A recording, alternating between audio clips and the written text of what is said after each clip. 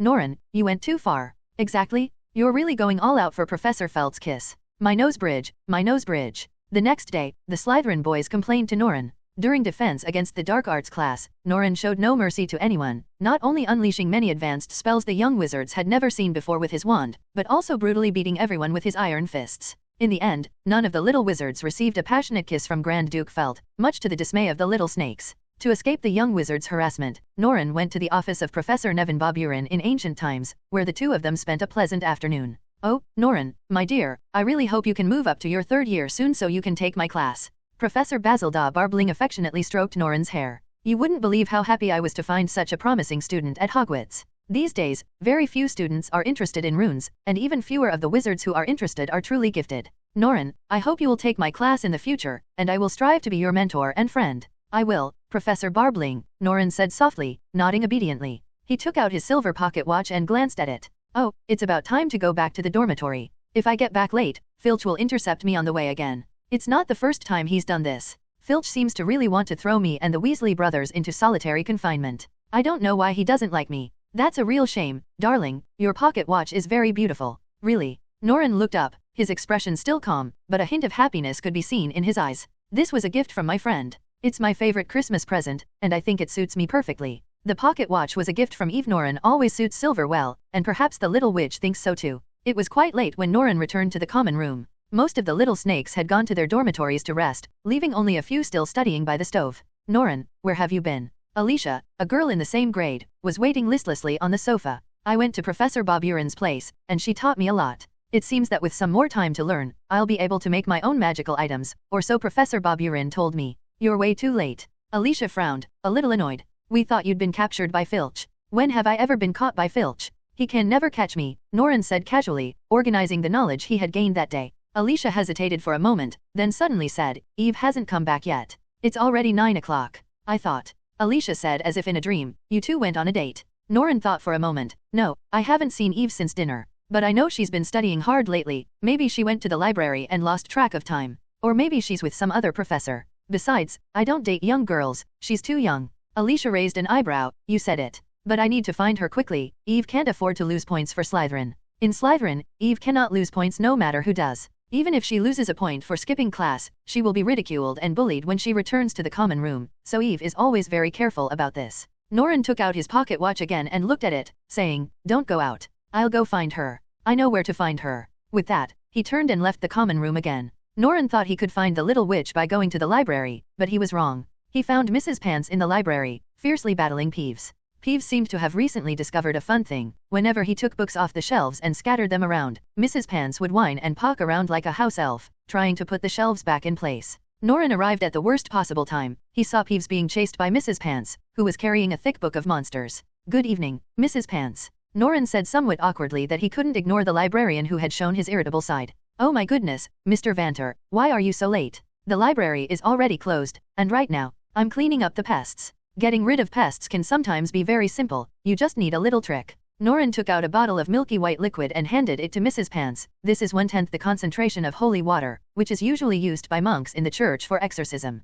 Thank you, my dear. Mrs. Pants happily sprinkled holy water on Peeves, who then cursed all sorts of swear words and fled into the wall. That's wonderful. My heart has never felt so at peace. Mr. Vanter, what book would you like? I don't want any books, Mrs. Pants, I just want to see if Eve is here. Miss Stock. Mrs. Pants thought for a moment. She returned a book after dinner. This one, The Structure of Classical Magic in the 18th Century and Unfinished Speculations, by Giorno Dasco. It's a good book, and I hope Miss Stock reads it. She will benefit greatly from it. Norren glanced at the cover. It is indeed a fascinating book. But now is not the time to study. Eve isn't in the library, so where could she be? Norren asked Professor Flick and Professor McGonagall, but they both said they hadn't seen it. Finally, when she went to find Snape, he was driven away with a foul-smelling potion while wearing pink pajamas. Finally, Norren found the defense against the dark arts classroom, and the moment he opened the door, he knew he had come to the right place. His vampire-like sensitive nose quickly detected Eve's lingering scent. Norren had always been fascinated by Eve's fragrance. It was the scent of a pure little girl's fresh blood. Grand Duke Felt wasn't in the classroom, but things didn't look good. Norren found some signs of a struggle in the classroom. He was sure those signs weren't left during class. The signs of a struggle extended to the windowsill. The window was wide open, and there were shoe prints on the windowsill. Norren also found 2 drops of blood there. The blood undoubtedly belonged to Eve Stock. Eve has been kidnapped? Why, Before he could think about these questions, Norren had already stepped onto the windowsill and leaped into the darkness. The next moment, he transformed into a giant black raven, flapped his wings, and took to the air. Norren, transformed into a raven, circled Hogwarts twice before finding its target near the Forbidden Forest. It swooped down, transforming into a wolf 3 meters from the ground. The wolf then landed nimbly and ran at high speed across the grass. The two men leading Eve were a burly man and a fat man. They wore low-brimmed hats and high-necked coats, which concealed their faces, making them look rather unsightly. Upon reaching him, Norren transformed back into human form. His brows were lowered, his eyelids half-closed, as he calmly observed the two suspicious-looking individuals. The night wind ruffled his long robes, causing the silver chains embedded in them to sway. Norren stared at the two for a moment, then softly said, "Put Eve down." "Hee." The fat man said in a strange tone, "Didn't expect to catch such a big fish. You must be the young master of the Vantro family. I didn't expect a vampire like you to actually go to a wizarding school. That's really interesting. Can you fly around on a broomstick like those wizards?" The burly man said woodenly, "I don't know if he rides a broom, but this young Master Vanter has already fallen in love with the wizarding life, hasn't he? He's even found a little witch as his girlfriend." Norren glanced at the two men, then at Eve, who had been knocked unconscious and was being carried on the burly man's shoulder, and finally realized, "You're here for me? Werewolves? Vampire hunters? Or are you of the same race? Norren Ventral." The fat man let out a disgusting laugh, muttering to himself, "Pure blood among pure bloods, vampires among vampires. His mother is Lilith Ventral, the ancestor of the previous Ventral lineage. His father is Lilith Ventral's younger brother, a descendant of 2 pure blood Ventrals. No wonder vampires say your bloodline is the strongest. In the future, your strength will definitely surpass that of Grand Duchess Felt. After all, that Grand Duchess was only a half-blood."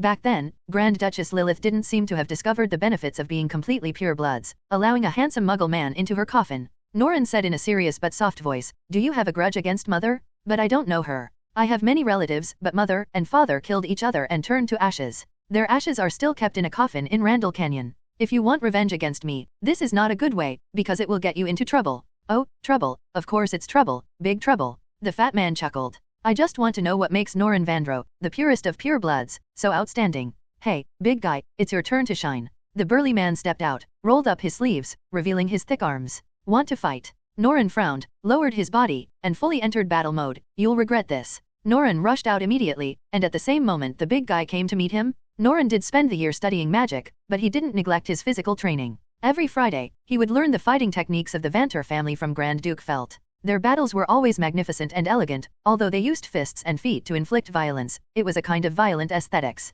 Norren's hands were as sharp as a wolf and as strong as a horse. His claws seemed to be able to tear through the darkness, leaving 5 after-images with each sweep across the void. It grabbed the big man and tore his sleeve to shreds in an instant. The claws buzzed as they pierced the big man's arm, as if they were gripping a heavy piece of granite. "Localized skin hardening, you're a vampire too," Norren stated softly, then quickened his pace. His hands were now equipped with a dagger and a short sword, the blades whistling through the air like 2 shooting stars circling Norren. The big man had no weapon, but his thick palms always managed to strike the back of the Norn sword. "Faster." Norren looked at Eve, anxiously urging himself on. He swiftly changed the stance of his swords, switching them to a reverse grip, raising them slightly before bringing them down again. With a hiss, the blade sliced through the skin of the burly vampire. "Silver," he murmured. "Silver is a substance that can kill one's own kind.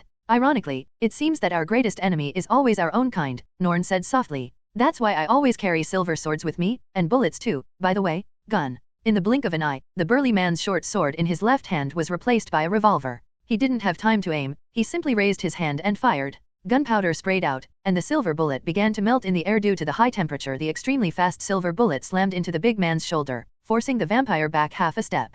First a vampire hunter's weapon, then a muggle's weapon. "You pureblood have never heard of such a thing." Norren blinked, smiled faintly, and said, "The ends justify the means to achieve victory. That has always been my belief. Vampire hunters, muggles, or wizards, I don't mind using their weapons to bring me victory. You may not know, but Ventral's nobility is never reflected in his fighting methods, but in his beliefs." As he spoke, he still held the revolver in his left hand, but took out a wand from his pocket with his right. The unicorn wand. Crafted from the horn of a unicorn and the heart of a pure-blooded elf, this is the most evil wand in the world, and one that belongs only to Norn. "Damn it," the fat vampire muttered. Just then, Norren and the burly man took a step forward at the same time, and the next moment, the real battle belonging to the vampires began. The two of them ran at high speed on the ground, their legs blurring into afterimages, as if they were flying at low altitude. The two were very close, exchanging blows continuously, the crackling sounds of their arms clashing echoing through the air. Along with the sounds came the clashing of silver bullets and magic. Norren fired bullets very quickly, and his magic was even faster. You could see streaks of light.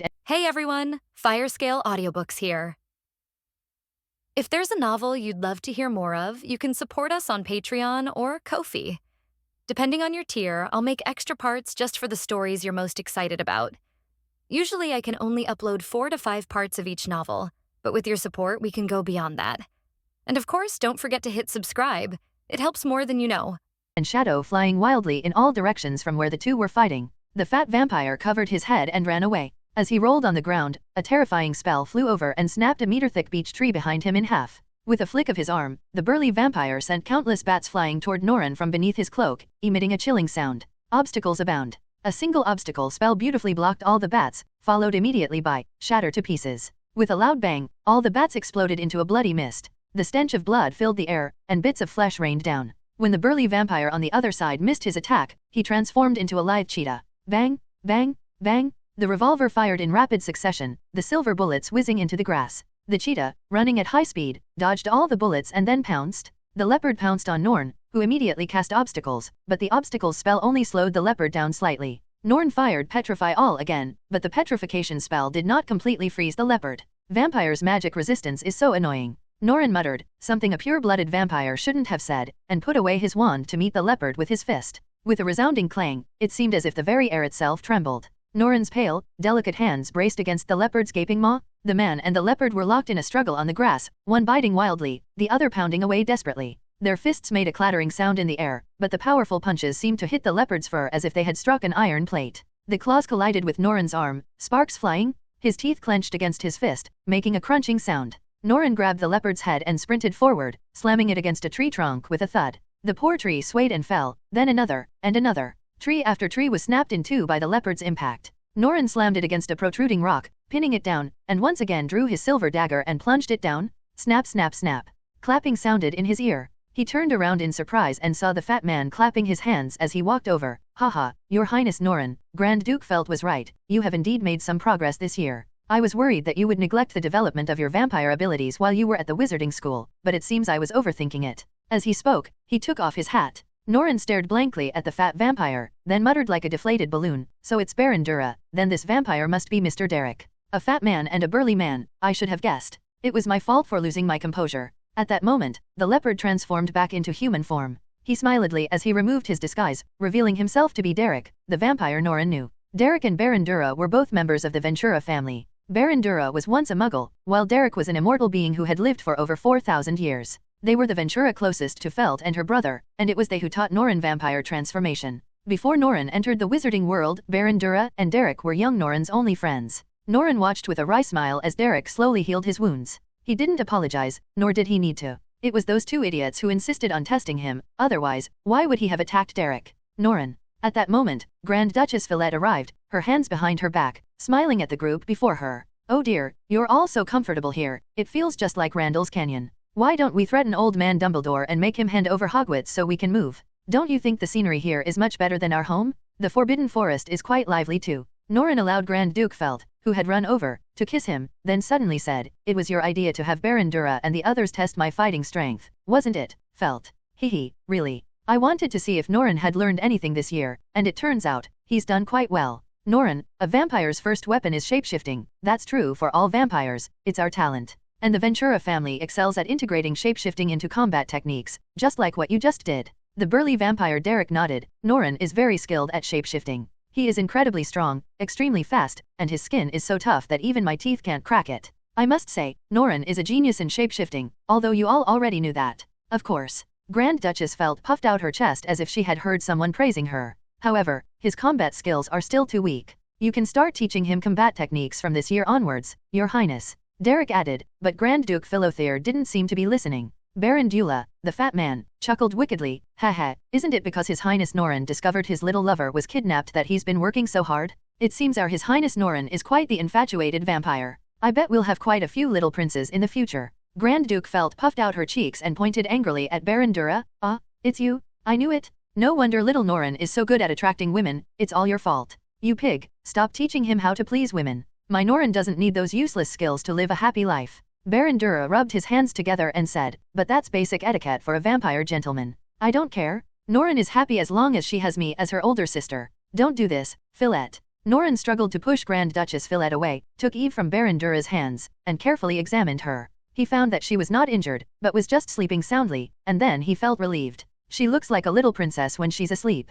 Grand Duchess Philette chuckled and poked Eve's cheek playfully. Ignoring the heated debate between the two about whether or not to teach Norren how to woo women, Derek said to Norren, "Norren, as a vampire, you've already mastered your first weapon, shapeshifting. Now, while you're learning combat techniques, you can start preparing your second weapon." Norren's eyes lit up, the magic eye. Magic eyes, simply put, are eyes that possess magical powers. Not all vampires like this, most prefer violent combat. However, the elegant Ventura family doesn't see it that way. The mystic eye is a useful tool for them. Through this magical eye, they can easily control muggles to serve them, and it can also play different roles in battle depending on the type of mystic eye. A vampire's mystic eye isn't something they're born with, it needs to be cultivated and trained through specific methods. Creating a mystic eye is a long process, but mastering its use is even longer. Norren had always wanted a magic eye that belonged only to him, but Grand Duke Felt always said it wasn't the right time yet. And now, it seems that time has come. Felt hugged Norren tightly, saying, "Yes, yes, you need to prepare the best for the demon eye, and for the next year, I'll teach you combat techniques properly." Norren's job is to continue accumulating power and creating new death relatives. "Don't worry, Norren has a long road ahead, and I'll always be with you. Isn't I wonderful?" After Baron Dura and Derek left, Norren carried Eve back to the Slytherin common room. "Oh, Merlin above, where did you find her?" Unexpectedly, Alicia had been waiting in the common room, and she almost burst into tears of joy after receiving Eve. Norren gave a few vague answers and then planned to go inside to sleep. Just then, Alicia's soft voice came from behind. "I've changed my opinion of you a bit, Norren. You always took Eve and chose kindness for granted, but never did anything for them. Actually, I always thought you were awful, but now I know you're not a bad guy, you're just a bit of a fool. If I were you, I would care more about Eve, because she has nothing but you." Although England is an island, it is still very hot and humid in the summer. Even the mysterious wizarding school Hogwarts is not immune to this. The final exams took place during the hottest time of the year, forcing the young wizards to take off their robes and wear muggle short-sleeved clothes to take the practical exams. Flitwick's spell test was simple. He wanted the young wizard to use the levitation charm to tidy up the scattered tables and chairs. Norren not only arranged a chair for him, but even used magic to brew a pot of tea. This was clearly no easy feat for a first-year student, so Professor Flitwick generously awarded him a perfect score. Professor Snape wanted the young wizards to create a potion to cure hair loss. During the exams, he walked around behind them as usual, intimidating every non-Slytherin with his cold gaze and obnoxious smirk. This caused many to underperform, resulting in a potion that caused nose hair to grow back instead of hair. It's said that the day after the exams, the Weasley brothers deliberately detonated Snape's toilet while he was using it. Poor Snape apparently fell into the sewer, and now, even though he hated bathing, he had to spend an entire day washing away the stench. Incidentally, the Weasley brothers also hung their loot a toilet seat on the door of the potions department office and were keen to tell everyone how the old bat swam in dung. The old bat chased the Weasley brothers for a week and mercilessly gave them failing grades. As for Norman, he made a potion that would instantly grow goatees if drunk, for which Professor Snape reluctantly gave him a perfect score. Professor Philott, the Defense Against the Dark Arts professor, set up an obstacle course for the young wizards, where all sorts of strange creatures would come out and attack them. Norren passed the exam first place after kicking away 3 Siberian turkeys and punching away a giant English lop-eared rabbit that could do nothing but roar. Of course, Felt was very happy to give her brother a perfect score. As for transfiguration, oh, that's Norren's specialty. Professor McGonagall asked everyone to transform their chairs into cat cradles, and Norren not only conjured up a beautiful wicker basket decorated with cosmos flowers, but also included a very comfortable-looking cushion, a cat toy that kittens always love, and a box of cat litter with a portrait of Miss Nancy on it. Professor McGonagall loved these cat-themed furniture pieces so much that she generously gave Norren a perfect score. In fact, Norren achieved perfect scores in most courses, including astronomy and herbalism. It was just a pity that he seemed uninterested in magical history. He couldn't figure out who the Minister of Magic was who first proposed a bill banning pureblood elves, nor could he recall the year of the first riot of House Elves. After all, why does he absolutely need to know? When the results were announced, the Slytherins were all disappointed that Norren hadn't achieved perfect scores in all subjects. Nevertheless, Norren still came in first place overall in the first-year final exams. It was only then that everyone realized that there was a reason why the younger girls called him the Little Prince of Slytherin. Some say Norren is destined to be a great wizard, because very few first-year students in history have achieved such a score. Perhaps Dumbledore was one of the top students? Who knows? With the exams over and the holidays approaching, the young wizards began to relax. Everyone was freed from the shadow of studying and busy dating and playing. Even the born nobles of Slytherin were no exception. After all, children are naturally inclined to seek happiness. However, Eve didn't have a moment to rest. She ranked 8th in this year's final exams. That's quite remarkable. Last September, Eve was a complete muggle, but now she's outperformed many young wizards from wizarding families. However, Eve's achievements did not earn her the respect of the Slytherins. She still only had Alicia and Norren as her friends. That day, Eve, carrying thick notebooks and rubbing her dark circles, walked through the courtyard. She planned to find Professor McGonagall, hoping to figure out a few things before the holidays. She glanced casually at the lake and stopped in her tracks. Eve saw Norren there, and with him, it seemed, was a second-year Slytherin student. The senior student tried very hard to convey something to Norren, and even gave him a gift. In the end, she ran away blushing. Eve stared blankly, feeling her heart pounding. She's pursuing Norren. At that moment, Eve heard the girl's voice. Turning around, I saw Cho Chang of Laventra, who also seemed to be monitoring Norren, and had arrived earlier than Eve. Eve pursed her lips, lowered her head sadly, and muttered softly, "How did you know?" Chu glanced at Eve with a hint of displeasure, seemingly dissatisfied with her reaction, and said indifferently, "You'll see. Norren came in first place this year, and everyone admires him. Some people say that Norren will become a great wizard who surpasses Professor Dumbledore. He is the most outstanding among his peers, so everyone likes him, and girls hope to date him. But that's too early for us." Chu wrinkled her nose and said impatiently, "Too early, too early. By the time you realize it, Norren will have already been snatched away. Love is a girl's battlefield. How can you not fight back when the enemy invades your territory? Do you think the enemy will spare your life just because you're young?" Chu knew that Norren's excellence and aloofness made many girls think he was cool. But in her opinion, this blind admiration wasn't true affection, and Norren wasn't a superficial guy who would date just any girl. But she gets very unhappy when she sees someone trying to get close to Norren, no matter who that person is. "I'm 12 this year. 13, 14, 15, the competition will be decided before 4th grade, and Norren will definitely be mine." This happened on the day the holiday started. At the banquet that morning, Dumbledore announced that Slytherin had won this year's House Cup. The Great Hall was decorated with silver snakes and green crowns, and every Slytherin was beaming with pride. They were indeed very strong this year, not only having acquired the best freshman, Norren Ventral, and winning the House Cup for the 6th consecutive year, but also defeating Hufflepuff by 10 points to win this year's Quidditch championship. Snape was overjoyed, perhaps the happiest he'd been all year, and he flashed his twisted, withered smile at the professors of the other 3 houses. This was infuriating. Of course, even Professor McGonagall's face was frozen, and Professor Flitwick was practically slumped over his desk. The little snakes were extremely excited, much like the uncouth headmaster, eager to demonstrate their excellence and uniqueness to the other 3 houses, which is understandable. After all, showing the victors their joy of victory to the losers is the right of the victors. But you have to admit that this approach is really unlikable, and unsurprisingly, Slytherin was once again hated by everyone.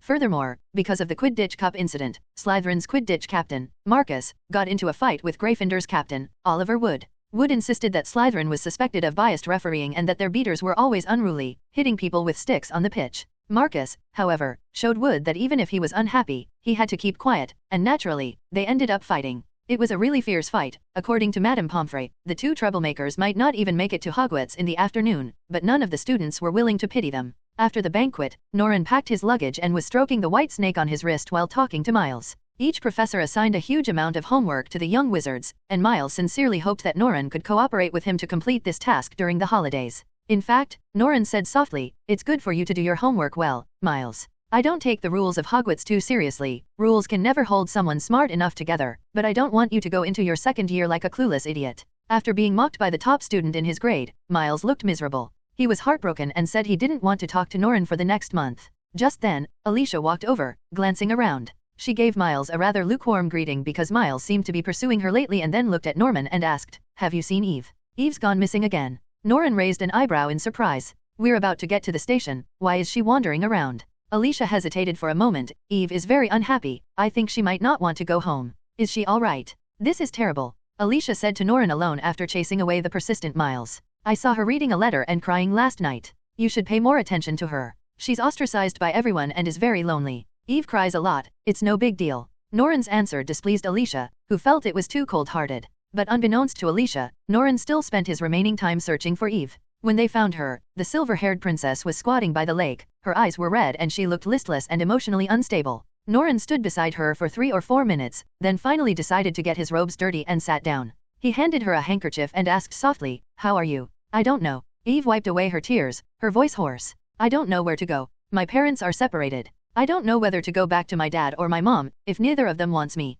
Norren sighed. He knew this would happen, but he didn't expect it to come so quickly. However, this is someone else's family matter. He has no way of knowing the truth, nor can he interfere. He can only let nature take its course. Eve is suffering what she will have to suffer sooner or later, and Norman cannot save her. "You can go back to your mother," Norren finally said. "Then we may never see each other again." Eve's tears fell again, and she quickly wiped them away. In the past year, Eve had grown a bit from a crybaby who was always crying. At least she was no longer willing to expose her tears to this boy. Why? Studying at Hogwarts actually costs a lot of money. My mom is a full-time housewife, she doesn't earn money. This year might be my last year at Hogwarts, today is the last day. Norren remained silent, only able to gently hold her small hand. Is that so? Norren, I'm so grateful to you. Sometimes I regret coming to Hogwarts. I get yelled at, ostracized, and bullied here, but I'm also so glad I came. I met Alicia, and I met Norren, and I've never regretted meeting Norren. Eve had never been a strong child, but today her vulnerability was different from before. Norren had already seen the signs of the girl's transformation. Only a child who has endured great changes could grow up so quickly. Norren said in a gentle tone she hadn't used in 12 years, "Me too, Eve. I consider you my friend." Eve wiped away her tears, leaned forward and kissed Norren, though only on the cheek. Eve said, "Don't forget me." She seemed to truly believe this was the last time the two of them would see each other. "Eve." Norren called out to her as she tried to run away, the little vampire's voice more serious than ever before. "I said, I acknowledge you as my friend. So, you can rely on me if you need anything. If it's just money, you can't even imagine the wealth I possess. Don't worry about your pathetic pride, there are always things more important than pride in this world. That's true for you, and for me." Eve's eyes flickered. She was the only wizard in the world whom Norren acknowledged as a friend. Based on this alone, Eve possessed the privilege of standing above all others, but unfortunately, Eve knew nothing of this. The holidays had begun, and the young wizard's luggage was automatically loaded onto the train. Each prefect sternly reminded them that magic was forbidden during the holidays. Then, everyone boarded the Hogwarts Express and headed to London. As expected, only Eve's mother came to pick her up. She was a woman so fragile that a gust of wind could knock her over.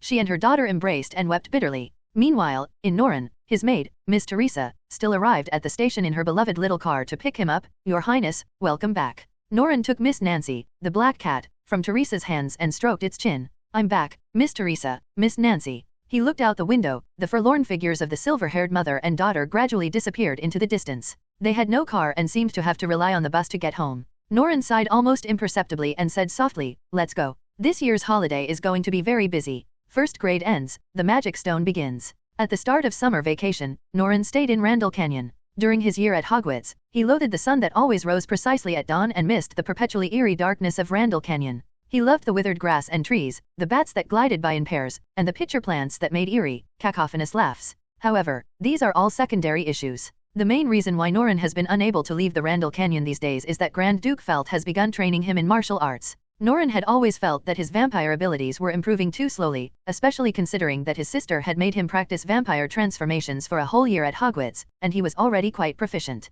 However, it wasn't until he actually started learning combat techniques that Norren realized it was necessary. "Norren, your ability to switch between arm transformations isn't fast enough. You need to remember that no creature can combine speed and power. You need to make transformations instinctive, using the explosive power of a cheetah when thrusting and the strength of an elephant when slashing. Instead of wasting time figuring out why you can't beat me, you should spend more time practicing your transformations." These are Grand Duchess Felt's original words. Although this ancestor of vampires usually seems unreliable and always laughing, she is extremely serious when training her younger brother and rarely brings her frivolous feelings or frivolous style into the training. Norren was very tired. Although his face was still expressionless, his forehead was covered in sweat. Vampires rarely sweat, their stamina is tied to blood. As long as they receive a supply of blood, they never tire, and even sleep is merely a fleeting pleasure. Norren feels tired because he has been relentlessly squeezing the power of his blood for an entire hour, unleashing over 300 transfigurations. Norren didn't know exactly how strong Grand Duchess Felt was, but at least there wasn't a single vampire in the current Vanter family stronger than her, not even Derek, who had lived for thousands of years. Felt is a true vampire who came from the battlefield. She has experienced hundreds of times more cruelty and bloodshed than I have. The accumulation of combat experience is the source of her power. He summoned the young girl who was attending him, and after drinking her blood, Norren's complexion improved. He then picked up his longsword again. "Again, Felt, I hope you can use a weapon." Grand Duke Felt looked at her younger brother with a teasing smile and said, "Norren, don't suck so hard. This child is my personal blood bag. Her blood type is B, which I like, and her body scent is lavender. She is a very high-ranking member of my collection." Norren waved his hand impatiently, gesturing for the pale-faced girl to step back. "I'm not a novice anymore, Philo. I won't go so far as to suck a muggle to death without any restraint." "That's not necessarily true." Grand Duchess Felt seemed to recall the hunting trip to New York with Norren, and then called out to the pale-faced muggle girl, "Leah, eat more meat to replenish your blood. You know, muggles say eating liver can replenish blood, but I don't know if it's true." "That's true, Your Highness Felt. Living beings have high iron content in their livers, and our blood also contains a lot of iron," the muggle girl said. "Oh, that's perfect. Go back to the mansion and tell the chef to improve the guests' meals. From now on, they'll eat liver for every single meal. Yes. Princess felt. The Muggle girl went back, her steps unsteady, as if Norren had drunk a lot of her blood. These Muggles are livestock kept by the Ventura family. Most of them are innocent young girls who are provided with food and clothing by the vampire family. Their only responsibility is to produce blood. However, Grand Duke Felt would not directly call them livestock, but would instead use the strange term guest. Seeing his sister laughing and joking as she said goodbye to the animal girl, Norren said impatiently, Felt, be serious. I want to improve my strength as soon as possible. You don't need to be in such a hurry. Vampires have very long lifespans. Grand Duchess Felt muttered, still slightly crouching down, assuming a ready stance. At this moment, her flippancy vanished once again, and Grand Duchess Felt raised her chin. Come on, Norren, let your older sister teach you a lesson. As soon as the words were spoken, Felt and Norren rushed out at the same time. Pang! Almost simultaneously, the sound of impact rang out. Norren's longsword slashed down, while Philip met it with her bare fist. The blades were made of steel, and the fists were covered by skin, yet they still made a metallic clang when they clashed. Philo is the true Vander, an impeccable vampire shapeshifter, whose skin is stronger than alloy. Norren even felt that his sister had no weaknesses except for her eyes. Norren slashed repeatedly with his longsword, creating a series of deafening booms. The two figures twisted and clashed in the withered bushes, the aftershocks from their collision scattering the decaying leaves. Even the grass roots and pebbles were blown away by the violent air, and a clean circle quickly appeared beneath their feet where the two were entangled. You have absolutely no weaknesses, Philothere, Norren sighed, rubbing his numb wrist. The steel sword in his hand was a prized possession of the Vanter family, an incredibly sharp weapon, yet now even it was beginning to dull. As for Felt, her hands didn't even show any red marks. The vampire Grand Duke chuckled and wiggled his upper limbs with a rattling sound. Norren, you're too slow. Norren's eyes widened slightly. Am I really that slow? Yes, from the perspective of a typical vampire, Norren is fast enough. But speed alone isn't enough. High linear speed is only advantageous when escaping. You are fast, but my eyes are faster. I know where your sword will fall, so I will prepare my defense in advance. What follows is simply a defensive counterattack. Norren understood this principle. If it were you, Felt, how would you overcome such an enemy? Rhythm. Rhythm. Just like the dance your sister taught you when you were little. There are fast beats and slow beats. Sometimes it's exciting, sometimes it's gentle. That's called a combination of movement and stillness. Norren, explosive power is more important than speed. Instant acceleration and instant deceleration are both deadly in battle. For example, Philo took Norren's longsword, bent her knees, and assumed a stance. The posture was chilling, giving one goosebumps just by looking at it, as if meeting her gaze would mean certain death. Philo took a deep breath, then swung her sword. Norren was surprised to see a flash of white light. Her sword cleaved through the air, and a gale began to blow after the blade struck, but that didn't matter. What mattered was Grand Duchess Felt's sword, which seemed to have only two states, still and rapid, with no concept of acceleration or deceleration. That day, Grand Duchess Felt gave Norren a vivid lesson, making her beloved younger brother understand what explosive power was. Her sword was free to move at will, stopping whenever she wanted, even drawing beautiful right angles in the air, and stopping the instant it pierced Norren's brow. Master the rhythm of the battle, accelerate when your opponent thinks they can defend, and break down their defenses. Mastering the rhythm means mastering the initiative in the battle. On this basis, you must further enhance the power of your strikes. Grand Duchess Felt's combat techniques were truly magnificent, but their difficulty was immeasurably high. Norren didn't know how many vampires could actually learn her techniques, but he believed that anyone who did would become an extremely powerful vampire. Use explosive transformation at the instant of unleashing the slash, then switch to power transformation after the acceleration is successful. You only have 1/100th of a second to transform during this process. Slash. As Grand Duchess Felt spoke, she suddenly moved at high speed from stillness. Norren couldn't even see her movement trajectory. When he came to his senses, the vampire Grand Duchess appeared in front of him like a real ghost, and her longsword slashed down rapidly. That was truly 1/100th of a second.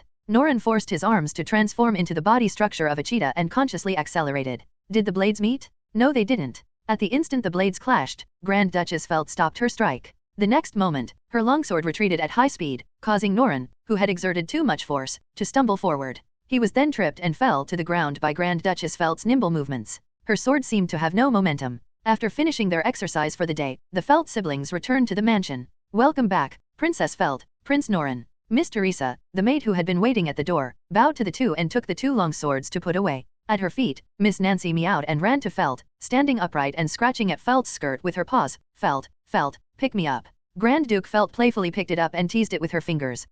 What's wrong, Miss Nancy? Have you not been eating the cat food lately? You seem to have gained weight. Have you been secretly eating some of the plump and juicy rats in the manor? Miss Nancy meowed in protest. Philot, what kind of cat do you take me for? How can you eat such filthy things as mice? Since entering Randall Canyon, I haven't caught a single mouse. Even when I encounter one while strolling around the mansion, I pretend not to see it. Norren seemed to be having his eyes opened, his mouth slightly agape. So there are cats like you. Miss Nancy proudly rubbed her face with her cat-like fist. I've always been special. Grand Duke felt pouted and began tickling Miss Nancy. You really are special. No cat has ever been so irresponsible. Even a witch's black cat knows to help its master chase away those lazy, stinking rats. Miss Nancy, what use are you to me? Norren watched them playfully bickering with great interest. Just then, Miss Teresa, the maid, returned, carrying a letter in her hands. However, her posture seemed a bit strange, and she walked with a limp. Miss Teresa, what happened to your left foot? It seems to be starting to rot, Your Highness Norren. Miss Teresa remained as aloof as ever. Please don't worry, it's nothing serious.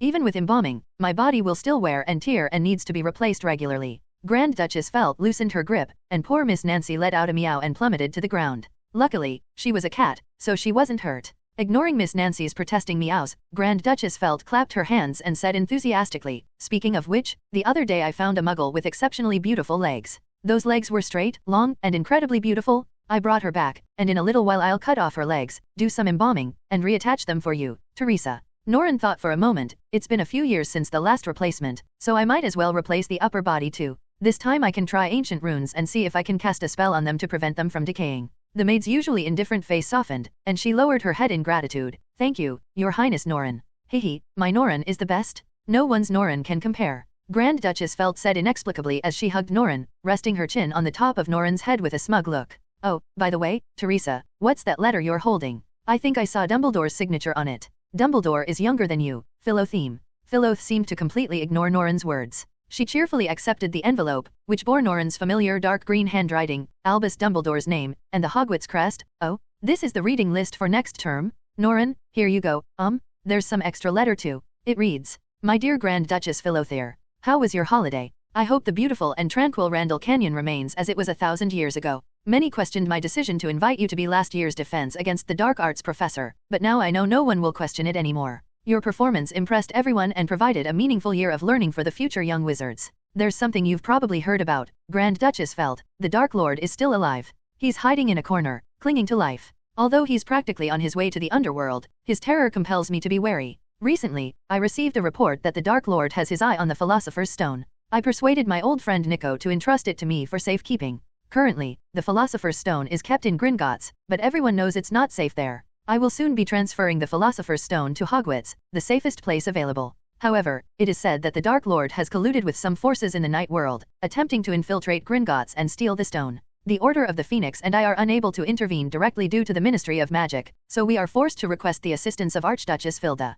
Believe me, if the Philosopher's Stone falls into the Dark Lord's hands, it will be a catastrophe for both wizards and vampires. I eagerly await your reply. Your faithful Albus Dumbledore. Time, late July 1991. Location, a small cabin on a beach outside London. Scene, late at night, with wind, rain, thunder, and lightning. This deserted beach rarely sees tourists, but on this rainy night, a couple came. They were two men, one tall and one short. The tall one was exceptionally tall, perhaps over 2.5 meters, like a giant from mythology, with enormous limbs and a full beard. The shorter one was a boy, holding a black cat in one arm and a crooked black umbrella in the other. The boy had long black hair, and his right eye, which was exposed, flashed with anger. The boy glanced around with disdain, then lifted his silver-studded boots to examine the mud clinging to them. His voice was dry and cold as he said softly, Rupert Hagrid, my patience has its limits. I can promise Dumbledore I'd help him protect that foolish Philosopher's Stone. But I never agreed to be that Muggle boy's babysitter, you know. That's your job. The tall man was Hagrid, the key keeper at Hogwarts School of Witchcraft and Wizardry. He knew his temporary companion, Norman Ventral. In fact, it was rare to find someone at Hogwarts who didn't know him. Hagrid didn't know why the great Dumbledore would ask a young wizard who had just graduated from his first year to be the guardian of the Philosopher's Stone, but Hagrid blindly followed Dumbledore. In fact, most wizards are like that. Even a great wizard like Dumbledore, no matter how outrageous his words and actions may seem, must have some kind of reason behind them. This custom within the British wizarding community did indeed put considerable pressure on Cornelius Fudge, the newly appointed Minister of Magic after a year in office. Leaving Fudge's matter aside, Hagrid was in a somewhat awkward position. He had two missions to undertake when leaving Hogwarts. The most important, of course, was to take the Philosopher's Stone and lock that most valuable stone in the world in the underground of Hogwarts. The less important mission was to pick up a poor little wizard who had been away from the wizarding world for 11 years, and this job was what Norren called nanny. Hagrid stood in the rain without an umbrella, even though he was carrying a patched and tattered one. The raindrops hit Hagrid, but his big beard blocked them, and his tattered and smelly fur coat didn't get wet at all, as if the beard was a natural raincoat. Hagrid hesitated for a moment, then said, Harry isn't a muggle boy, you know, Ventura. His parents were the best Gryffindors of their time, and Harry is the savior of wizards. Stop. Norman interrupted Hagrid rudely. I can't imagine all the wizards in England being saved by an infant boy. To me, he's just a lucky guy who got away with it all. He has a good mother, but nothing else. I don't think this boy who survived has any value. Maybe he inherited James Potter's flying talent, who knows? Of course, Professor Dumbledore doesn't seem to think so. Oh, Harry must be a talented kid. Perhaps Dumbledore would like you to tutor him? After all, everyone says Ventra is the best young wizard in decades. By the way, Ventra, have you been in touch with Eve during the summer? Eve? Norren frowned, then asked, Eve Stock? No, I didn't see her during the holidays, and she doesn't have an owl. She was a hard-working and kind girl who often helped me, a bachelor, clean my house. You know, young wizards usually don't like to go near my hut, they say it stinks like a stable. Norren immediately said, Eve is hard-working, but she's not kind. She only shows kindness to those who are good to her. Hagrid, Eve lacks friends. I would appreciate it if you were willing to be her friend, but you'd better not have any designs on her. After saying that, Norren started walking forward. He had had enough of this terrible environment. Hagrid stood there stunned for a long time before roaring in fury. What? Take back what you said? I don't eat people. Who knows? Norren walked up to a tightly closed wooden door, pushed it, but couldn't budge it. The door was locked. Of course, the British don't have the habit of leaving their doors unlocked at night, and the atmosphere and security here aren't exactly utopian. Norren and Hagrid, who was fuming as he caught up, exchanged a glance. Hagrid grinned and pulled out his awkward black umbrella. Watch this, Alaho open. The broken umbrella was twisted, but the lock didn't budge. Norren watched Hagrid try, then suddenly said, I thought they had already broken that longest idiot wand of the century when they kicked you out of Hogwarts. Hagrid paused, then laughed awkwardly, but they forgot to retrieve the broken wand, didn't they? So this counts as making use of waste. Norren shook his head and curled his lip. Stand back, big guy. Then he raised his right foot and kicked the wooden door with a thud. Splinters of wood flew everywhere, and the chain lock was twisted and bent by a terrible kick. The men and women inside screamed, but Norren and Hagrid ignored them and entered the house as if it were their neighbor's house. Of course, Hagrid had to bend over and squeeze in. There were 4 people in the house, a fat man and his pig-like son, a middle-aged woman with a horse-like face, and a little boy dressed in tattered clothes who was as thin as a monkey. Norren smelled an unusual magical scent on the little boy, but he didn't say anything. Instead, he gestured to Hagrid with his lips, hurry up and finish your work. We're pressed for time. Hagrid shook the raindrops off his beard and hunched over as he walked into the house. He had no choice but to, because his scalp was practically touching the ceiling. Hey, what a terrible weather. Could we have some hot tea? Ventura might need some too, or perhaps some chocolate. Kids your age all love chocolate. I never eat that stuff, Norren said softly, but I collect the cards from Chocolate Frog. Miles told me that if I'm lucky, I can get historically famous vampires like Piercing the Impaler and Bluebeard, but I don't have a single one yet. Oh, Ventura, the vampire card from Chocolate Frog, that's legendary in Wizarding World.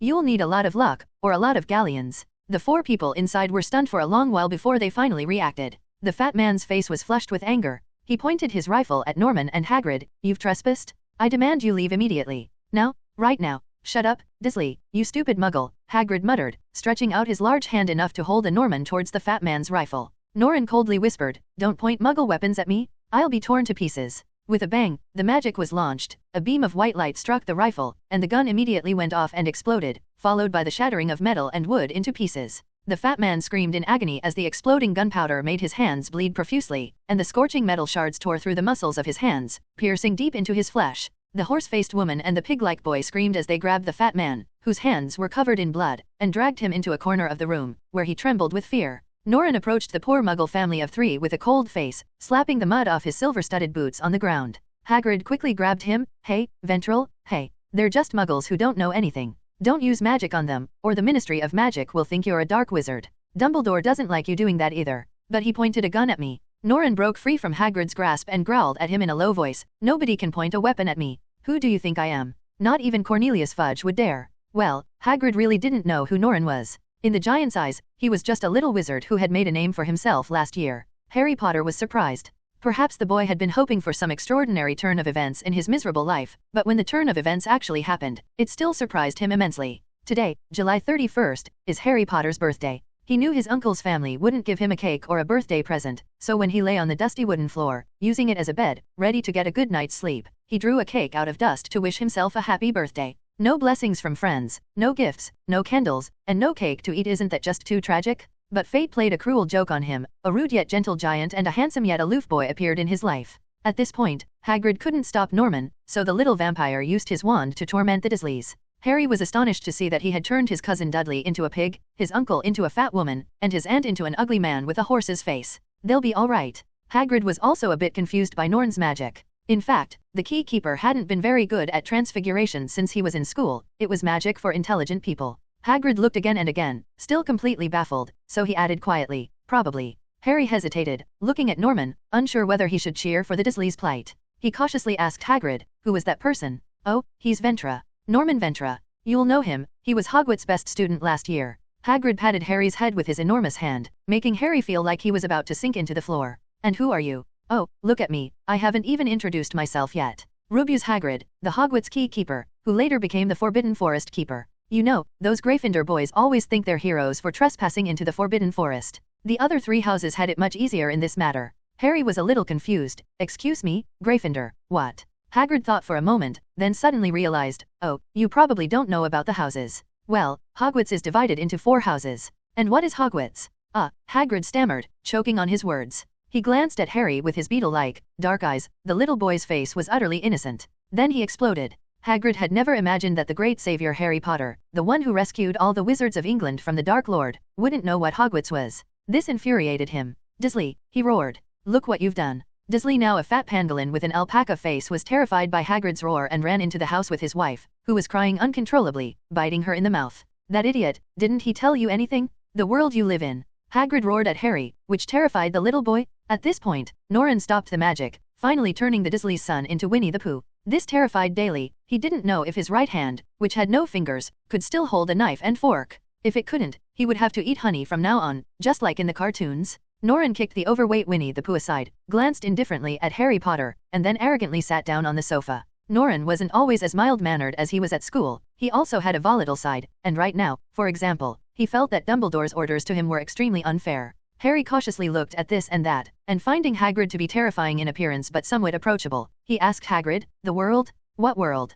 I live in this world." "Oh, Merlin above, I never imagined I'd have to try to explain to a great wizard savior that he was a wizard," Hagrid said sadly, before going on to try to instill in Harry Potter the false notion that he was famous and great in the wizarding world. Norman felt this was a mistake. Harry Potter's abilities didn't match his fame, meaning he'd only suffer at Hogwarts. But he didn't say anything. After all, what did it matter to Norman Vindra whether Harry Potter was good or bad? Oh, right. Look at my memory. Hagrid patted his enormous head. Norren saw several fat fleas jump out from the half-giant's head, and he shrank back in disgust. Hagrid, oblivious to Norren's reaction, continued to shout happily, "Harry, it's your birthday today. I got you a cake." The cake was made of chocolate and had been flattened, but it still tasted pretty good. Norren watched indifferently as the poor little boy celebrated his first birthday party and ate the first piece of cake prepared for him. He declined Hagrid's invitation, sat in the dark with Miss Nancy in his arms, and took out an O-type blood pack to take a deep breath. Slurp. The next morning, Norman and Hagrid took Harry Potter away. They were going to Diagon Alley to prepare the textbooks for Potter's school enrollment.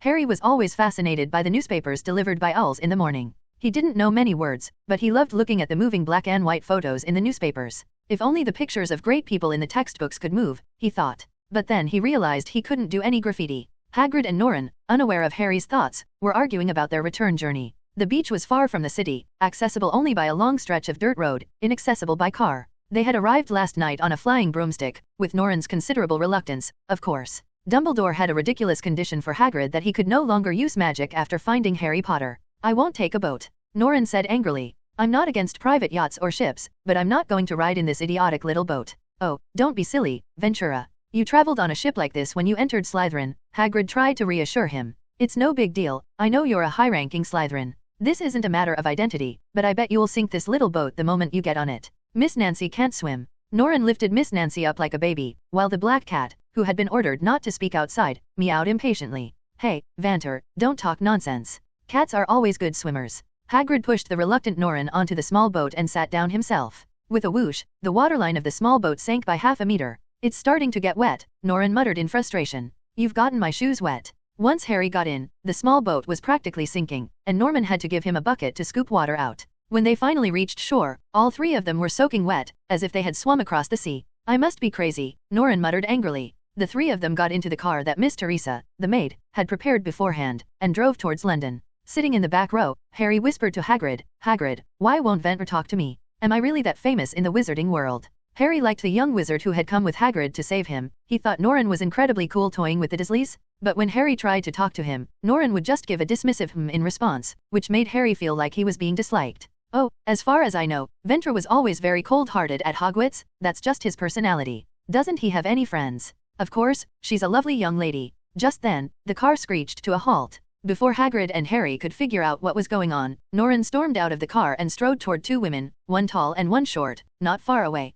Both women had long, flowing silver hair. The adult one was beautiful and charming, while the younger one was lovely and pure. Both were gentle and delicate, like water. Eve. Norren called the little girl's name softly. He stepped forward and took her hand. Eve Stock? Why didn't you write to me? You knew my contact information. But I didn't know your new address. I couldn't find you. Norren? It's you, the little girl screamed, rushing forward to hug Norren tightly. I can't believe I'll see you again. Mommy, this is Norren, my best friend at Hogwarts. The mature woman lovingly stroked her daughter's head, as if she were touching a rare treasure. She greeted Norren. Hi, little Norren, I know you. Eve talks about Hogwarts 8 out of 10 times at home, and you're the one she mentions. I don't care what she says about me at home, I just want to know what this is. Norren snatched a bag from Eve's hand, which contained books that seemed rather strange to him: mathematics, social studies, and science. Eve lowered her head and said in a whisper, I'm going to public school. Her mother hugged her daughter tightly, half crying, and said, I'm sorry, Norren, you and Eve will probably have to separate. No money. Norren frowned and asked them directly.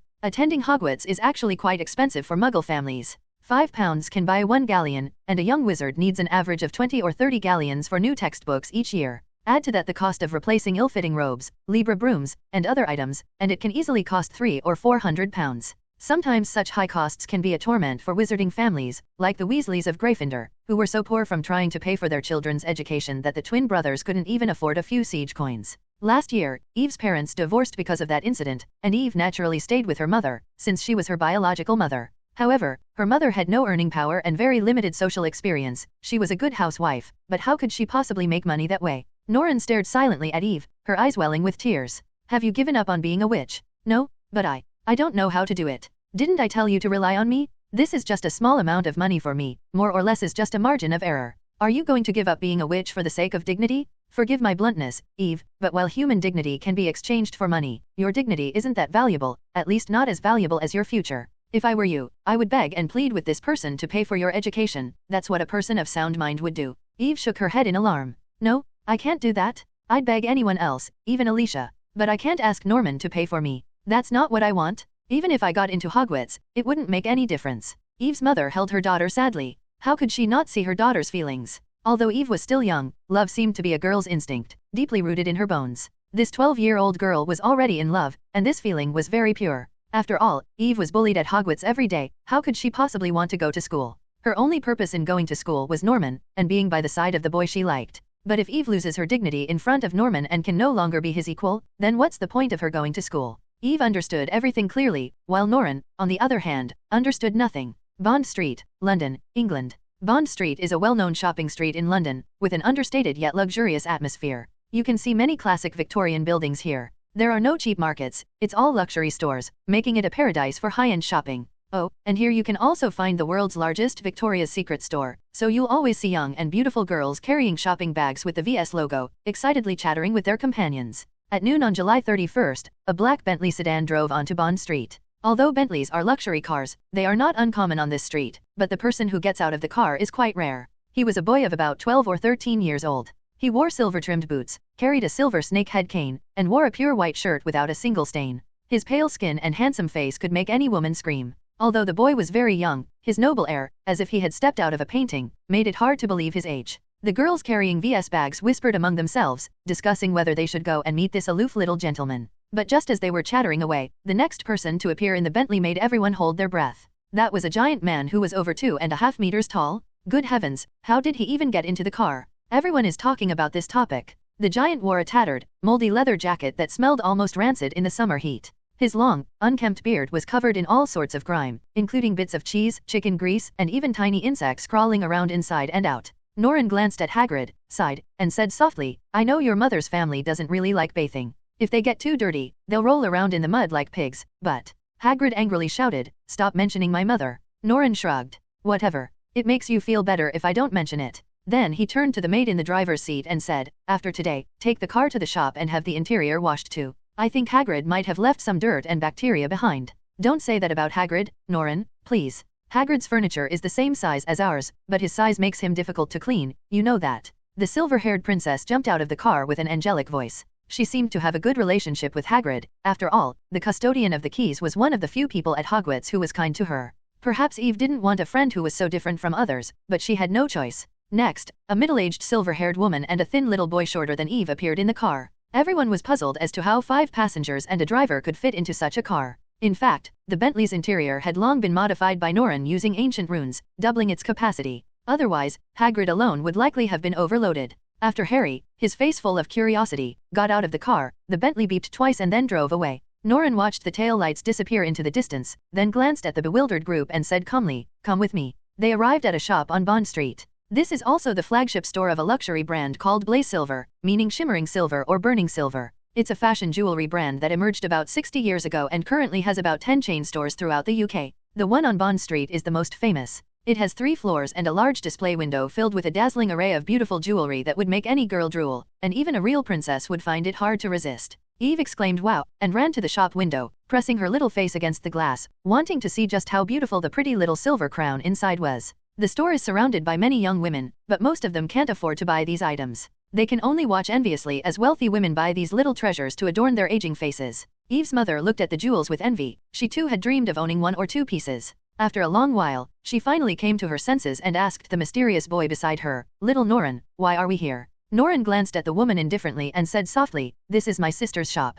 Professor Ventral. Eve exclaimed in surprise, "Is that Professor Ventral, who taught us defense against the dark arts last year? She's so young. I guarantee Philo is much older than you think. Also, don't yell about defense against the dark magic on Muggle territory. There's no dark magic for you to defend against in the Muggle world." Norren said softly, leading Eve and her daughter toward the shop, and pushed the door open with a creak as they went inside. Inside the shop, 2 saleswomen sat idly in front of the counter, whispering to each other. In fact, they always did this, since BS's prices were too high and customers were really limited. During the off-season, they often couldn't wait an hour for a single customer with real purchasing power. They were taken aback when they saw Norren. The older woman quickly stood up and bowed respectfully, saying, "Your Highness, what brings you here?" Norren nodded slightly, "Come and take a look. Lady Felt has designed a beautiful new tie clip, which I think would suit your Highness very well. Let me see it." Following Norren's instructions, the saleswoman excitedly ran upstairs to retrieve the goods. Seeing this, Eve and her daughter were speechless with shock. They knew Norren's family seemed well off, but they hadn't expected them to be this well off. Eve tugged at Norren's sleeve and whispered, "Norren, how come your sister is doing business with Muggles?" Norren casually picked up a necklace, fiddled with it in his hand, and said casually, "You might not know, but pounds are always much more profitable than galleons. There are fewer than 20,000 wizards in all of England, but nearly 60 million Muggles, a difference of more than 3,000 times. The wizarding world is too narrow and can't accommodate many business opportunities. I thought wizards all hated Muggles." Eve seemed to be thinking about her situation in Slytherin again, and her voice became very low. "Foolish pride. Only truly idiotic wizards consider themselves superior beings," Norren scoffed disdainfully. Seeing Eve's lack of understanding, Norren sighed and explained softly, "Although Professor Dumbledore won't tell you this, I think it's necessary to understand the current state of the wizarding world. Take the most powerful deadly spell, the killing curse Avada Kedavra for example. It's very strong, it kills the enemy unconditionally upon impact, and even barrier spells can't stop it. However, it also has its weaknesses, short range, low accuracy, and high mana consumption. A normal adult wizard will be exhausted after casting the killing curse 5 to 8 times, while a dark wizard accustomed to casting dark magic might be 3 to 5 times stronger.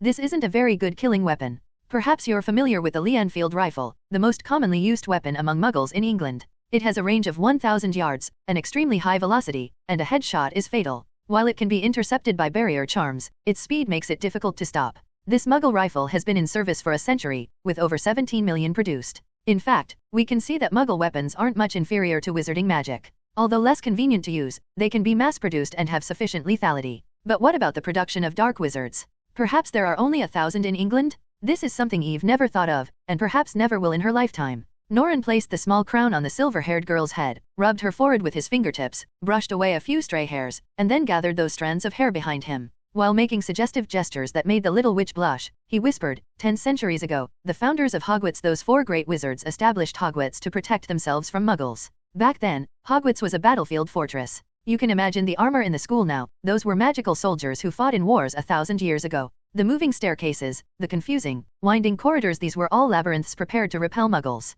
1,000 years ago, wizards were weaker than muggles, otherwise, they wouldn't have needed to build a fortress like Hogwarts. 1,000 years later, the wizarding world has made no progress, the development of magic is extremely slow, and they don't even have an army now, with only about 100 aurors as their armed forces. But muggles' weapons have become much stronger. During World War II, you saw tanks, submarines, bombers. Their army outnumbered the total number of wizards. I don't know when the wizards' stupidity and arrogance will end, but I must say, possessing magic has never been a reason for their arrogance. After all, how can dark magic possibly defeat machine guns? For vampires, especially the Ventura family, which has a long history of entanglement with muggles, wizards are not considered a superior race, and magic is not a powerful weapon to be feared. A killing curse cannot kill a powerful vampire, but a gun loaded with silver bullets can shatter a vampire's skull. Eve seemed to understand, but not quite. She was a clueless, silly girl. But didn't that Dark Lord from over 10 years ago say he wanted to destroy muggles? That's because he's stupid, Norren concluded without hesitation. Dumbledore went to great lengths to stop the Dark Lord, not to protect muggles, but because he feared the Dark Lord's actions would anger them and bring disaster upon all wizards. Dumbledore has always been protecting wizards, but the Dark Lord doesn't understand this. His arrogance and stupidity have been remembered. If dark wizards truly have the power to exterminate muggles, then Dumbledore would be the most powerful dark wizard and the most terrifying muggle killer. As he spoke, Norren led Eve by the hand through the burning silver shop. He would occasionally take down a pretty hair clip or earring and hand it to Eve, letting her try it on. As they walked, he would whisper, "That's why the Ventral family doesn't like associating with wizards. They're not shrewd, too arrogant, too foolish." The Ventral family is rooted in the muggle world, involved in clothing, medicine, heavy industry, and weaponry. This shop is one of Philo's interests. You can see most of the jewelry here was designed by Philo herself. She has all sorts of strange and wonderful ideas in her head, but I have to admit she has great taste. "Oh, this necklace is really nice, it seems to want to stay with you." Norren personally placed the shimmering silver necklace around Eve's delicate neck. Eve rubbed the ruby on the necklace with her fingertips, her little face turning as red as a ruby.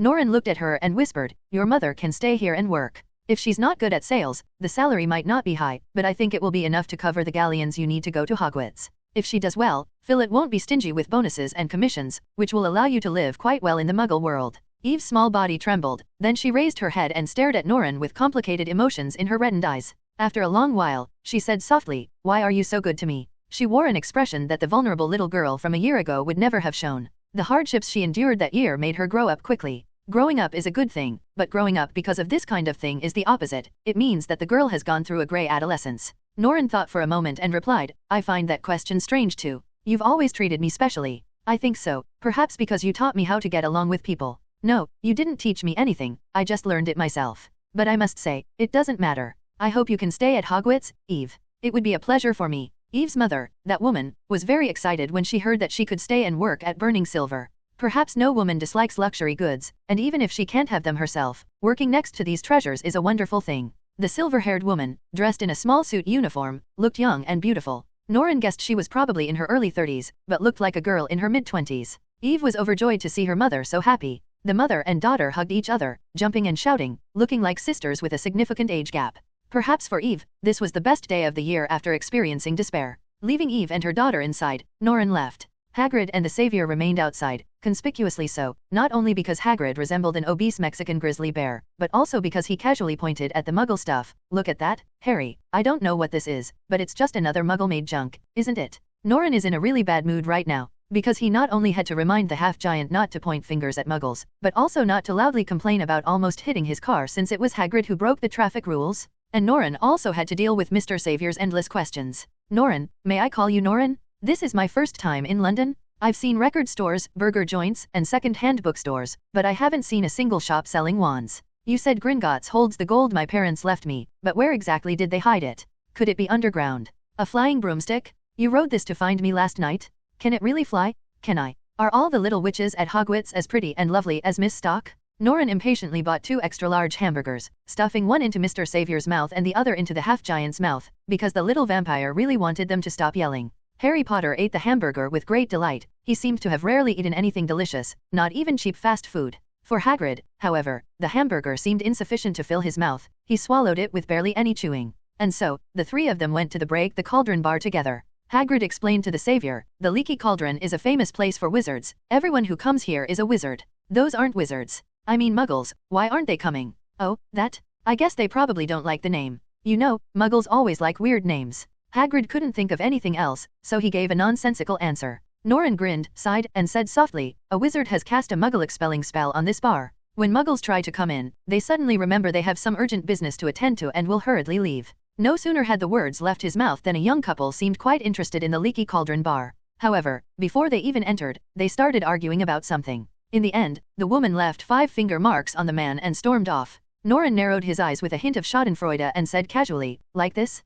Harry Potter was stunned, and after a long while, he said quietly, that's really powerful. The Leaky Cauldron was a filthy place, filled with either wrinkled old hags or bald old men who kept toads and were trying to stir up trouble between them. As the 3 entered, the chattering in the pub suddenly stopped, and the pub owner, Tom, strode over. Hey, Hagrid, and this is, of course, Prince Ventral of Slytherin. We've heard a lot about you. What would you like to order today? No need, Tom. Hagrid patted the bar owner on the shoulder with his large hand, almost knocking him to the ground. Vantra and I are doing something for Hogwarts. Hagrid said this with great pride. Tom looked at Norman, then at Harry, and then his eyes widened. Oh my god, could it be that this is the great Harry Potter? Welcome, Mr. Potter. Welcome back. Next, the Breaking Cauldron bar held a unique fan meeting. Norren guessed that the savior in front of him was probably the youngest child star in the entire country. Haig stood to the side, tears welling in his eyes. Norren thought he looked like a father moved by his son's fame. The mixed-race giant rubbed his red-rimmed eyes with his massive hands. He's really amazing, isn't he? Norren said nonchalantly, yeah, everyone wants to know him, to know that scar.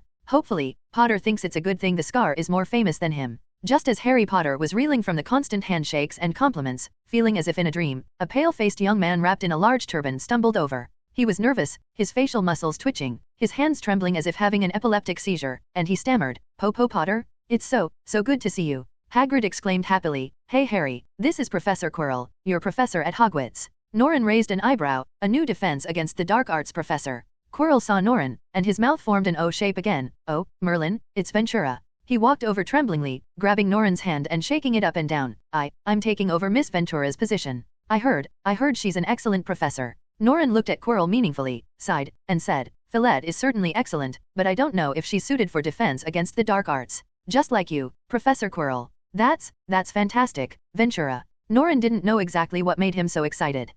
I'm going to buy a new book about vampires. I think we can talk about it. Norren smiled faintly, squinted at Quirrell, and said softly, word by word, perhaps you don't want to know about vampires. That's right, after you actually get to know one of them and have dealings with him. Quirrell's panicked words didn't last long before he ran off in a frenzy. Hagrid grabbed the savior, who was still high in the clouds, and pulled him towards the backyard, saying to the two of them, poor Professor Quirrell, he used to be an excellent Slytherin, extremely intelligent, just like Ventura now. No one doubted that he would achieve great things in the future. Then he encountered vampires in the Black Forest of Scotland, and then he met the old witch. After that, he became a different person, afraid of everything, even the subjects he taught. Harry seemed not to hear him. The little guy was still looking at his right hand, where he had just shaken hands with many people. And before this, Harry Potter had never seen so many friendly people around him. Hagrid laughed heartily, slapping Harry hard on the back, almost knocking him unconscious. I told you, Harry, you're famous. When we get to Hogwarts, the most famous student won't be Vantar. Harry looked at Norren and asked, somewhat pleased, are you famous too? Norren frowned and said in a low voice, I don't think so. Fame isn't always a good thing. Oh no, Ventura, fame is a good thing. Every little wizard dreams of being famous, of being Miss Libella. Hagrid laughed, tapping the back wall of the Leaky Cauldron with his ugly umbrella, and in an instant, the door to Diagon Alley appeared before Harry. Welcome to Diagon Alley. Gringotts is where British wizards store their money. It's said to have branches in France, Romania, and Morocco, but they aren't well known. After all, fairies are always mysterious. The British Gringotts is located deep in Diagon Alley, right next to the dark upside-down alley. It's an inconspicuous little white building with wire strung around the entrance, where fairies in purple gold uniforms stand guard and patrol. Our savior seems quite interested in fairies. Fairies are indeed a magical species. They possess many characteristics of primates, but their eye structure and lifestyle are closer to reptiles, and their greed for gold coins and gems is similar to that of dragons. Norren had dealt with goblins before. Once, a female goblin came to Randall Canyon trying to sell them their foolish insurance. Goblin magic was more terrifying than wizard magic, like how you could never stop a house elf from operating. Of course, some experts in magical creature studies have pointed out that house elves are actually mutated goblins, but wizards have remained at a loss for centuries on this matter. Norren led the half-giant and the savior through Gringotts' main entrance, where a sign read, Enter, stranger, but beware the consequences of greed. Unrequited taking and unearned gain will bring severe punishment. Therefore, if you wish to take from the underground vault a fortune that is not yours, thief, beware that you will not take treasure, but retribution. The inscription on the gate seemed polite, but the wording was chilling. Hagrid whispered to Harry, like I said, only a mad wizard would want to steal something from Gringotts. Norren whispered, I still can't understand why wizards insist on keeping galleons in Gringotts. If it were me, I'd exchange them for pounds and deposit them in a muggle bank. Muggle management is much simpler and more convenient than goblin management, there aren't such high fees, and you can even get interest. Harry seemed quite curious about this, perhaps because the enormous fortune James Potter left him was stored in Gringotts' underground vault. Is the processing fee really that high? Norren replied calmly, gods won't store your galleons for free. They don't understand financing like muggles. Once you put them in, they'll never touch them again. They'll remain dormant in the vault forever until the next person takes them away. So, the goblins won't give you interest, instead, they'll charge a handling fee. Potter, your vault is probably medium-sized, which is the size of most wizarding families' vaults. A medium-sized vault charges 30 galleons a year for guarding it, which is quite expensive. 30 galleons. At the current exchange rate, it's about £150. That means I've spent over £1,600 in 11 years? I've never spent £60 in my entire life. Harry Potter seemed stunned, his face flushed red, as if he wanted to accuse someone, but surrounded by goblins, he dared not speak. Harry hurried to catch up with Norman and whispered in his ear, this is outrageous. Just then, a man's voice came from beside them, oh, children, I heard your conversation. What? The Hogwarts freshman's accusations against Gringotts, it's outright robbery? Yes, goblins have always been like that, haven't they? They've always been rude robbers. Goblins never reflect on themselves, instead thinking that wizards should provide them with galleons every year as an obligation. But in fact, old Lovegood wants to tell you, these ugly dwarves have always been thieves who steal from their own masters. Now we should appeal to the wizards to take this seriously. We can't keep letting goblins trample on our heads. Norren, Harry, and Hagrid looked at the noisy man, a middle-aged man in his 30s or 40s. He was unkempt, with a stubble beard, messy silver hair, and his robes hadn't been washed much, you could tell just by looking at them that they smelled bad. Norren frowned and muttered, great, it's my favorite kind of wizard again. Why can't they take a bath? Hagrid seemed to recognize the man. Hey, Lovegood? What are you doing here, getting Gallon? Is your kid going to Hogwarts? What's her name again, Mars? Mass? No. Why would I name my daughter after that barren, undeveloped planet? Her name is Luna, the most beautiful planet in the night sky. And you're mistaken, big friend, Luna can't go to Hogwarts yet. I think she'll have to wait until next year. I mean, if Luna is lucky and not a squib. Mr. Lovegood chatted merrily with Hagrid. At his feet stood a little girl, about 8 or 9 years old. She had inherited her father's silver hair and possessed elfin green eyes. Although both she and Eve were silver-haired girls, their auras were completely different. Eve was like a pitiful little princess from the Middle Ages, captured and unable to do anything but cry, while this girl was like a dreamlike, ethereal elf from an epic tale. The girl kept staring at Norren, her green eyes unblinking. Norren looked at her with some displeasure, but the girl didn't flinch at all. In fact, she opened her eyelids even wider. Are we playing a game where whoever blinks first loses? Norren muttered to himself, feeling frustrated. Okay, then I lose. Haha, big guy, I've come up with a few new headlines today that I'm sure you guys will enjoy. I know everyone's been complaining about Gringotts, their fees are just too high, though they are definitely safe. Guys, if you care what I actually write, be sure to buy this issue of the Quibbler. I'm doing a special Gringotts issue, and the first article is titled ***I think Gringotts is the best sanctuary. Oh, I mean if the Dark Lord comes back, ***thank you, big guy and you two little guys, the freelance writers at the Quibbler salute you. Mr. Lovegood spoke strange words and made strange gestures as he led his young daughter out of Gringotts. By the way, it seems Mr. Lovegood spoke too loudly just now, he seems to have been disliked by all the fairies. He was even tricked by the gatekeeper fairy with magic when he went out, and fell flat on his face. Dad, why can't you walk properly? Little Luna pouted as she helped Mr. Lovegood up. Those despicable goblins, they will pay the price. The title of the second article is Taking You into the Real Gringotts, revealing the secret underground deals between goblins and dragons. This time, a special issue of Singing a Quixote will be released. Luna listened blankly, then thought for a moment and said incoherently, that boy just now was very strange. What? Luna? That boy just now, oh my god, on his forehead? I think that's Harry Potter, our savior? I can't believe I missed interviewing him.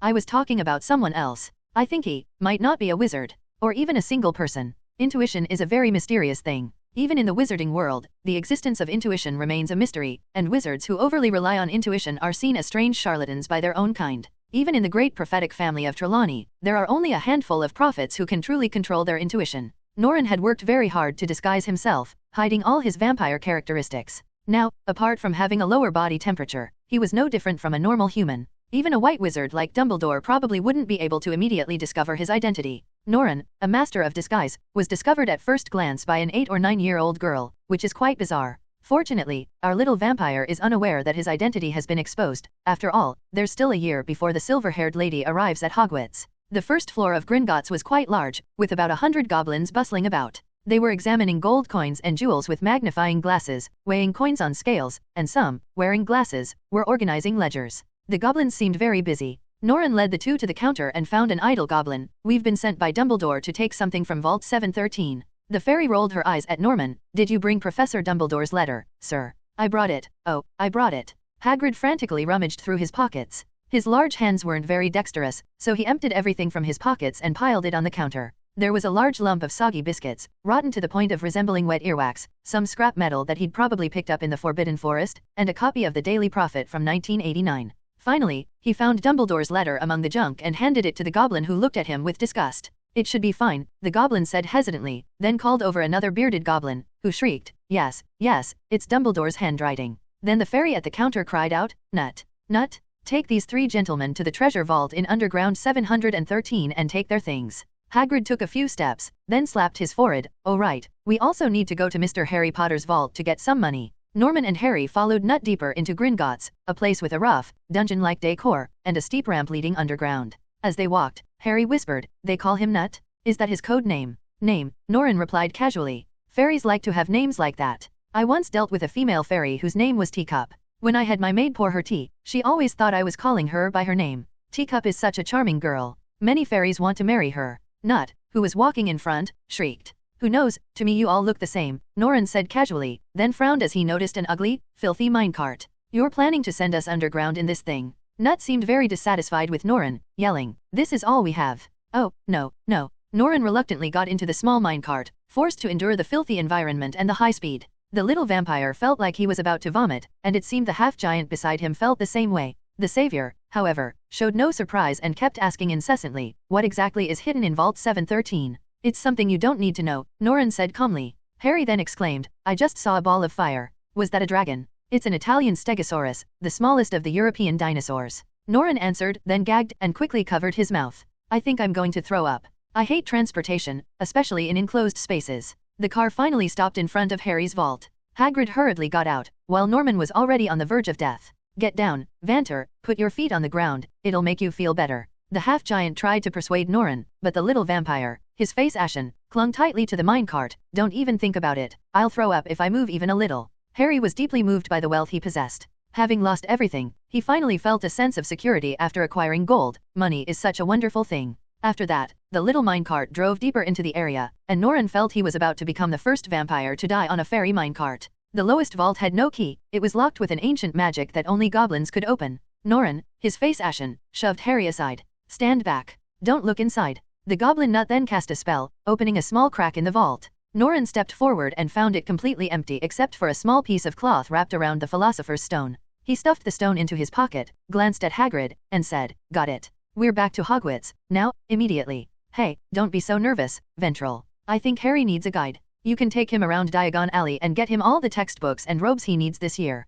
As for me, I'll just head to the Leaky Cauldron for a few drinks. I swear this is the last time I'll ride that damn minecart. Luckily, I don't have so many galleons that I have to hoard them." Back on the surface, Hagrid wiped the cold sweat from his brow and said to the half-dead Norren beside him, "That's rather pathetic, isn't it?" Norren said casually, then met the savior's eager gaze. He seemed to really want someone to keep him company. Norren coldly shook his head. "Don't even think about it. I'm not here to babysit the new students. If you insist on finding a guide, I suggest you reveal your identity as Harry Potter here. I'm sure many helpful people will be willing to assist you. As for me, I have more important things to do." With that, he turned and walked away, waving as he went. "See you at Hogwarts, Potter, although I think you will become a Gryffindor." Harry was a little annoyed, having to shop alone on this unfamiliar street. "Does Norman hate me? Hateful? Oh no, I should say, he's like that with everyone," Hagrid said, shrugging. "Wizards have many ways to travel, the fastest being apparition. However, Norman hasn't learned apparition yet. For someone who can fly, it's not a necessary spell. Besides, even if he learned apparition, he couldn't use it to return to Hogwarts. The area within 100 miles of that magic school is an area where apparition is prohibited.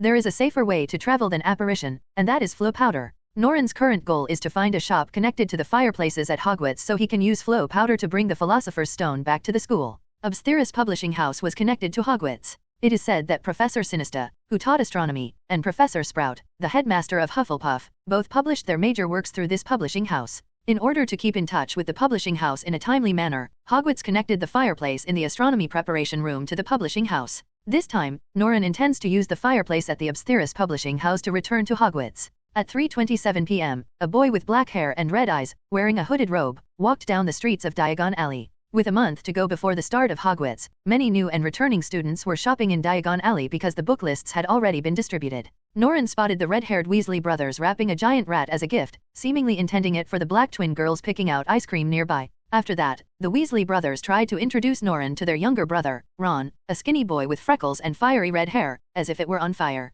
He also met Penelope, the most beautiful girl at Hogwarts. This older sister from Raventra seemed to have become a prefect this year, and she happily inquired about Grand Duke Philot's recent activities from Norren. Penelope seemed to have always admired her. When Norren gave Penelope the address of Randall Kenyon and told her she could be pen pals with Grand Duke Philot, the pretty older sister excitedly gave Norren a kiss, on the forehead, of course. In Diagon Alley, many people know Norren. After all, the wizarding world is quite small, with a small population and low reproductive rate. Perhaps, of course, there are exceptions like the Weasleys who are very prolific. This leads to connections between wizarding families to varying degrees. So now, wizards have all heard that a very bright little boy enrolled in Slytherin last year, and that he's a bit different from others. After greeting everyone he knew, at 3:33 p.m., Norren turned into the alleyway, the only way to the Aubastheris publishing house. 2 streets west of here was Backflip Alley, so a faint scent of dark magic already lingered in the air. The street was deserted, which was unusual. Norren walked forward with a cold expression. He was still 300 meters from his destination.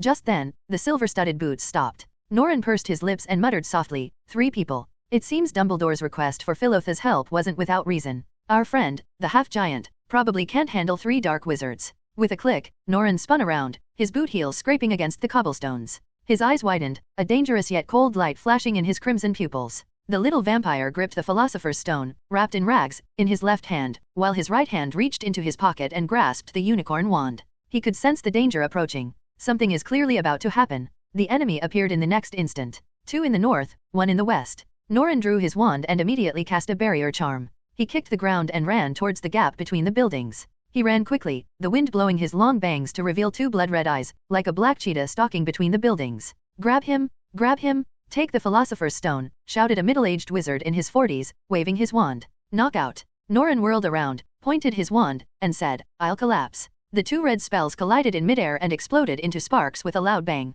The middle-aged wizard launched 3 more spells, but Norren blocked the first 2 with a barrier charm and a petrify charm. The 3rd spell was caught in the blind spot of the first 2 spells' flight, and Norren couldn't block it in time. So he punched the spell with his clenched left fist. The spell shattered on his fist, and Norren felt the scorching incantation burning in his hand, a tingling sensation covering his forearm, but that was all. As it turns out, vampires' magical resistance is indeed exceptionally strong. As the middle-aged wizard cast his spell, a second attacker appeared, a woman in a green cloak approaching silently and with incredible speed. Norren couldn't see her face beneath the hood, only sensing the inhuman nature of her body. The woman's movements were incredibly fluid. She ran, jumped, and swung her weapon in midair, a compound bow about the length of an arm. She held 3 long arrows in her right hand, and in the next moment, all 3 arrows were fired. Norren dodged to the left, stepped on the wall with his right foot, and leaped upwards in a triangle jump. The hooded woman knocked 3 more arrows and fired them in quick succession. The middle-aged wizard fired 2 petrification spells, but none of these hit Norren. His movements in the air were so agile that he leaped onto the 4-meter-high rooftop in 3 triangular jumps. After landing, he quickly turned around, caught an arrow with his left hand, and then flicked his wrist, sending the arrow flying back at high speed. The hooded woman was startled and quickly bent down and rolled away to avoid it. The arrow that Norren threw back with his bare hands pierced the gap between the floor tiles with a loud thud. Faced with the middle-aged wizard's second spell, Norren kicked it away, sending it flying into sparks. The next moment, he turned to see a 3rd attacker also on the roof, rushing towards him. Close combat. Norren muttered to himself, lowering his center of gravity as he ran forward. He clenched his fist and punched forward. The sound of his fist hitting the 3rd attacker's crossed arms thudded in the air. The attacker staggered back 2 steps, and just as Norren was about to press his advantage, a flash of cold light appeared, and a majestic sword appeared in the attacker's hand. Norren was certain that this man had been empty-handed just a second ago. What kind of magic is this? Norren wondered, but he wasn't worried at all when faced with the blade thrusting straight at him. He simply blocked it with his left wrist. The attacker was stunned, never expecting that his sword, capable of cutting through iron like mud, couldn't sever the wrist of such a small child. In that moment of hesitation, Norren pulled him into his arms, followed by a devastating punch that ripped open his abdomen.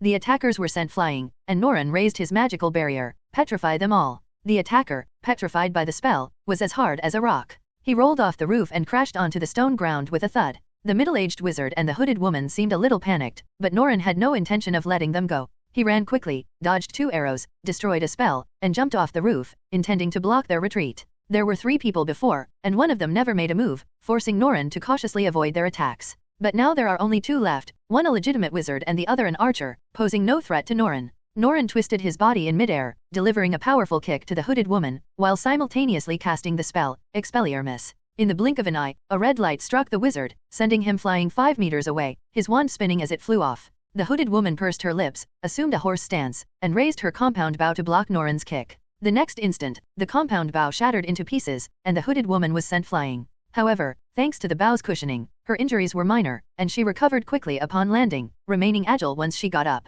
So flexible it's inhuman. Norren muttered to himself before rapidly approaching the hooded woman again. She dodged, and Norren kicked out. The woman dodged the kick, which struck the mud brick wall. With a loud bang, a hole was kicked through the wall. The hooded woman, now the victim, dodged frantically. The wall, repeatedly kicked by Norren, was riddled with holes of varying sizes, like pieces of cheese. You've driven me to the brink, Norren said calmly, moving his left foot forward, turning his body to the side, and unleashing a powerful side-spinning kick. The wind from the foot blew off the hood of the hooded woman, and in an instant, a golden light flashed by. Norren's eyes were momentarily closed by the golden light. Vampires are always like that, having little resistance to bright light. This momentary lapse in attention allowed the woman to dodge, and Norren's side kick struck the wall again. This time, with a loud crash, the wall collapsed like an avalanche, drilling out your heart and bones. Dark magic flew in from behind. Norren clicked his tongue and turned around to cast a barrier spell to block it. It turned out to be the middle-aged wizard whose wand had been knocked away by the disarming spell. In just a short while, he had picked up his wand and rejoined the battle. Norren said coldly in a low voice, "I thought wizards were all spineless guys." As he spoke, he kicked out again, sending the woman who had put her hood back on flying. Then he pushed off the ground and ran away, using a barrier spell to block the middle-aged wizard's spell. In an instant, he closed in and punched him in the chest. With a series of cracking sounds, several ribs broke, and the middle-aged wizard was sent flying backward, spitting blood. Norren raised his wand, and the arrows that the hooded woman had just shot flew into the air. There were more than 30 of them. Pray I'll survive a hail of arrows. As soon as Norren's wand fell, more than 30 arrows flew out and pierced the wizard's body with a series of thuds. Blood splattered everywhere, and the wizard was riddled with arrows like a hedgehog. Norren turned his head, his blood-red eyes rapidly scanning the battlefield. He spotted the woman the middle-aged wizard had just rescued, leading the man struck by the petrification spell as they fled. Norren clicked his tongue. "Attacked me and think you can run away? Who do you think you are?" Just as he took a step to give chase, a crackling sound like popcorn exploding came from the air, and then 5 black-robed wizards appeared. The wizards stared in horror at the gruesome sight before them. The man was bleeding from every orifice. Arrows pierced his arms, thighs, body, and head. His limbs were twisted as if there wasn't a single good bone left in his body. Good heavens, they swore they had never seen such a gruesome death in their lives, even though all 5 of them were aurors whose profession was hunting down dark wizards. "We've discovered someone using the unforgivable curse here." The leading auror looked at Norren uncertainly. They couldn't imagine that the person who killed someone and used the unforgivable curse was such a little boy. Norren glared angrily at the 5 aurors and growled in a low voice, "Don't block our way." Because just as the aurors appeared, the hooded woman had already fled the scene with the 3rd attacker and disappeared without a trace. "That won't do, we can't let you escape," the leader of the aurors said with utmost righteousness, raising his wand and pointing it at Norren. This was a signal. The other 4 aurors also raised their wands, as if they believed Norren was the culprit behind all this. Norren squinted, realizing he couldn't catch the 2 men anymore. He scoffed and looked down to survey the battlefield again. The area was a mess of ruins, littered with rubble and debris. Norren spotted a glimpse of gold and, surprised, picked up a lock of hair from the ground. "What is this? Gold? Golden hair?" The golden hair that Norren held between his fingers was so dazzling, as if it were truly crafted from precious metals. Norren had seen people with golden hair before, such as Arya Spinnet of Gryffindor, but most human golden hair had a cheap, flaxen-like quality. It wasn't this pure, nor could it possibly be so radiant as to glow. Norren lowered his head, studying the hair. He sensed a magical power within it, a power that confirmed the other person wasn't a wizard, but a magical creature similar to a vampire. This also explained the woman's powerful archery and superhuman physical abilities, but for the moment, Norren couldn't determine what kind of magical creature it was. The aurors, ignored by Norren, were furious. They had never seen such arrogant criminals. "Hands up! Throw away your wand! You dark wizard who cast the unforgivable curse," a single auror roared, while the only female auror frowned. "Hey, Pierce, don't be like that. Can't you see? He's still a child. How can a child that big cast the unforgivable curse?" The auror named Pierce huffed. "Have you ever seen an ordinary little wizard remain unfazed at a murder scene? Who knows, this might be an old, centuries-old dark wizard who used some strange dark magic to become like this." Norren stuffed his blonde hair into his pocket, frowned, and said impatiently in a low voice, "I don't mind being doubted, I don't mind being hated, but I don't want someone pointing a wand at me. Who do you think you are? All right, little wizard, I don't care if you're a dark wizard or whatever, you can't possibly beat all 5 of us by yourself." The leader of the aurors scratched his head impatiently. Don't resist. Just drop your wand and stand still. Come with us to the Ministry of Magic. Ah. Norren sighed, and then a flash of red light appeared, and the auror was sent flying, crashing into the wall with a thud. Aurors are all idiots who can't understand English. I said don't point your wand at me. You BD? You dark wizard, another auror yelled, swinging his wand, which crackled as it struck the air. But Norren was faster and missed the hooded woman's spinning sidekick to the stomach. Half of the auror's ribs were broken, and the other half shattered after he hit the wall. He was taking in more air than exhaling, his mouth was trembling, and he couldn't utter a single word. The female auror began to panic. She no longer doubted whether the young wizard before her could cast the unforgivable curse. Luca, we need reinforcements. Don't be silly, Phi, he's all alone, the auror named Luca roared. In his opinion, it was a shameful thing for an elite auror to be defeated by a small wizard. But before he could cast a spell, Norren's wand slammed into Luca's face. They poked all the flesh off my face. At the beginning of this year, someone pointed a wand at me and even used the crucifixion curse on me. Later her family disappeared from the wizarding world, Norren said softly. At that moment, behind him, a fourth male auror seized the opportunity to cast a stunning charm, but Norren shattered the spell with one hand. No one can point a wand at me, not even Dumbledore. Who do you think you are? Norren spoke dismissively, and with a flash of light from his unicorn wand, Luca fell to the ground with a thud as if struck on the head by a giant iron hammer. The female auror named Faye frantically called for backup with her wand. She had never seen such a terrifying wizard who could shatter a spell with a mere wave of his hand. This didn't make sense. The spell confused shouldn't have worked like this. Norren looked at her, sighed, and said softly, there are 170 aurors in England now. I don't know what the Ministry of Magic has been teaching you. Why couldn't you even cast Fortify before I knocked you unconscious? Aurors are supposed to be experts in fighting dark magic, that is, the wizards who specialize in combat. But you're too slow, too sluggish, like this? He approached the fourth male auror, who frantically fired spells at Norren. Norren flicked his wrist, his wand crackling with magic, deflecting the auror's spells at the last second. Norren strolled casually to the auror, slightly raising his head to look up at him. Why are you so tall? You brat, don't think the Ministry of Magic will let you get away with this. You have a foul mouth. Norren frowned, kicking the auror in the shin bone, sending him sprawling to his knees. He then stomped him down and slapped him hard across the face. Calling me a brat? Who do you think you are? He followed up with 2 more slaps. Just a mere auror, what do you think you are? Slap, slap, slap. The sound of slaps was incessant. No.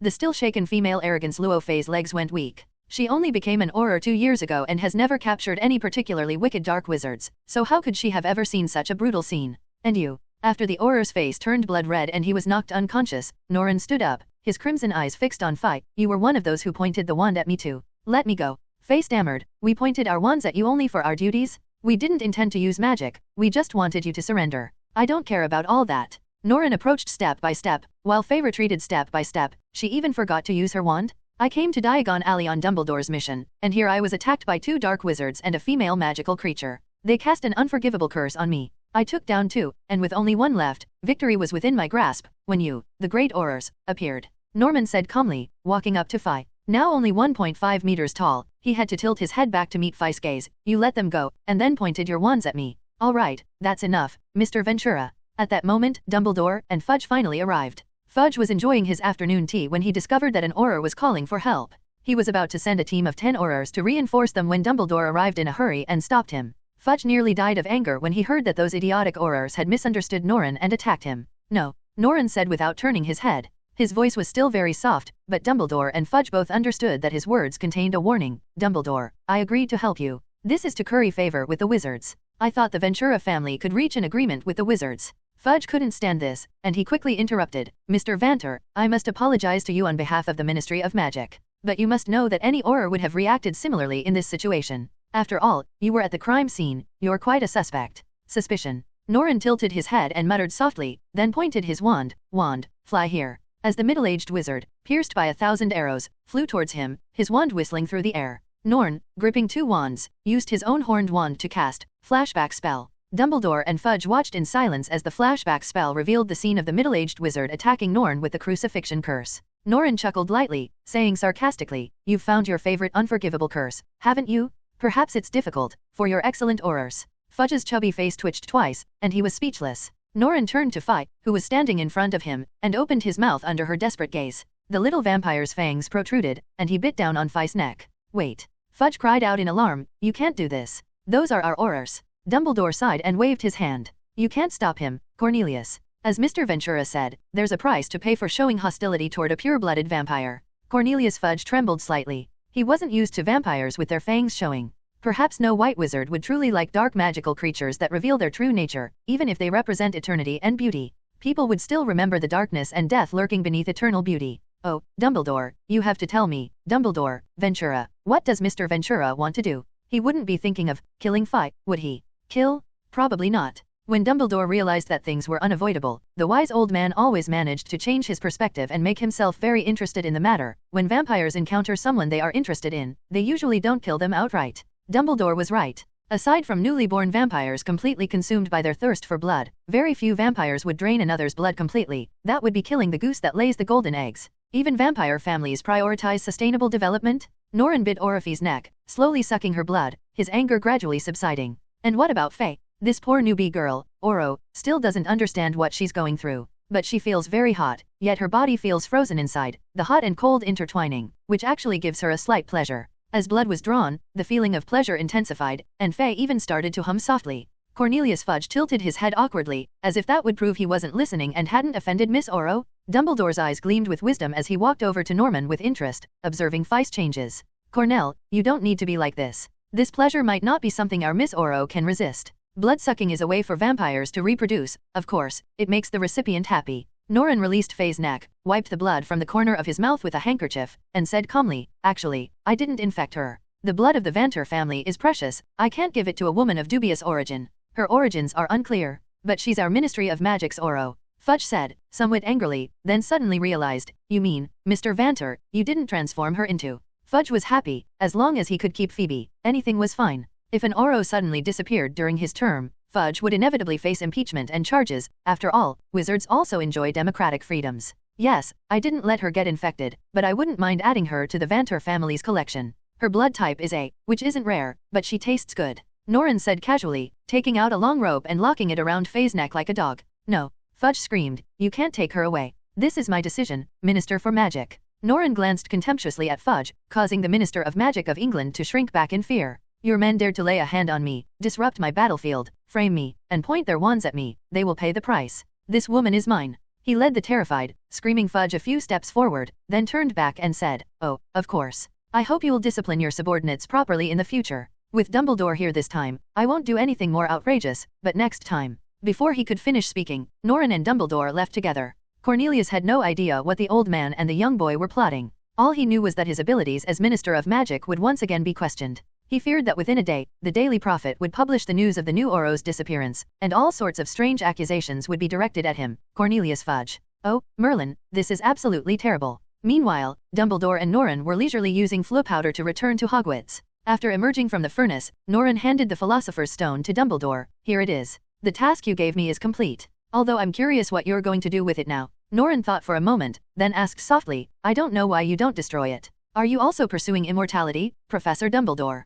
Immortality? Oh no, like I've always told you, immortality isn't a good thing. It makes you lose yourself, even if you're called the greatest wizard in history. How about some sweets, Norren? They'll help you relax. Dumbledore said mischievously, pulling a swarm of cockroaches from his pocket. Do you take this with you everywhere you go, Professor? No, you should know I don't eat it. Norren said disdainfully, tugging at the strap beside him, while a dazed Faye screamed and took 2 steps forward. Fee was devastated. She now knew that the little guy who had captured her was a vampire, and she was being led around like a dog by a vampire right in her alma mater. Dumbledore was right in front of her, but he acted as if he didn't see her at all. Dumbledore led Norren to the 5th floor and gave the command, tomato soda. Then they entered the headmaster's office. He unwrapped the Philosopher's Stone and placed it on the table, examining it with his wand as he said, you want to know why I kept it? It's simple, Norren. The Philosopher's Stone is useless to me, but we can come up with some clever little tricks to make it useful. Norren thought for a moment, then said softly, like cheese placed on a mousetrap. I must say, I can never guess what a vampire will say next. Dumbledore chuckled and winked. Is your castle also infested with rats, Norren? Unfortunately, yes. Norren sighed. My cat is not very competent. In her opinion, catching mice is something only unintelligent cats do. She's better at begging for more high-quality cat food. I don't know why she's become like this, that lazy bones. Dumbledore chuckled for a moment. All right, Norman, I think you'll enjoy this game. This year, we're setting up a mousetrap at Hogwarts, and this Philosopher's Stone is the cheese in the middle. And our catch is none other than the infamous Dark Lord. It's a fun game, isn't it? Yes, Professor Dumbledore. After saying this, Dumbledore and Norren exchanged a glance, and their moods both brightened. During the remaining month of vacation, Norren spent most of her time training her combat skills with Grand Duchess Felt. Grand Duchess felt was always very strict in this regard. She needed Norren to have greater explosive power, just like how her mother had trained her when she and her brother were young. Of course, Norren didn't spend all his time on Grand Duke Felt. For example, there's the woman he brought back on August 1st, Luo Fei. That day, Norren used tear to pieces to turn her robes into shreds. The female Auror screamed in terror, thinking she was about to be taken away by the vampire before her. But to her surprise, Norren didn't even look at her naked form, which reassured her while also making her a little annoyed. Finally, Norren rummaged through the box and found a long black dress with white trim, complete with an apron. Is this a maid outfit? Fei shrieked. How could you do this to me? Actually, I can, Norren said impatiently. If you look closely, you'll find that our Ventral family's collection is far more valuable than you imagine. There are noble women and princesses from the Muggle world, as well as celebrities from the Wizarding world. Libera was here the other day too. If you're lucky, you might meet her. She's always on the 4th floor, pestering Philo. After spending more than a week at the vampire mansion, Faye had to admit that Norren was right. This mansion is home to all sorts of people. They aren't vampires, but they've been raised by the Vanter family. Faye is also surprised to discover that most of those being raised don't seem to be entirely unwilling. Take, for example, the famous Libera Rousseau in the Wizarding world. This woman, who should be proud, is as submissive as a puppy in front of the Ventura siblings. She spends most of her time around the siblings every day. When this charming wizard lady wants to please someone, her voice is so sweet it's terrifying. Faye was surprised, because she knew Libella well. The two had been rivals at Hogwarts. Libella was the most beautiful Slytherin, while Faye was the diligent and intelligent Ravenclaw. Libella was always arrogant and willful in her presence, and Faye had never seen her humble herself before anyone. Why don't you run away? One day, Faye couldn't contain her doubts and asked Libera this question. Our adorable Italian redhead giggled twice. Run away? That's easy, but why run away? Do you also want to live forever? I admit it's very appealing, but I don't want to do it if it means selling my soul to a vampire. You know nothing, Libera suddenly said coldly. You have no idea how powerless wizards are when danger strikes. You're a muggle, you don't know how terrifying that war was 10 years ago. Now I have nothing left, I just want to live out the rest of my life safely. The Ventral family's territory is the safest place in all of England. I'm not afraid of anything here. Of course, if I could get a little blood to become their blood relative, that would be even better. Don't you think Prince Norren is charming? Perhaps I can give him a little vampire even cuter than His Highness. That's my life's dream since I was 12. Faye had nothing to say. In fact, her understanding of the Dark Lord era was not deep. She didn't know how much psychological pressure Libera had endured as a child. Perhaps because of this conversation, or perhaps not, Faye began to submit to the Vanter siblings. And when she began obediently offering her blood to feed the young vampire, the pleasure of being sucked intensified once again. Faye felt like she was about to fall completely under his spell. It's like drug addiction. Little Oro, who had never been involved with drugs, had this sudden idea. Besides practicing combat skills, Norren has been studying that strand of golden hair these past few days. He was very skilled at analyzing magic. Vampires were very sensitive to magic, and he was a rare vampire wizard. Sensing and touching magic was like a life instinct for Norren. He found the essence of elves in their golden hair, noble, pure, beautiful yet repulsive. Indeed, elves are always like that, beautiful yet pedantic, utterly arrogant, and any other creature that tries to touch them will be rejected. This is another reason why forest elves can fetch high prices as slaves, who wouldn't want to drag these high and mighty beings down to earth and throw them into the mud. If it had been just an elf who attacked him that day, Norren wouldn't have cared. But he also discovered another magical quality in the golden hair, allure. That's a Leviathan, Grand Duchess Felt declared immediately. Leviathans are magical creatures from France, not very common in England. They look quite like elves, all so beautiful. Did I say something? Ah ha ha ha, my Norren, you're so adorable. But no matter how pretty you are, you can't compare to Miss Felt, can you? Norren, still in a daze, said, whatever you say. Grand Duchess Felt seemed quite pleased, and she said with a charming laugh, although elves and spirits are somewhat similar, they are completely different things. Spirits are very noble, while elves are a bit vulgar, so although they are both beautiful creatures, they don't think much of each other. Like us vampires and werewolves. It's not to the point of being irreconcilable. Grand Duchess Felt said somewhat uncertainly, it's just mutual dislike, not fighting on the spot. Rather, the elves aren't good at fighting, they prefer to use their beauty to get something. The elves think they're more like prostitutes, which is quite apt, isn't it? Will elves and lems interbreed? What if? Grand Duchess Felt seemed unsure about everything. Mevla are all female, but elves can be male too, right?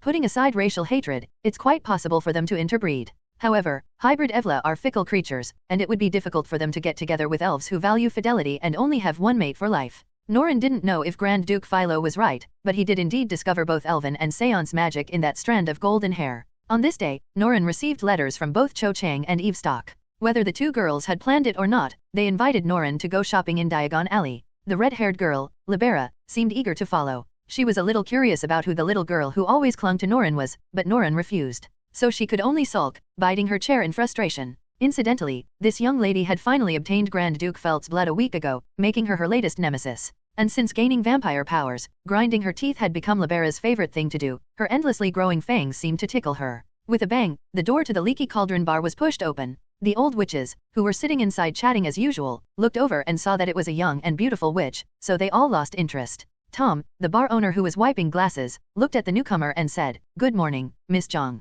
Are you alone today?" "I'm not alone, I'm going shopping with Norren today," Zhang Qiu exclaimed excitedly, panting slightly. She looked around and breathed a sigh of relief when she realized Norren hadn't arrived yet. "By Merlin's grace, I hope I'm not late. My mom caught me when I left, which delayed me for a while. I had to run 2 blocks to catch the bus. I wonder if my hair is messed up."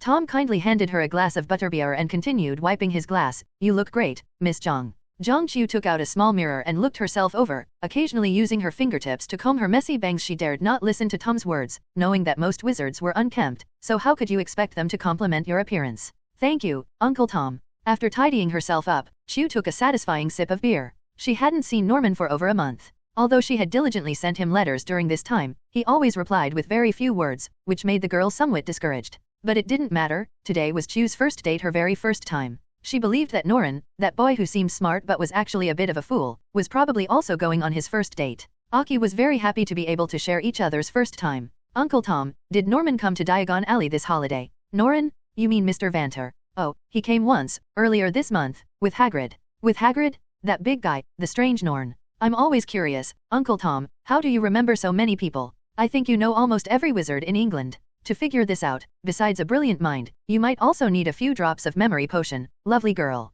If you were me, having to listen to guests gossip about this and that every day, you'd also use a few drops of memory potion to improve your memory." Tom grinned, revealing a mouthful of uneven teeth, but his ugly smile wasn't exactly repulsive. Just then, the bar door was pushed open again. Zhang Qiu thought it was Norren and hurriedly turned around excitedly, but the smile on her face immediately disappeared. "Oh, Stock, it's nice to meet you," Qiu said in a casual, whatever tone, sounding anything but happy. "It's you, Eve," the new girl who had just entered the Leaky Cauldron bar, blinked her big eyes and walked over. "I didn't expect to meet you here, Qiu, Zhang." While they weren't exactly best friends before, their relationship wasn't bad either. Cho was one of the first young wizards Eve met on the Hogwarts Express. But now, because of Norren, the atmosphere between the two girls was inevitably tense. Qiu glanced at Eve out of the corner of her eye and felt that the little princess seemed a little different after just one holiday. Maybe she had grown taller, or maybe her features had become more mature, or maybe Eve was more imposing and had a colder personality than she was in first grade. In any case, in less than 2 months, Eve's stock clearly felt unfamiliar to Qiu.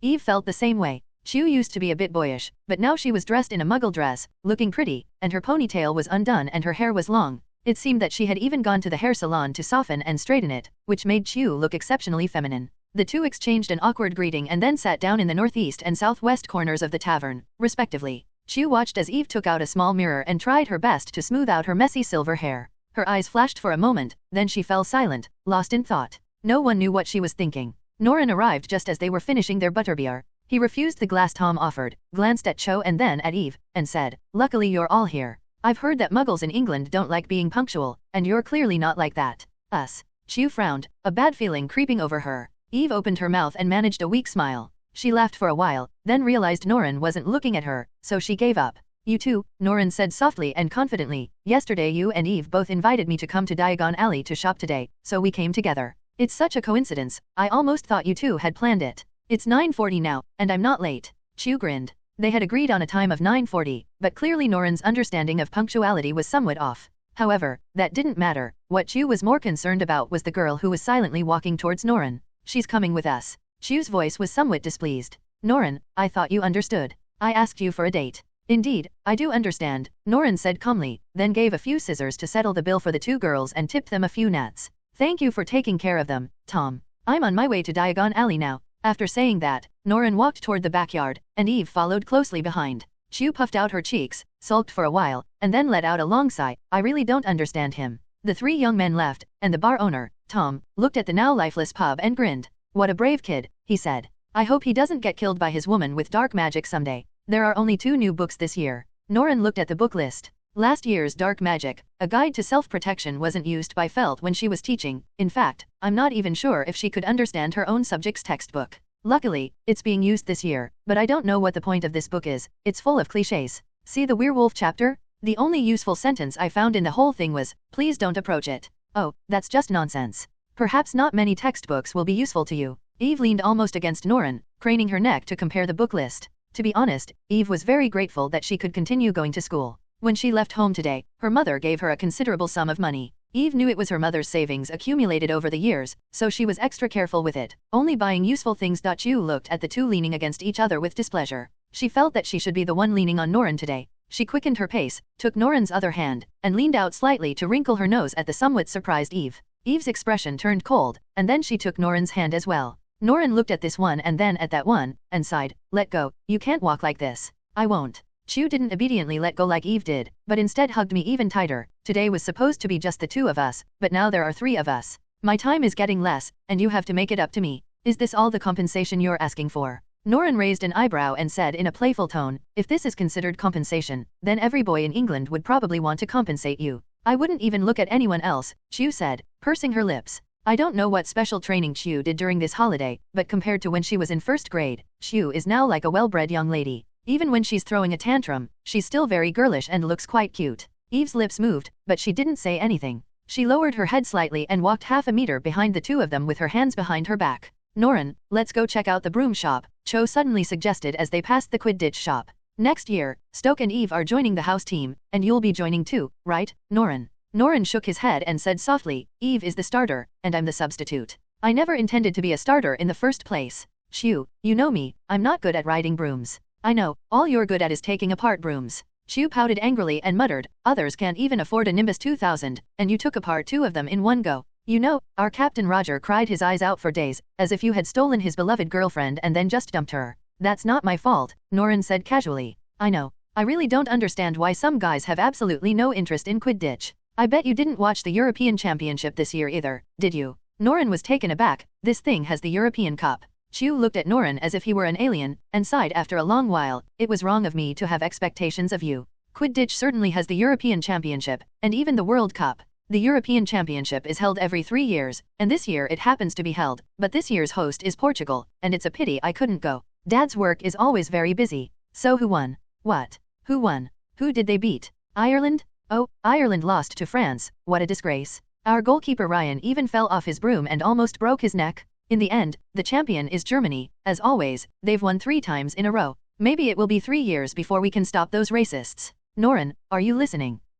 I'm listening. Actually, Norren wasn't listening. He had no idea what was so interesting about Quidditch that made the young wizards so enthusiastic. Moreover, Norren noticed that not only the young wizards born into wizarding families loved Quidditch, but even Eve, a wizard from a muggle family, was very interested. Eve had been staring at Cho since earlier, seemingly trying to encourage her to say more. Chu also noticed Eve and suggested, if you want to watch the match, you can find the match transcript at Flourish and Blots. They've illustrated some of the exciting moments, but that book is quite expensive. If I remember correctly, it's over 20 galleons. 20 galleons? Forget it then. Eve sighed sadly. So, what kind of broom do you want to buy? Norren led the 2 girls to the Quidditch boutique, where many young wizards with snot running down their noses were peering through the window, eager to see what the beautiful Nimbus 2000 looked like. Once inside, Chu declined the sales pitch from the shop assistant dressed in an Irish national team jersey and pulled out her broom buying guide. The best one right now is the Nimbus, but it's just too expensive. To be honest, it's a luxury item. Nobody's willing to pay double the galleons just to be 20 miles faster. It's a supercar, you know. Norren understood. Chu chuckled twice. Why would you understand if you spoke in muggle terms? Why aren't there any broom mannequins here? Hearing Norren's mutterings to himself, a shop assistant passing by lit up. That's a great idea. Thank you, little wizard. Wizards would definitely want to buy a broom that Miss Libera had held between her legs. This is a truly fascinating idea. Norren's lips curled up slightly, seemingly a little smug. Chu ignored him and looked at the manual with Eve. The Comet series is a little worse than the Nimbus. The Comet's silver arrow seems pretty good. I saw Madame Hokey using it. But silver arrows are expensive, Eve said dejectedly. If I were older, I could work to earn money to buy them. If you're looking for a lower-priced option, you could consider the Meteor, Eve suggested. The Meteor is a bit slower than the silver arrow, but you're a chaser, and chasers don't need to be too fast. Norren was getting impatient. He hated being surrounded by these stupid brooms. Can't you just decide already? If you want the Nimbus, go for the Nimbus. I'll buy it for you. No need for all this trouble. My God. Chu rolled her eyes dramatically. Is he always like this?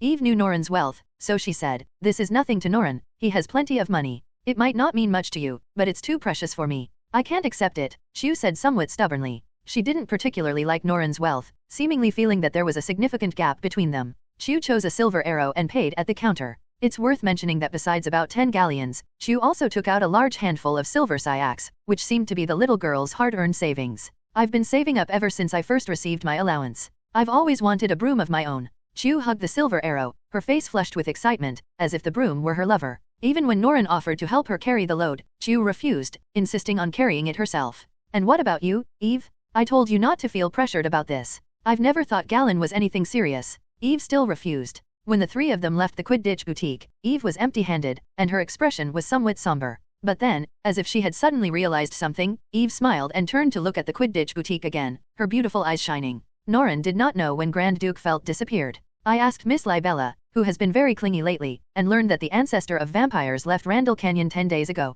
Where did she go? What did she go to do? Norren was very puzzled. Basically, Grand Duke Felt was a very lazy vampire who would rather lie down than sit, so she spent at least 200 days a year in her coffin. For such a lazy person to leave her lair and go away for more than 10 days at a time was indeed an unbelievable thing. They went to Sweden. Miss Libera was pressing on Norren's shoulder. Although vampires don't tire easily, she thought for a moment and said uncertainly, it seems they were looking for some kind of mystic eye. Norren nodded. Several conditions must be met for an eye to be used as a mystic eye. It must be epic in history, highly mysterious, possess a strong magical attribute in a certain aspect, and be soaked and processed in a suitable potion. Therefore, vampire mystic eyes are not easy to find. Sweden, or rather, Northern Europe, has always been a place of great mystery, and the chances of finding a mystic eye are much higher than in England. It seems that this time, Grand Duke Felt has gone to find an eye for Norren. Norren enjoyed Miss Libera's massage, then thought for a moment and asked, how did she get abroad? Did she fly to Normandy? No, Libera tilted her head in surprise, it's just a regular flight, I booked her tickets a few days ago. Okay, the progenitor of vampires who travel by plane. However, this is nothing special. The Ventura family has always maintained close ties with Muggles. They enjoy the technological life of Muggles, while many Muggles covet the beauty and longevity of vampires, making it a mutually beneficial arrangement. Wizards are the ones who truly reject Muggle technology. Many wizarding households don't even have telephones, making them completely out of touch with modern society. Norren couldn't understand this kind of reserve and arrogance. In his eyes, it was nothing but foolishness and prejudice. And ultimately, wizards aren't completely unrelated to Muggle technology. For example, the red steam locomotive that departed from platform 934 at King's Cross Station in London on September 1 st. The Hogwarts Express is a typical example of Muggle technology, only that some traditional wizards have chosen to ignore it. What snacks do you want to buy, honey? A woman with chubby cheeks and deep dimples knocked on the glass of the cubicle door and asked. Norren looked up and glanced around. What would you like to eat? Chu stood up impatiently, opened the cubicle door, and said, I want a crucible cake, and 3 pumpkin sodas. Norren said softly, 2 glasses. Okay, 2 glasses. Chu shrugged, then asked, do you have any tomato juice here? A short while later, Chu returned to her seat with the crucible cake and drinks, then squeezed against Norren, saying, move over there, I don't have anywhere to sit. Norren sighed and said, you can sit across from me. Why are the 3 of us crammed into one seat? This is a 2-seater, not a 3-seater. If you insist on sitting here, I can go across from you. With that, he stood up, leaving Chu and Eve staring at each other. I shouldn't have expected him. Chu sighed and muttered. Eve shook her head. Actually, Norman understands everything. He just doesn't want to respond to us. You're too young, Norren said softly without looking up, his hands moving rapidly. He'd recently become obsessed with a Muggle toy, which they apparently called a Rubik's Cube. Norren found the Rubik's Cube fascinating. It wasn't just a toy, but each time he solved it, it was a mental workout. How long did it take me just now? 27 seconds, or maybe 37 seconds, I suppose. Cho said boredly, scooping out a piece of crucible cake to share with Eve. I really don't know what's so interesting about your new hobby. Why don't you come and check out the Quidditch European Cup schedule with us? The book documenting the European Championship was bought by Norren at Flourish and Blotts that day as a gift for the 2 girls. It seemed like the right gift, as it wasn't too expensive, so the 2 girls accepted it without any pressure, and they were both quite happy. Eve is a big fan of the Irish team. She says their seekers seem weak, but they always manage to win games thanks to their strong chaser and beaters, although they did lose to France. There should be a better formula in here that would allow me to solve a 9x9 Rubik's Cube in under 10 seconds, but I don't know where to find it. Maybe I can buy a book on Rubik's Cube at a Muggle bookstore. Chu, bored, rested her chin on her hand and muttered, don't worry, I'll give you one for Christmas, Norman. Just then, there was another knock on the cubicle door, and a little girl with chestnut hair and slightly large front teeth poked her head in. Hello, seniors. I'm looking for Neville's toad. Have you seen it? No, darling, we've been staying in the cubicle the whole time, Chu said with a smile, appearing quite gentle now. Oh, the little girl nodded and then pulled her head back in. Half a second later, she poked her head out again. That's a 9x9 Rubik's Cube? I never thought wizards liked playing with Muggle toys. I've asked many people if wizards use muggle things, but everyone said no. Now I know they were wrong. Chu curled her lip. Ignore him. Norren has always been a freak wizard. Nobody wants to take him as a role model. Don't you know that last year, Norren even brought a muggle video game console to Hogwarts? If Salazar Slytherin knew that his best student was obsessed with muggle games, he would be furious, or he'd unleash his snakes to bite you. Eve glanced at Cho, but I remember there was a second person who brought a game console to Hogwarts? And she even showed it off at the Slytherin dinner table after Valentine's Day. Chu looked away awkwardly and coughed softly. While the two girls were not paying attention, the little girl with slightly larger front teeth had somehow sat down next to Norren, bending down slightly to watch Norren fiddling with the Rubik's Cube. She was very talkative, constantly chattering in your ear, and occasionally letting out a scream. No, no. I remember you were looking for a toad. Norren asked, frowning, as if he had been disturbed. The girl stood up. Oh, right. Neville must be getting impatient. I haven't introduced myself yet. My name is Hermione Granger. If you find a toad, be sure to let me know. I'm going to the engine room now to see if anyone has found one. Speaking of toads, I think of Marcus, Miles said, chattering on and on after getting off the Hogwarts Express and finding Norren and the others. It was as if he was venting all the pent-up frustration of the holiday. Sometimes I envy him. You know, not every wizard gets to experience what it's like to be a toad. Marcus must have been completely immersed in the toad's world. He formed a deep friendship with that turtle. I even saw him at the trough before the holidays this year, pausing to say goodbye to it. What's it called again? I call it Brittany. Alicia, still holding the little turtle, looked dazed, staring longingly at the front of the carriage where a black horse stood, a magical creature, the night steed. Students who advance to the second year no longer need to cross the river to enter the school. They are transported by carriages pulled by night horses. Yes, Brittany. I bet Brittany is a real beauty in the aquatic world. But Brittany is male. Oh, really? Then why did you name it that? Miles seemed quite interested in this, then looked at the dazed Alicia and asked, Hey, Alicia, what are you looking at?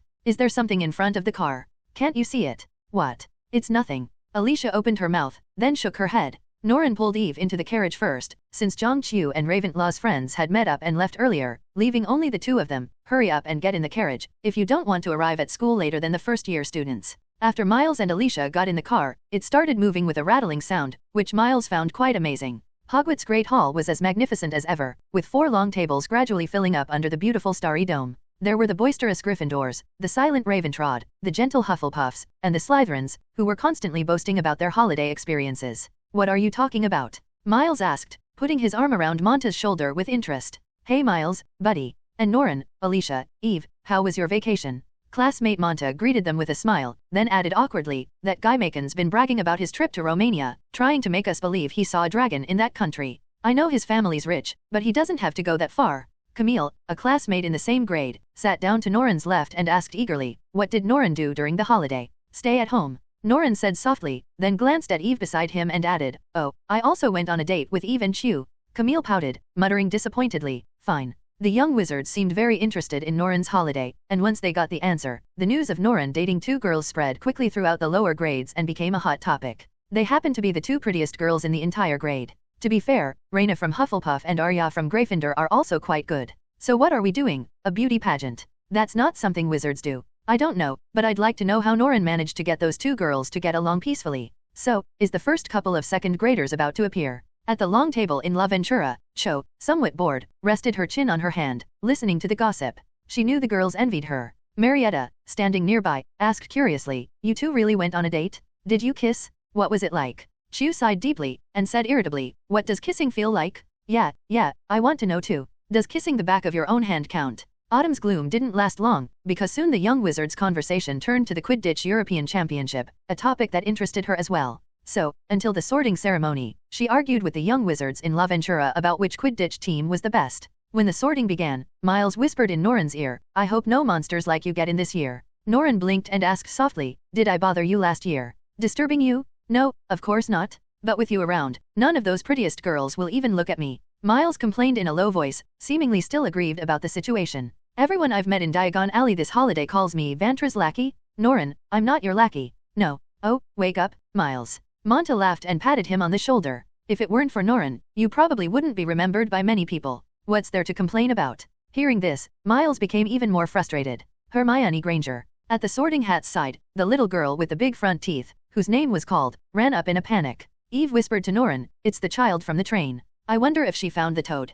Who knows? Norren wasn't particularly concerned. Granger was quickly sorted into Gryffindor, and then a little boy with platinum blonde hair arrived in Slytherin. He always had an arrogant air about him and looked a bit like Markin from the previous year, though, of course, his family sounded much more powerful than Markin's. My name is Draco Malfoy. The cocky little guy flashed Norren a bright white smile, then introduced, this is Crabbe, this is Goyle, they are my friends. Malfoy. Norman thought for a moment. You're Malfoy's son. Upon hearing this, Eve's face darkened instantly. Last year, Draco's father, Lucius, tried to expel her from Hogwarts. If Norman hadn't stood up for her, Eve doesn't know how humiliated she would have been. You have a good father, Eve said to Malfoy with a smile, her voice as cold as could be. Malfoy shuddered in fright. He had no idea what he had done to offend this senior student. This was bad. She and Norren Vandrow seemed very close, perhaps even lovers. And Norren Vandrow was someone his father had repeatedly warned him never to mess with before he started school. Yes, yes. Dad has always been very good to me. Malfoy nodded cautiously, then slunk away. Just then, cheers erupted from the next table.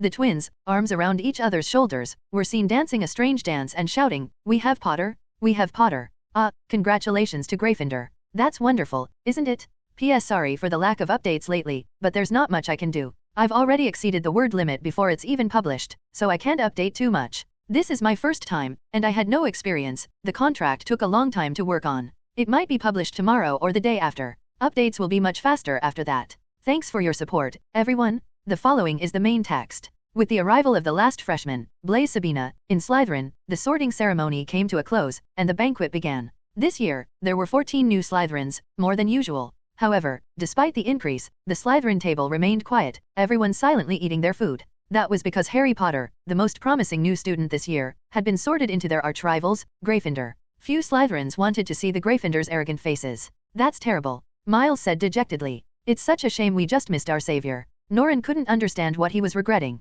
Because, Miles explained excitedly, wouldn't it be awesome to live in the same common room as Harry Potter and talk to him every day? If that were true, I could brag about it to my older siblings. This fangirl. Eve muttered unhappily as she munched on her boiled beans. The little snakes noticed that Eve had really changed. She would never have uttered a word of complaint before. Just then, the young Slytherin wizards all cried out in surprise, for their ghostly blood man, Barrow, suddenly emerged from under the table. Covered in pure silver blood, the ghost's cold gaze swept around the room before finally settling on Norren. Norren said in a friendly, soft voice, "Hello, Barrow, would you like something to eat?" Barrow shook his head, then nodded, and finally took the rotten flesh that Norren handed him, then floated away satisfied. "Ghosts eat that." Miles stared wide-eyed, looking utterly incredulous. Norren explained casually, "Ghosts don't have a very good sense of taste. They eat things with strong, pungent smells, which give them a faint taste. It's not really eating, but rather enjoying the process of eating. They don't need to eat anything, just having something in their mouths makes them feel like they're still alive. There are also ghosts who don't do this. Lady Helena of Ravenclaw doesn't eat anything at all, she's still an elegant lady even in death." Eve rummaged through Norren's pockets, looking rather displeased, as if afraid he might be hiding something dirty. "Then why did you bring rotten meat with you?" "It's for dealing with Peeves, it works really well. When he's playing tricks on you, just throw him out and you won't be bullied anymore." Norren finished speaking and turned to the little snakes who had been watching the situation closely. "If you also don't like Peeves, you can use this trick. Norren, would you like some Yorkshire pudding?" Suddenly, an older girl carrying a plate sat down next to Norren. It was Penelope, the prefect of La Ventura. After Norren refused, she complained a little, "I haven't received a reply from Philoth recently. Is she having some trouble?" "It's normal that you can't receive it, because Philette is not in Ying now, she went to Sweden." "Sweden," the little snakes exclaimed in unison. They all had a fondness for last year's beautiful and handsome defense against the dark arts professor. Miles asked curiously, what was the professor doing there? "Treasure hunting," Norren replied casually. "No one really understands her, or rather, very few people can figure out Grand Duchess Feltvanter's personality, not even vampires older than Grand Duchess Felt." As the little snakes chattered about Philothere's gossip, another exclamation came from Gryffindor's direction. "Can't they just be quiet?" Miles complained. "Let them make a fuss. Today might be the happiest day of the year for the Gryffindors." Monta wasn't too happy about the Little Lions either, and we Slytherins, even without Potter, could win 7 consecutive championships. "Well said." Everyone applauded. Before Harry was sorted into Gryffindor, no one would have minded being friends with him. In Miles' words, it was a matter of prestige. But when Harry became Gryffindor, things changed. Gryffindors hated Slytherins, and Slytherins hated Gryffindors, so Harry Potter became an enemy of Slytherins because his appearance made those fools in Gryffindor very proud. That Harry Potter, he's not doing well. Look at him, he's practically a size smaller than everyone else his age. Gossip about Potter suddenly became popular at the Slytherin dinner table. "I'm afraid that child won't grow tall. It's so pitiful, his adoptive parents don't seem to be able to feed him properly." The little snakes said these words with schadenfreude. Eve glanced at Potter from afar and suddenly said, "Norren, didn't you try to persuade Potter to join Slytherin?" The little snakes were curious. "Why do you ask that?" I ran into him during the holidays. Norman was with Porter at the time, Eve explained. Norren said slowly, I do know him. I took him to Diagon Alley with Hagrid in early August. Hey, that's great. Only Miles seemed excited. Clearly, to the Slytherin members, Potter didn't carry the same weight as Norren. Norren, what kind of person do you think the Savior is? What special abilities does he have? Is he stronger than you? Miles. Eve called his name irritably. Miles remained unmoved. Come on, let us know what the Savior's schedule looks like. Special abilities? Perhaps, but in any case, Harry Potter is always different. Yes, it's different from others. Although, in Norren's eyes, it was just an ordinary little boy. But Norren knew that the most powerful White Wizard, Dumbledore, valued Harry Potter highly. During this holiday, Dumbledore revealed his plans. He wanted to groom Harry Potter into a true savior. To this end, Dumbledore even asked Norren to help Harry and become his friend. Norren refused. He wasn't someone anyone could just be friends with. The friendship of the Vanter family wasn't so cheap. The savior of the wizarding world, what makes you so special? We'll see. After making eye contact with Harry again, Norman muttered this to himself softly. After dinner, Dumbledore formally introduced Quirrell, the new defense against the dark arts professor, to everyone. He seemed quite famous. Most of the children from wizarding families knew him. However, no one seemed particularly impressed, perhaps because Professor Philothere Ventral had given the young wizards so many amazing surprises last year. Dumbledore then instructed everyone not to approach the Forbidden Forest or the corridor on the right side of the 4th floor. Upon hearing this, many Gryffindors' eyes lit up. You can never use rules to restrain a foolish Gryffindor, Norren thought as he returned to his dorm after a holiday. That was the first weekend after school started. Good afternoon, Professor Snape.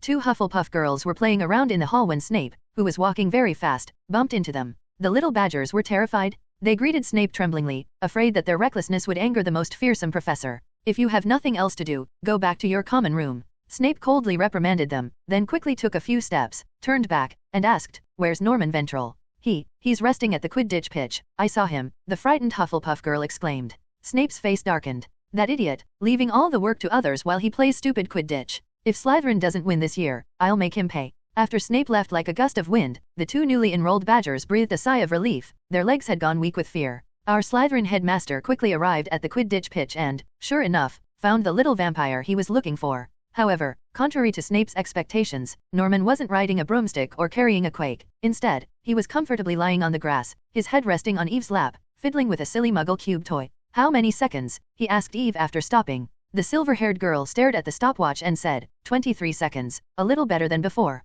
That's not enough. Norren scrambled the colors of the square again. To be honest, Snape didn't know how he managed to put the cube back together, but he didn't want to know. Snape had no entertainment in his life. He'd never even played wizard's chess. Norren Ventral, it's really hard to get a meeting with you. Snape stood condescendingly before the 2, his long shadow blocking the sunlight. He spoke as fast as he walked, and his lips barely moved, giving him a very cold impression. If I were you, I wouldn't waste my time being all this fuss with stock, because I have what you need here. Snape tossed a vial of blood-red potion onto Norn's stomach. This is the noble blood potion you requested. It's been tested and the proportions are acceptable to the human body. I've given the prescription to McGonagall. Go get it from her if you want it. I didn't expect it to be so fast.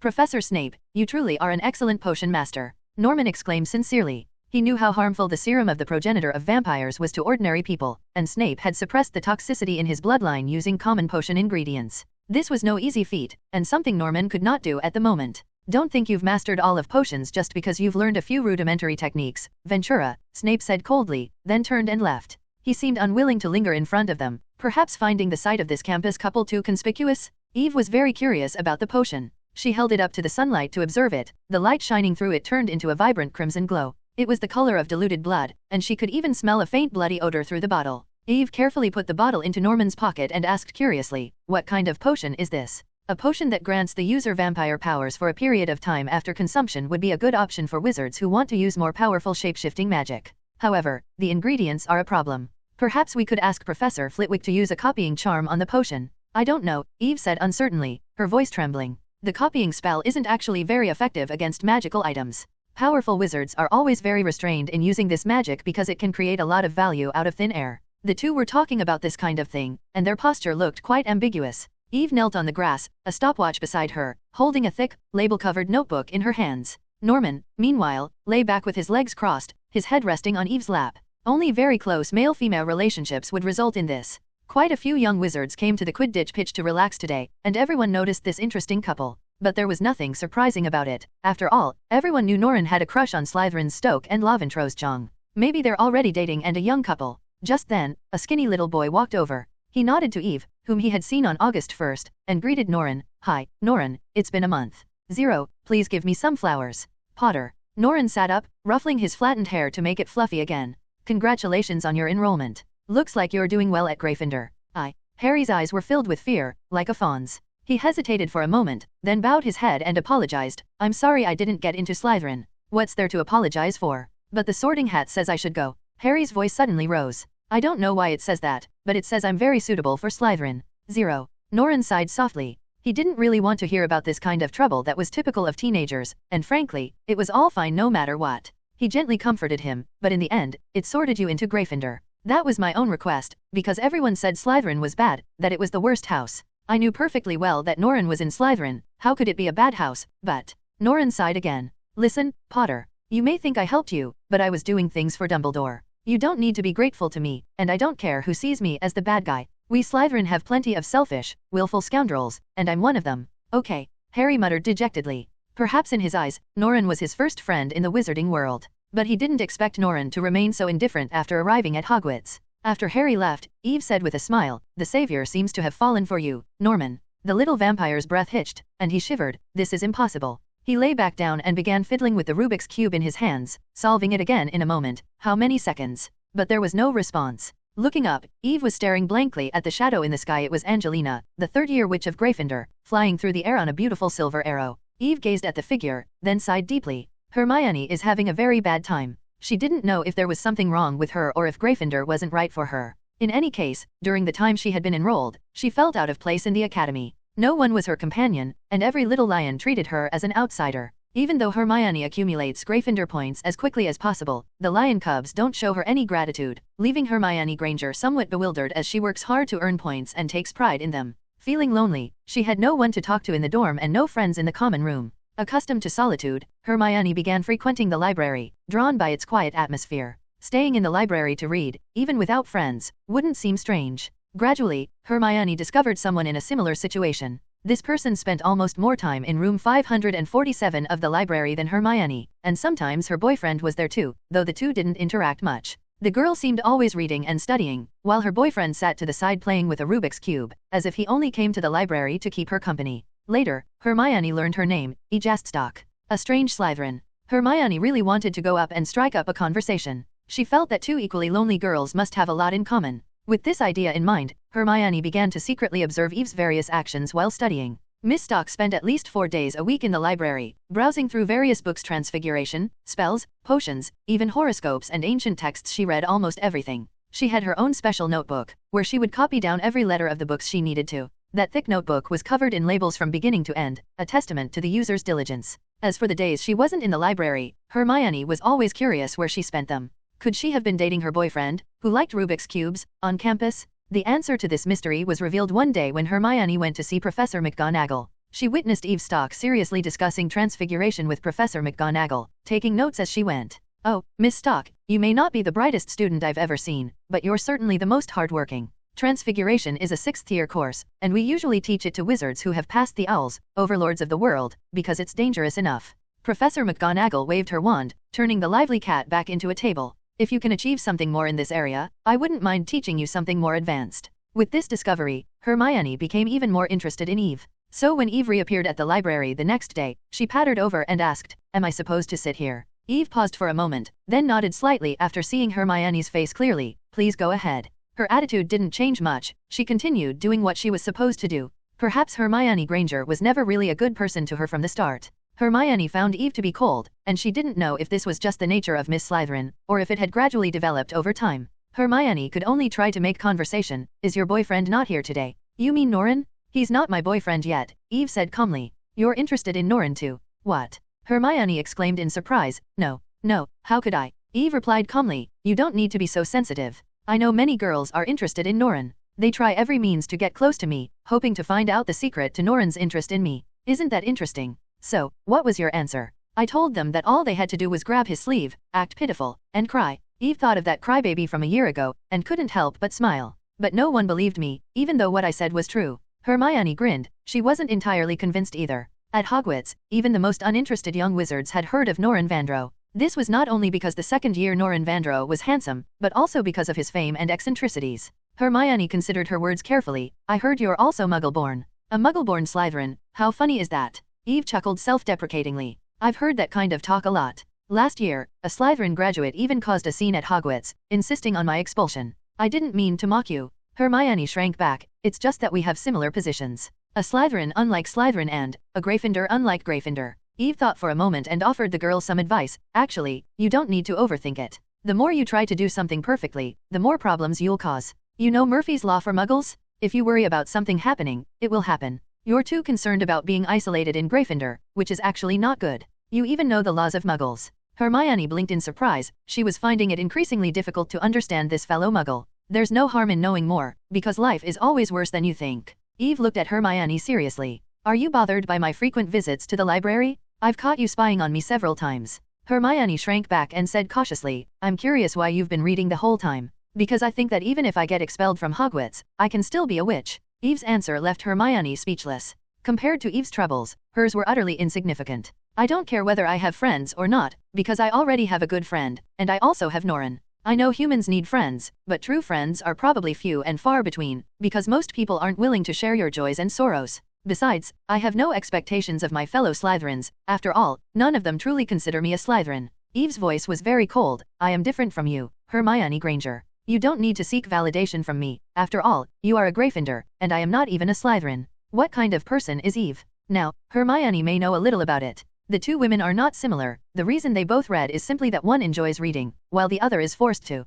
Despite a year having passed, Macon and Miles' relationship remains strained. Everyone knows that Marcus is a staunch racist, proud of his bloodline in that sense. He's a truly remarkable Slytherin. Like the newly enrolled Draco Malfoy, they're the same kind of people. As for Miles, he's a half-blood. Although there are already quite a few half-bloods in Slytherin, even a special case like Eve Stokes, half-bloods are still more widely recognized than pure-bloods. Marcus often looks down on Miles, and Miles doesn't bother to earn Marcus's respect. This is the root of their conflict. You damned fascist. That day, the two young wizards were arguing in the common room, and Miles attacked Macon with the most vicious words he could think of. How could your mother have given birth to such a damned BD like you? Who knows if your bloodline is pure? Maybe you're a BD your mother stole with some wild man. Mokong roared furiously, don't insult my family. You mudblood. I'm not a mudblood. I'm a half-blood. Miles angrily drew his wand. I'll make you pay. I'll make you pay. Let's see if your bloodline can protect you. Draw your wand. Then I'll show you that noble bloodlines are not to be trampled upon. A conflict was about to erupt between the two, and the young wizards watched them with concern.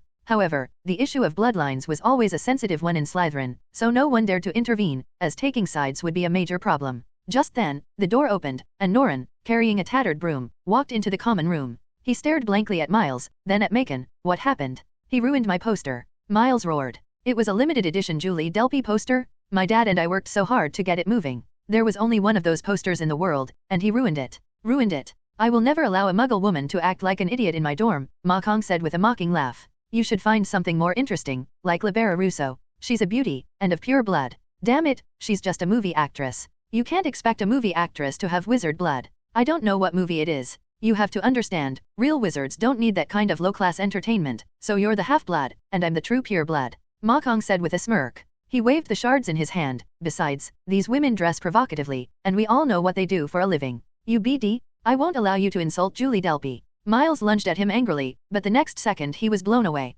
Of course, Mokong was not among those who were blown away at the same time. Norren frowned, flicked his wand, and muttered a complaint. You're all noisy from morning till night. Do you want me to turn you into toads? As soon as he finished speaking, the common room fell silent. Everyone remembered the terrible scene last year when Norren turned Mokong into a toad, even bringing him to class and trying to feed him insects. Among the first-year students huddled in the corner, Draco Malfoy swallowed hard. He hadn't expected Norn Ventral's magic to be so terrifying. With a mere flick of his wand, he had sent two wizards of the same age flying. Draco knew he couldn't do it, and he wasn't even sure if his father, Lucius, could. He cautiously asked Monta beside him, aren't wand duels forbidden in the common room? Why didn't anyone stop him? Monta chuckled and patted Draco on the shoulder. You know, nobody wants to mess with Norren Vanter. This time last year, because Macon insulted Eve, Norren turned him into a toad, and that transformation lasted for half a month. After that, Macon seemed to have adapted to the toad form. I saw him crawling around on all fours in the lounge one night. Draco shuddered and asked even more cautiously, why didn't any professor stop him? That's what's even more incredible about us. The professors don't seem to want to offend Norman. It's as if offending him is worse than having discipline disrupted. Even Professor Dumbledore didn't stop it. Listen, Draco, everyone knows Norman is no ordinary person, so we won't offend him easily. Of course, as long as you don't make him angry, he's quite easy to get along with, and he's not easily angered. Monta Lockman was kind-hearted, a good guy, but even so, he was unwilling to risk offending Norren to rescue Macon. That's the Slytherin style, playing it safe. While Monta was telling the freshman about it, Norren had already dealt with his two roommates. Miles and Macon were now completely battered and bruised, half crying as they promised, "We'll never fight again." "Very good." Norren nodded. "I hope you two get along well, because arguing is really noisy." As he spoke, he carried one in each hand and returned to his dormitory amidst the bewildered looks of the little snakes. And so, peace was restored to the Slytherin common room. The little snakes were diligent, unlike the Gryffindors, they didn't waste any free time playing. Many in Slytherin loved to study, or rather, had to study hard for the sake of their family. Otherwise, they wouldn't have been able to win the House Cup for 6 consecutive years if we disregard Professor Snape's favoritism. Just 5 minutes after everyone had gotten back into study mode, a panicked scream came from Norren's and his two friends' dormitory. Immediately afterwards, Mokong rushed out, crying and shouting, "Snake! Snake! Calm down, Marcus," Miles said, stepping forward with amusement. "That's just Norren's pet. You know, it's been with us since first year and has never bitten anyone. Besides, you, as a Slytherin, are afraid of snakes? Aren't you ashamed to eat them? You've been with us since first grade." Mokong's lips trembled, his face paled, and his hands and feet shook uncontrollably. He couldn't believe that he had been living in the same dormitory as that slippery, cold-blooded creature for a year, and without his knowledge. "Her name is Sheila, she's family." Norren rolled up his sleeves and gently wrapped the small white snake around his wrist. It wasn't like touching a pet, but more like caressing a lover. "She's beautiful, isn't she?" Mokong, looking utterly miserable, stared at Sheila. Sheila, with her ruby-colored eyes, flicked her tongue and hissed. Immediately afterwards, Mokong let out a hiccup, rolled his eyes, and fainted. What an unfortunate fellow, the young Slytherins thought to themselves. "Dumbledore, you absolutely must see this." Professor Bassida Barbling, who taught ancient runes, opened the door with the command "pineapple soda" and began shouting as soon as she entered the Hogwarts headmaster's office. She held a Gothic-style glove in her left hand and led a reluctant Norren by the hand in her right. "Batchy." Dumbledore's eyes widened in surprise, then he smiled mischievously. "I thought I'd never see you so excited in my life. You look more like a little witch now than you did 18 years ago when you were still in La Ventura. This is no time for jokes, you should listen to me, Dumbledore." Professor Barbling looked extremely excited. The weak woman's hands, veins bulging, gripped Norren's wrist tightly, as if afraid he would run away. "You must reward Norren, listen to me, you absolutely must. I've never seen a student like him, you should see his inventions." "Oh." Dumbledore put down the parchment, he seemed to have been reading some letter. "This glove is the invention you mentioned? It looks, well, very nice." "No, this is a magnificent invention." Professor Babbling emphasized repeatedly, "This is a magical artifact that Norren created himself." "Well, perhaps I helped a little, but he made most of it himself. He's now an excellent magician. I don't know how to describe it, I've never seen anything like it before." Dumbledore smiled and put on the gloves with great interest. "This glove has a very Norren style. It's all black with a little metal at the fingertips, and the back of the hand is decorated with unnecessary gears and chains, seemingly purely for aesthetic purposes." "What is it like, Norren?" Norman reluctantly explained in a low voice. "You can snap your fingers, Professor Dumbledore. That will activate the magic." Dumbledore snapped his fingers, and the candlesticks in the room suddenly exploded. "Oh my god, this is shattered to pieces, though it's not very accurate. I must say, Norman, your work has certainly exceeded my expectations." Dumbledore's narrow eyes gleamed with admiration. "Becoming a magician is no easy feat. You must be thoroughly familiar with ancient runes, and sometimes knowledge of potions and spells is also essential. Good magicians are highly sought after by wand shops and broomstick shops after graduation, and their salaries are consistently high, even higher than those of Ministry of Magic employees. Perhaps that is the best profession in the wizarding world." "That's not all." Professor Barbling was already incoherent. "There are 3 spells in that glove, you can switch between them by clenching your fist." Dumbledore clenched his fist and noticed the gears on the back of his hand click. He snapped his fingers and found that the ironclad charm had appeared on his body. This time, even Dumbledore had to admit he was impressed. Both the ironclad charm and the shattering charm are very practical spells, but they are also quite difficult to use. If this glove could be used on an Auror, it would be enough to increase the combat power of these stupid Aurors who cannot use the ironclad charm by several times. I've never seen a magical item that can be used to perform different spells. Norren, you really surprise me. He's only a second-year student? He's only a second-year student. Professor Barbling shrieked. Dumbledore, I want Norren as my apprentice. He shouldn't be wasting his time in stupid second-year classes. I can take him to ancient oceans like Niven and make him the world's finest magical engineer. I think I must reject your suggestion, though it is tempting, Professor Barbling. Dumbledore smiled, removed his glove, and handed it back to Norren. For our Norren, the most important thing is obviously to make friends and enjoy his youth. Of course, I don't object to him studying deeper magic, that would be a blessing for any wizard. Norren, can you tell me how you came up with this idea? The Rubik's Cube, Professor Dumbledore. Rubik's Cube. It's this, Norren said, taking a cube-shaped muggle toy from his pocket and handing it to Dumbledore. Watching the old man fiddling with it like a curious child, Norren explained softly, by turning the Rubik's Cube, you can change its color. So I wanted to embed runes into a mechanism, so that by turning the gears, they can be arranged in different patterns, thus activating different spells. A novel explanation, Norren. Very, very novel. Dumbledore exclaimed, setting down the Rubik's Cube. We always learn many unexpected things from muggles, and Norren has clearly taught us that today. Batchy, if you wish, you can inform the Daily Prophet of this. I think our Ventura deserves the honor. The wizards should also know that you, Batchy, have taught an outstanding student. Norren pursed his lips. Dumbledore always did this, he wanted to publicize Norren's invention so he could legitimately strengthen the Auror forces. But it wasn't simple. Norren was confident that he was the only one in the entire kingdom who could create this glove, an achievement that even the masters, who understood the principles, couldn't steal. Professor Batchy said, oh no, Dumbledore. I will fight for my student's honor, which he deserves, but this beautiful magical artifact belongs to Norman himself, and we shouldn't ask him to reveal it. Dumbledore smiled slightly, you're right, Budgerigar. Then he paused, it seems we have a new guest. She might really like to see Norman here. Dumbledore used magic to open the door, and Laventra, the young lady Zhang Qiu, rushed in excitedly. Professor Dumbledore, you said my sister sent you a letter. Oh, Merlin's beard? Norman, what are you doing here? Professor Babbling was eager to reveal Norren's great invention, but fortunately Norren stopped her, knowing that Qiu had an urgent matter to attend to. Yes, that's right, your sister White Zhang, a very lovely little girl. Dumbledore smiled and waved the letter he had been reading. She admires you, Miss Zhang, so she sent me a letter. She wants to go to Hogwarts, and her words are very charming. I have to apologize to you, Professor Dumbledore. Qiu said somewhat awkwardly, Bai has always wanted to study magic like me, but she didn't receive her acceptance letter this holiday, and she's heartbroken. Not every child in a wizarding family has a talent for magic. I'm very sorry, but your sister doesn't. Dumbledore's half-moon spectacles gleamed with reminiscence, as if he were recalling something.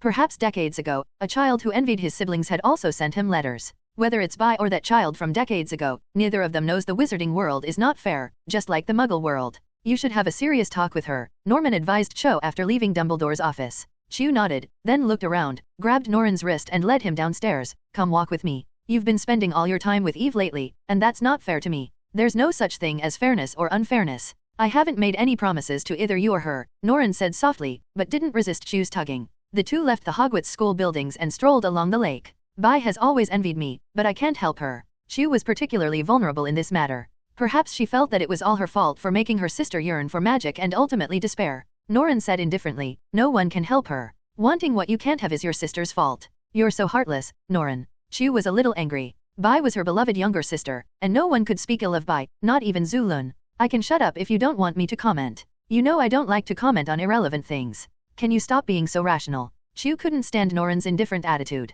She felt that this boy had never cared about her. It was always Qiu who was all talk and no action. I need you to comfort me, not just say things that don't really matter. Bai will be okay, you two will make up. She can find what she wants to do in the muggle world, can't you just say that? Norren frowned, but you know perfectly well that this is a lie. I don't know. Qiu screamed, then scratched her head in annoyance. Okay, I know it's a lie, but hearing this makes me feel better. Norren, you need to learn to say things that make people happy, or you'll never find a girlfriend. I won't. All right, Qiu nodded grimly, you really don't know how. After that day, Autumn began a cold war with Norren. Although it was called a cold war, it was started unilaterally by the little witch. Everyone could see that Autumn was angry. She unusually refused to speak to Norren, and when they met, she was icy cold. She used to often sit at the Slytherin dining table, but now she stopped going. Everyone says, poor Miss Zhang, she's finally been dumped by the Slytherin prince. Norman ultimately chose his true love Eve Stock. As a result, the little witches became even more jealous of Eve. It was alright before. Although she was Norman's rumored girlfriend, Norman had 2 rumored girlfriends, and Eve was just one of them.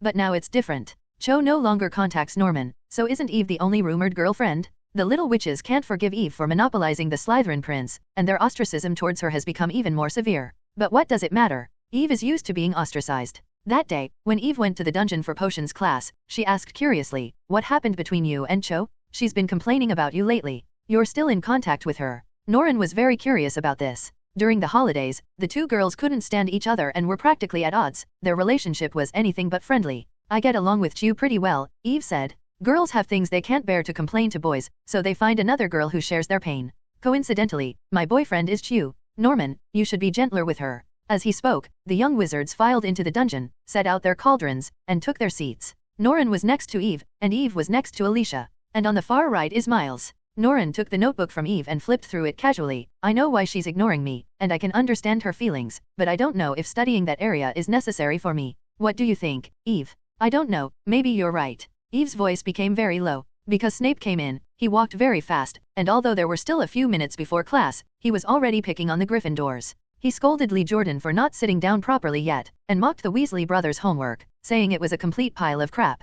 This made George and Fred secretly decide when to make the old bat swim in the cesspool again. Greyfeld has been deducted 5 points because of your slow movements. But Professor Snape, class hasn't started yet. Talking back to the professor, 2 more points deducted. Jordan, Snape said coldly, walking quickly back to the podium with his hands behind his back. The professor's presence in the classroom means class has begun. I don't know how long it will take Gryffindors to learn this. Perhaps your intelligence is like that savior's power, it looks great, but in reality, it's nothing at all. For young wizards outside of Slytherin, especially Gryffindor, potions class was a nightmare, with Snape constantly finding ways to provoke them. But this old bat, holding the title of professor, was invincible from the very beginning. What daring young wizard would dare challenge him? Oh, maybe there really is. Perhaps I should introduce you to Potter. He's an ignorant arrogance, no amount of fame can save his empty head. I don't know what kind of parents could produce such a child. I just hope my student. Field, what are you doing now? Field is Alicia's last name, and at this moment, the young Slytherin is staring blankly at the purple, bubbling liquid in the cauldron.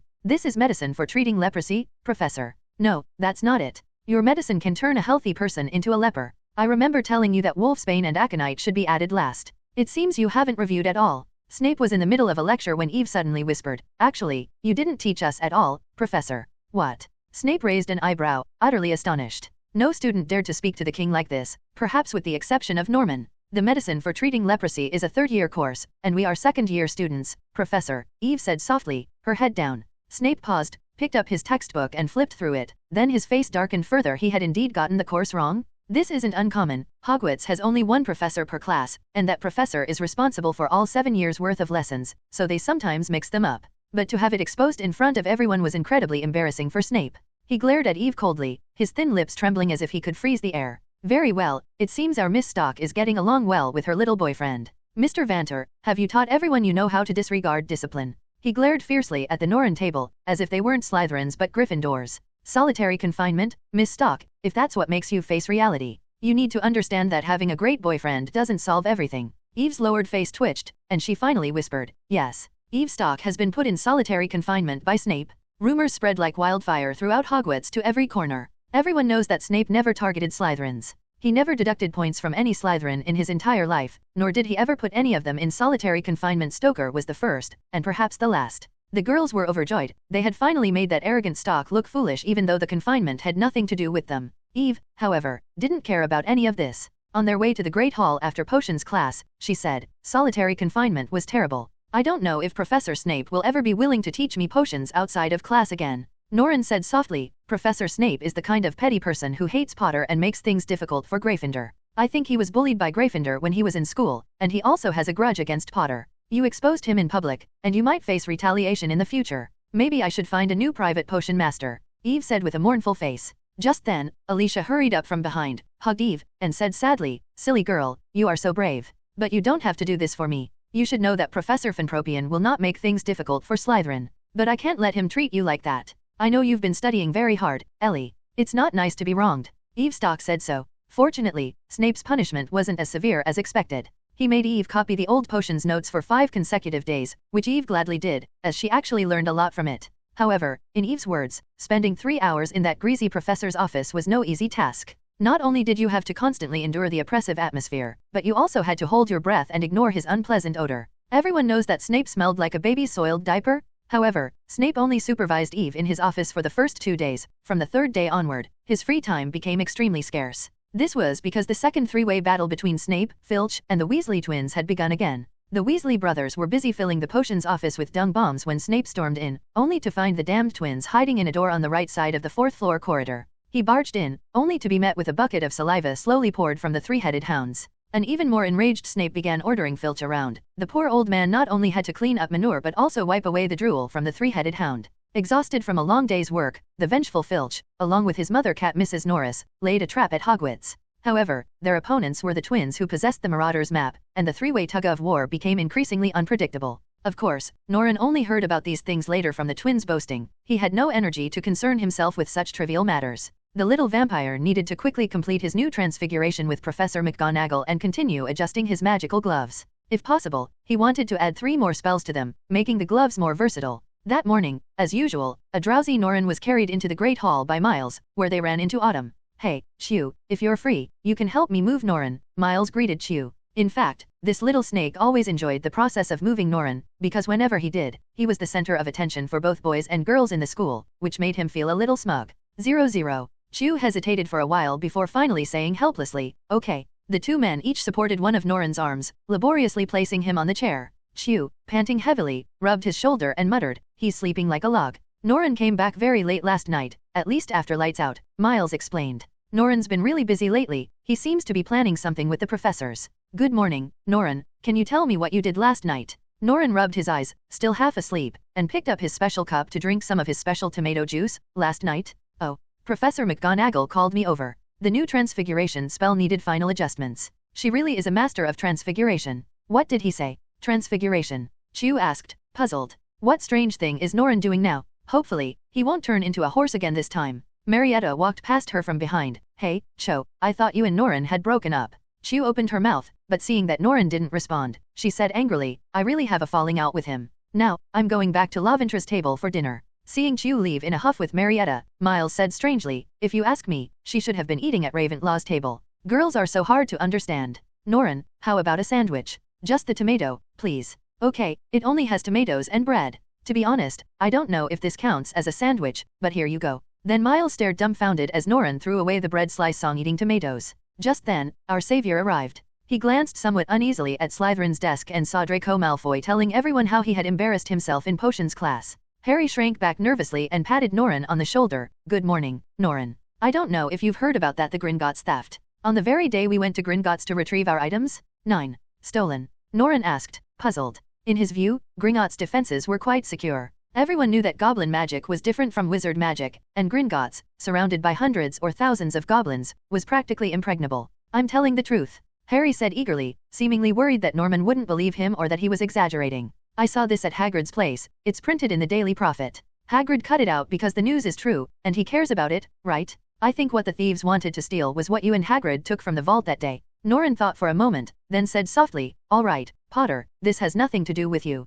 But the day it happened was my birthday. We were all there. How could it have nothing to do with me? 180 Norren finished the tomato, drank the special tomato juice, and left his seat, still chewing on the bloody gummy candy. Potter. W. What? Norren looked at him intently, patted Harry on the shoulder, and said, you're an excellent Gryffindor. Then he left. Harry stood there dumbfounded for a while before asking Miles beside him, what did he mean? You're meddling too much. In fact, that's exactly what Norren meant. Before entering Hogwarts, Norman didn't have any particular preference for or aversion to the 4 houses. In his view, Gryffindor and Slytherin were all the same. But after spending a year in Slytherin, Norman had begun to dislike Gryffindor's tendency to cause trouble for no reason. They may not attract trouble, but they seem to deliberately seek it out. Courage and recklessness are different, but unfortunately, not many young lions understand this essence of Gryffindor. Look at this savior, Norren doesn't know where his sense of mission comes from. It's as if everyone would mess things up without him, and only he can solve all problems. Throughout the day, Harry kept trying to talk to Norren, pestering him to find out the name Philosopher's Stone. Norren found him too annoying and made an excuse to leave at dinner. Oh, excuse me, Potter, I think Professor McGonagall is calling me. Perhaps you could go back to your Gryffindor table, your friends are worried. Norren said coldly, then turned and walked out of the Great Hall without looking back. Harry was somewhat dejected, then he noticed all the Slytherins were staring at him with hostile expressions as if he wanted to do something to a Slytherin. However, this was not an excuse, Professor McGonagall was indeed looking for him. Research into the new shape-shifting technique is nearing completion, and the magic is beginning to stabilize. In fact, with just a drop of the noble blood potion, you can enjoy a full day of vampire shape-shifting. Improved by Norren and McGonagall, it's now suitable for any wizard's body, extremely stable, and has no side effects after the effects wear off, well, if you don't count muscle soreness. Today, Professor McGonagall brought Norren's invention to her Transfiguration Club. McGonagall's Transfiguration Club is open to most high-achieving young wizards, who meet once a week to share their understanding and knowledge of transfiguration. It must be said that, despite Professor McGonagall being the head of Gryffindor, the club had the fewest young lions.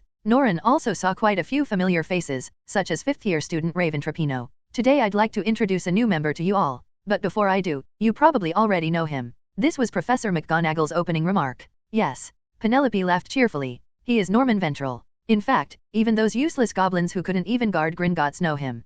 Professor McGonagall smiled and nodded. I'm glad I didn't have to waste my breath with introductions. Thank you for your explanation, Ms. Cravat. Mr. Ventral is a sophomore now, but I think he's already qualified to be a member of the club. Show us what you've got, Mr. Ventral. Don't let them underestimate you because of your young age. Norren pursed his lips, then transformed into a black cheetah. He stretched his powerful body and strode through the crowd with the gait of a feline. Oh my god, this is amazing. He really is an animagus. Speaking of which, there were rumors last semester that Vandro had successfully learned the animagus, but nobody believed it then.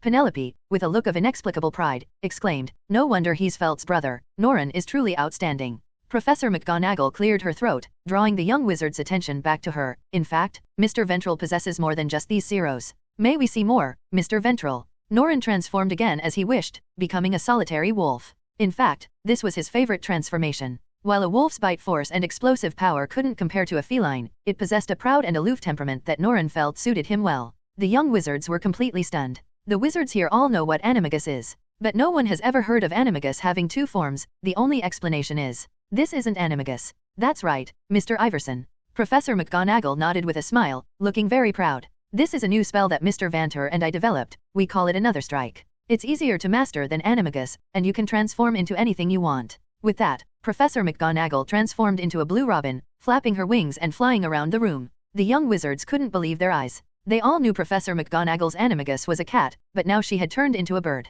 Good heavens, this was a problem that hadn't been solved in the wizarding world for thousands of years. Who would have thought that Professor McGonagall and the Slytherin prince could solve it in just 1 year? Hopkins of Hufflepuff exclaimed, Professor McGonagall, can we learn this magic too? I can't imagine how wonderful it would be to fly on my own wings. Of course, Mr. Hopkins, Professor McGonagall transformed back into the old witch. However, we have another problem. Before using Ancelstras, you must take a new potion created by Mr. Ventral and Professor Snape. This potion will temporarily turn your blood into that of a vampire, of course. It won't give you the urge to drink blood, nor will it cause any garlic allergies. We are working on solving this problem, and we believe Mr. Ventral will be able to give us a good answer in the future. However, there is still quite a bit of the potion left. If any gentleman or lady would like to learn how to use it, they can contact me or Mr. Ventral privately, provided they are available. Soon, news of Norren's invention of a brand new transfiguration spell spread throughout Hogwarts. Many young wizards wanted to capture Norren and see what was so remarkable about this new spell. Even more wanted to dismantle the Slytherin prince's head to see what was inside that made him so magical. However, few people have seen Norren these days. His whereabouts have become increasingly mysterious. He often disappears as soon as get out of class is over, and even Eve Stock, who is always clinging to him, can't find him. In fact, Norren began to spend a great deal of time improving his magic gloves. Professor Babbling highly praised Norren's skills. Although she couldn't understand the principles behind the gears and mechanisms, this did not prevent her from admiring Norren's expertise in ancient runes. But Norren felt this wasn't enough. His ideal magic glove should be a more powerful, convenient tool powerful enough to change the status of wands. Such a tool couldn't just hold 3 spells, Norren wanted more, at least 5 or 6. So the little vampire spent all his time in Professor Babbling's office, trying to find a more suitable rune arrangement. Finally, he succeeded. Norren added a 4th spell to the glove, in addition to the Crushing Charm, Ironclad Charm, and Disarming Charm. Unfortunately, due to the limitations of runes, this 4th spell was very strange. Not only was it unusable on the battlefield, but very few people knew about it. My dear, you've done more than enough. I dare say there's no more intelligent magician in this century than you. Professor Barbling, who was accidentally injured by the magic glove and was hanging upside down from the ceiling, didn't seem annoyed at all. Instead, she was overjoyed by Norren's victory. Norren dispelled the spell, casting a levitation charm to help Professor Babbling land safely. He sighed softly, just hanging someone up? I don't know what use this spell is. I'd rather use a disarming charm. However, Norren soon learned what the spell was for. That afternoon, he was on his way from Professor Barbling's office to the auditorium when he heard a familiar sobbing sound. When they rushed over, they found Draco, a little boy with platinum blonde hair, being bullied by 2 Weasleys with fiery red hair. For some reason, his 2 henchmen, Crabbe and Goyle, were not around. As a result, Draco's wand was first taken away, and then the twins cast a petrification spell on him, leaving him lying on the ground like a stone, sobbing softly. Hey, listen to Malfoy. You'd better stay away from Harry. Don't be jealous of Harry's fame and keep making sarcastic remarks about him. In fact, everyone knows what kind of people you Malfoys are. Stop bothering Harry and stay away from our poor little brother. Ron is an idiot, you know that. The twins, wands in hand, gestured to Draco, each saying a word. Norman knew they had a grudge. The elder Malfoy and the elder Weasley disliked each other, and now their children were facing a generational conflict. Unfortunately, there's only one Malfoy in this generation, while Wesley still has a whole bunch of them. Norren sighed and walked over. Get away, stay away from him, twins. Then he snapped his fingers with his gloved hand. Whoa, Whether it was George or Fred, or whatever it was, one of them let out a strange cry and flipped over as if he had slipped, his limbs flailing wildly as he was hung upside down from the ceiling. Cool, one of the twins immediately shouted. Norren, how did you do that? Can you teach me? The one hanging from the ceiling yelled angrily, George, you idiot, get me down first. Norman, I want to learn too. This is the spell of the upside-down bell, it's not hard to learn. Norren said as he broke the spell on Malfoy, and the poor little boy hid behind Norren like a frightened mouse. No, I mean, how did you manage to cast a spell without saying a spell or using a wand, just by snapping your fingers? George was very interested in this. That's so cool. Norman, I knew you were a genius. Shut your mouth, George, put me down first. Ever since they witnessed the power of the magic gloves, the twins have been pestering Norren to give them one too. Norren, annoyed to no end, made 2 gloves for them with only the spell upside down. The twins were overjoyed and bought the inferior gloves with their entire year's allowance, just 5 galleons. And just like that, the incredibly cool magic gloves began to spread throughout Hogwarts. Many people asked Norren to make them a glove like that. Everyone wanted to be like the Weasley brothers, snapping their fingers to hang any idiot who dared to oppose them from the ceiling. Annoyed beyond measure, Norren disappeared again. A day later, he reappeared in Transfiguration class and tossed about 20 gloves to Miles, asking him to sell them in his place. The first batch of gloves was wildly popular at Hogwarts, even sparking a black market within the school for just 20 or so gloves. The price of the gloves was repeatedly driven up, eventually reaching a staggering 10 galleons. The young wizard who received the magic gloves became incredibly arrogant. Now, no one dared to mess with them. They flaunted Norren's work to everyone, and in doing so, they might just try their hand at it. So lately, you can often hear snapping fingers at Hogwarts, followed by someone screaming as they're hoisted up from the ceiling. Everyone cheers, that's so cool. Even the unfortunate soul hanging up there laughs out loud, finding it hilarious. This strange magical gadget has become a trend at Hogwarts. Whether in class, after class, or even while eating in the Great Hall, people are itching to play pranks with it. That day, Dumbledore chuckled and refused to drink the pumpkin juice, instead watching with great interest the 30 or so young wizards who were hung up like Viennese sausages at the dinner party. Snape, furious, yelled, "Enough, you idiots. From now on, no one is allowed to use this stupid thing that Ventura made on campus. If I catch him again, he'll be locked up in solitary confinement." As soon as Professor Snape finished speaking, he was also hung upside down. Snape, holding his robes between his legs, roared in anger midair. Norren was also in Professor Babelling's office today, and they had a pleasant discussion about the various applications of ancient runes. When he arrived at the auditorium, everyone had almost finished eating, and half the people had already left. Eve was sitting in front of her baked cream potatoes, reading the complete book of 100,000 transfigurations and their applications. When she saw Norren walking over, she waved, "Norren, over here. I saved your tomato." "Thank you, Eve." Norren quickly finished the tomatoes and special tomato juice, while asking Monta beside her, "Is there any homework due tomorrow? I can't remember." "Oh, there are Professor Snape's notes on the measles treatment, and Professor Quirrell's. To be honest, I don't know what that is. To be honest, I didn't understand a single word of this year's defense against the dark arts course." Monta shrugged.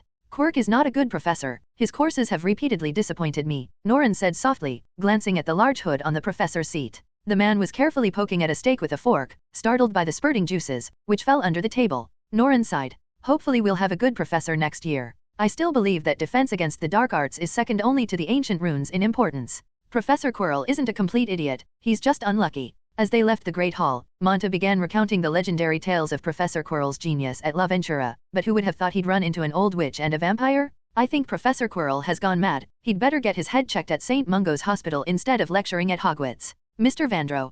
Professor McGonagall strode over, glancing at Monta and Eve. "Oh, good evening, Mr. Lockman, Miss Stock." "Professor McGonagall, I think the improvements to Anselstrass will take some more time. I can make you some more noble bloodline potions, which can help you last a little longer. Of course, Mr. Ventral, improving a spell isn't easy. Don't worry, I'm not here to rush you." Professor McGonagall rarely showed such a kind expression, like an ordinary old lady. She thought for a moment, then said, "I just want to ask, Mr. Ventral, are you interested in wizard duels?" Wizard duel. Norren had never heard of this term before. Monta, standing nearby, explained, "In wizard duels, only magic can be used. Fists and feet are forbidden. The enemy must be defeated solely through magic. Just stand far away and spray sparks at your opponent." Norren frowned and said in a low voice, "No, Professor McGonagall, not at all interested. That's too stupid." "I guessed you'd say that, because your sister said something similar." McGonagall sighed. "There's a duel tournament for underage wizards this winter break, believe me. Mr. Ventura, there aren't many wizards qualified to participate in Hogwarts, and you are clearly the best choice, even though you're only a second-year student."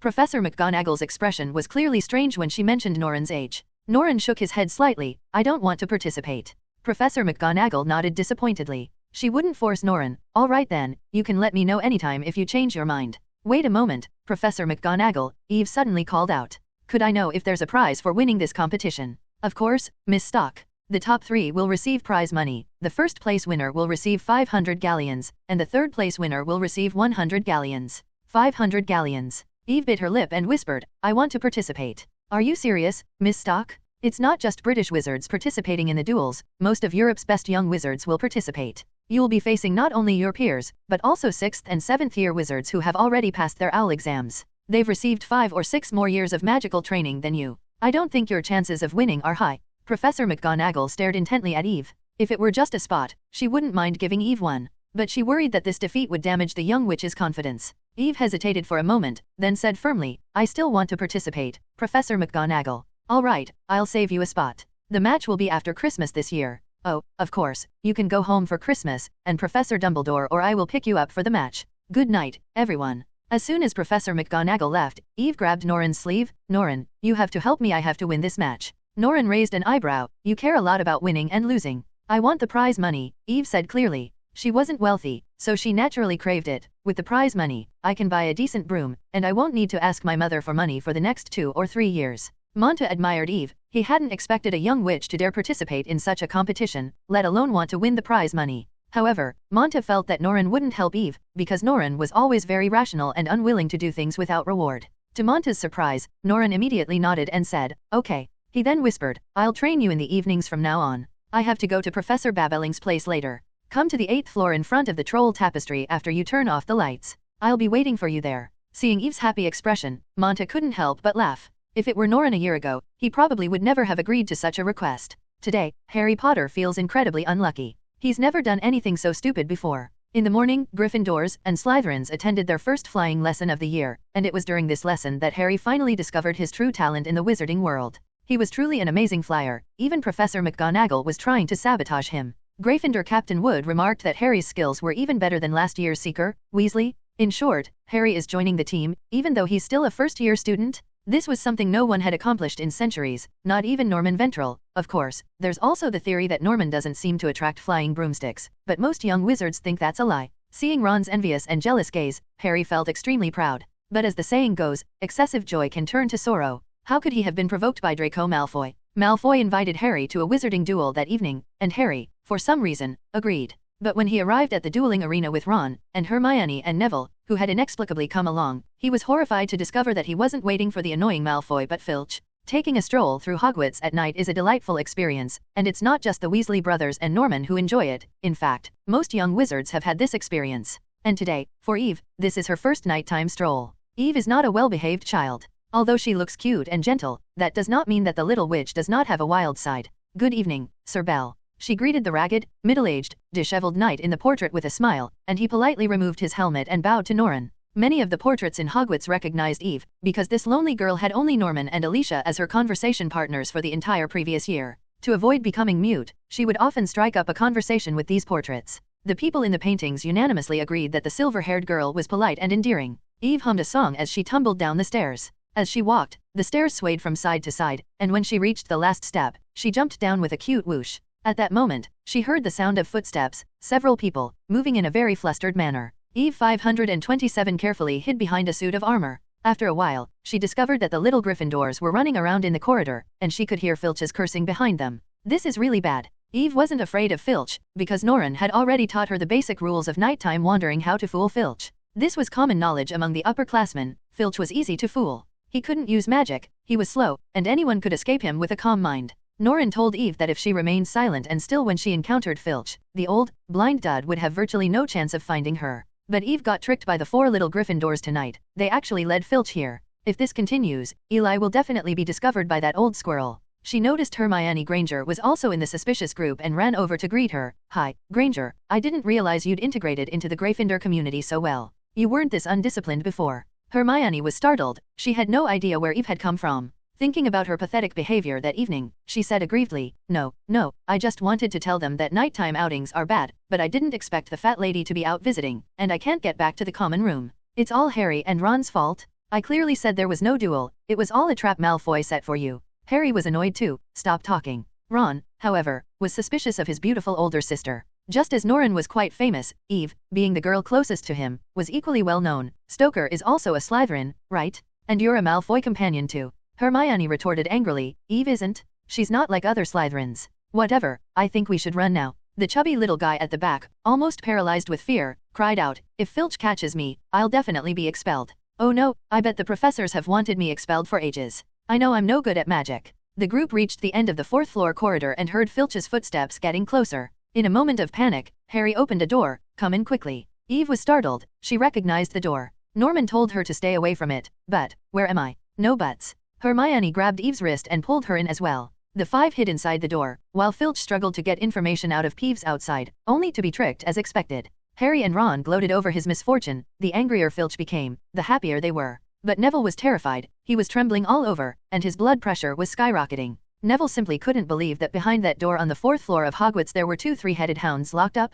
This is a nightmare. The ceiling at Hogwarts was already high, but this huge dog filled the entire space from top to bottom. It had 3 heads, 3 greasy noses, and 3 enormous mouths that emitted a foul odor. Thick saliva dripped down like slime, and Eve believed that any single drop of its saliva could be used as superglue. The 3-headed hound froze, seemingly unable to understand why so many people had suddenly appeared in front of it. A few seconds later, it reacted, its 3 gaping maws opening simultaneously, spewing out stars and scorching whirlwinds from its throat. Its roar made everyone dizzy and their eardrums ring. Harry screamed and flung open the door. The 5 of them ran out as fast as they could, with the 3-headed hound barking and biting wildly behind them. Its sharp teeth made a grinding sound, capable of tearing even the strongest weapons to pieces. Bang! The door slammed shut. The young wizards, still shaken, exchanged glances, then frantically ran in the opposite direction, not one daring to stay behind.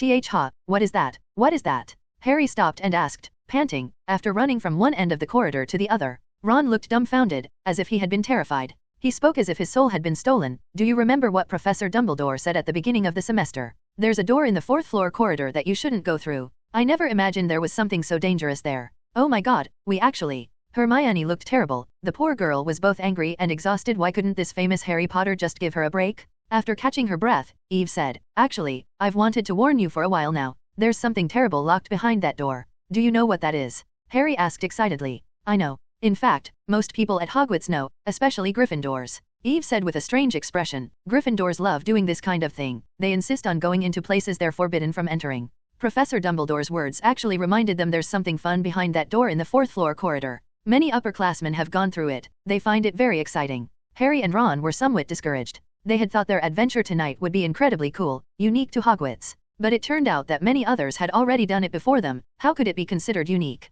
Eve saw through Harry and Ron's heroic charade and found the little boy's bravado amusing, so she chuckled and said, it's best to stay away from that door in the future. The 3-headed hound won't let you off just because you're a Hogwarts student. Also, be careful of Draco Malfoy, that's a despicable family. Harry and Ron exchanged a glance, the meaning clear she was indeed a Slytherin unlike any other. Eve turned and took a few steps, but then heard a meow. Oh no, Harry yelled, it's that dead cat Filch. Eve reacted quickly, she pulled out her wand, faint. A flash of red light appeared, and the cat meowed and collapsed to the ground, seemingly fast asleep. Eve stuffed her wand back into her pocket, didn't look at the few lion cubs again, and waved her hand as she walked away. Hurry back to the academy. Gryffindor, your luck doesn't look so good today. Harry and the others exchanged bewildered glances. They looked at Eve's retreating figure, then at Mrs. Loris, who had been instantly knocked down. She's so cool. Harry swallowed. It's more than just cool. Ron said blankly, it's absolutely amazing. Now I understand why Ventil chose her. Hermione glared at the 2 idiots. If I were you, I'd get back to the tower before Filch catches you.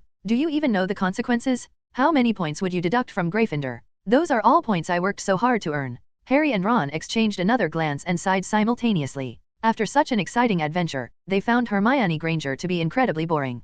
Couldn't she say something more interesting? Eve jogged up to the 8th floor, not wanting to keep Norman waiting. However, she was a little sweaty from jogging, and not wanting Norman to smell it, Eve pulled out her wand, cleansed Tennu. Eve has recently become able to use these simple spells with ease, and Professor Flitwick has praised her efforts. However, jealous girls might say that it's all because of her relationship with Hong. It's like Norren can magically make his girlfriend smarter. Eve waited a little while before Norren arrived. He seemed to have just returned from the ancient rune classroom, carrying his tattered broom and experimental equipment. Where are we going? Eve asked curiously. Right here, this is the room of requirement. Norren, looking at the empty walls before him, continued before Eve could ask any questions. The room of requirement is practically an open secret at Hogwarts. Most people don't know it, but those who want to know will. We'll walk around here 3 times. As he spoke, Norren took Eve's hand and walked around the troll tapestry 3 times. When they stopped, a door appeared on the wall that had been empty. When you walk around 3 times, keep in mind where you want to go, and the House of Requirement will provide whatever you need. After saying that, Norren grinned mischievously, and there are even older couples who come back here for romantic evenings.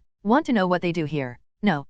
Eve shook her head, her face turning bright red. She actually knew, because Eve was already 13 years old. She noticed that Norren seemed a little different at night. During the day, he is always indifferent and calm, and every action he takes has its own meaning. He doesn't waste even a trace of emotion, just like a glass of industrial alcohol. But at night, he is wild and dangerous, like the bad boy that every teenage girl would fall for. Yes, like a glass of red wine. Norren has grown quite a bit taller in his first year of school, and his face is becoming more angular. He is evolving from a boy with a childish appearance, and judging from his current state, Norren will definitely be an incredibly handsome young man in 2 years. During the day, Norren always looks like he hasn't woken up yet, but now he exudes a bewitching charm from head to toe. A slight smirk, a soft or the lingering red light in his eyes can easily steal a girl's heart. He's really too dangerous. Eve thought about it, but like someone drunk on butterbeer, she let him pull her along. The two passed through the door and entered the Room of Requirement, which had been transformed into a training ground. This was a small, circular plaza with a stone surface and a circular fence around it. Like the dome of Hogwarts, it was sparkling with stars.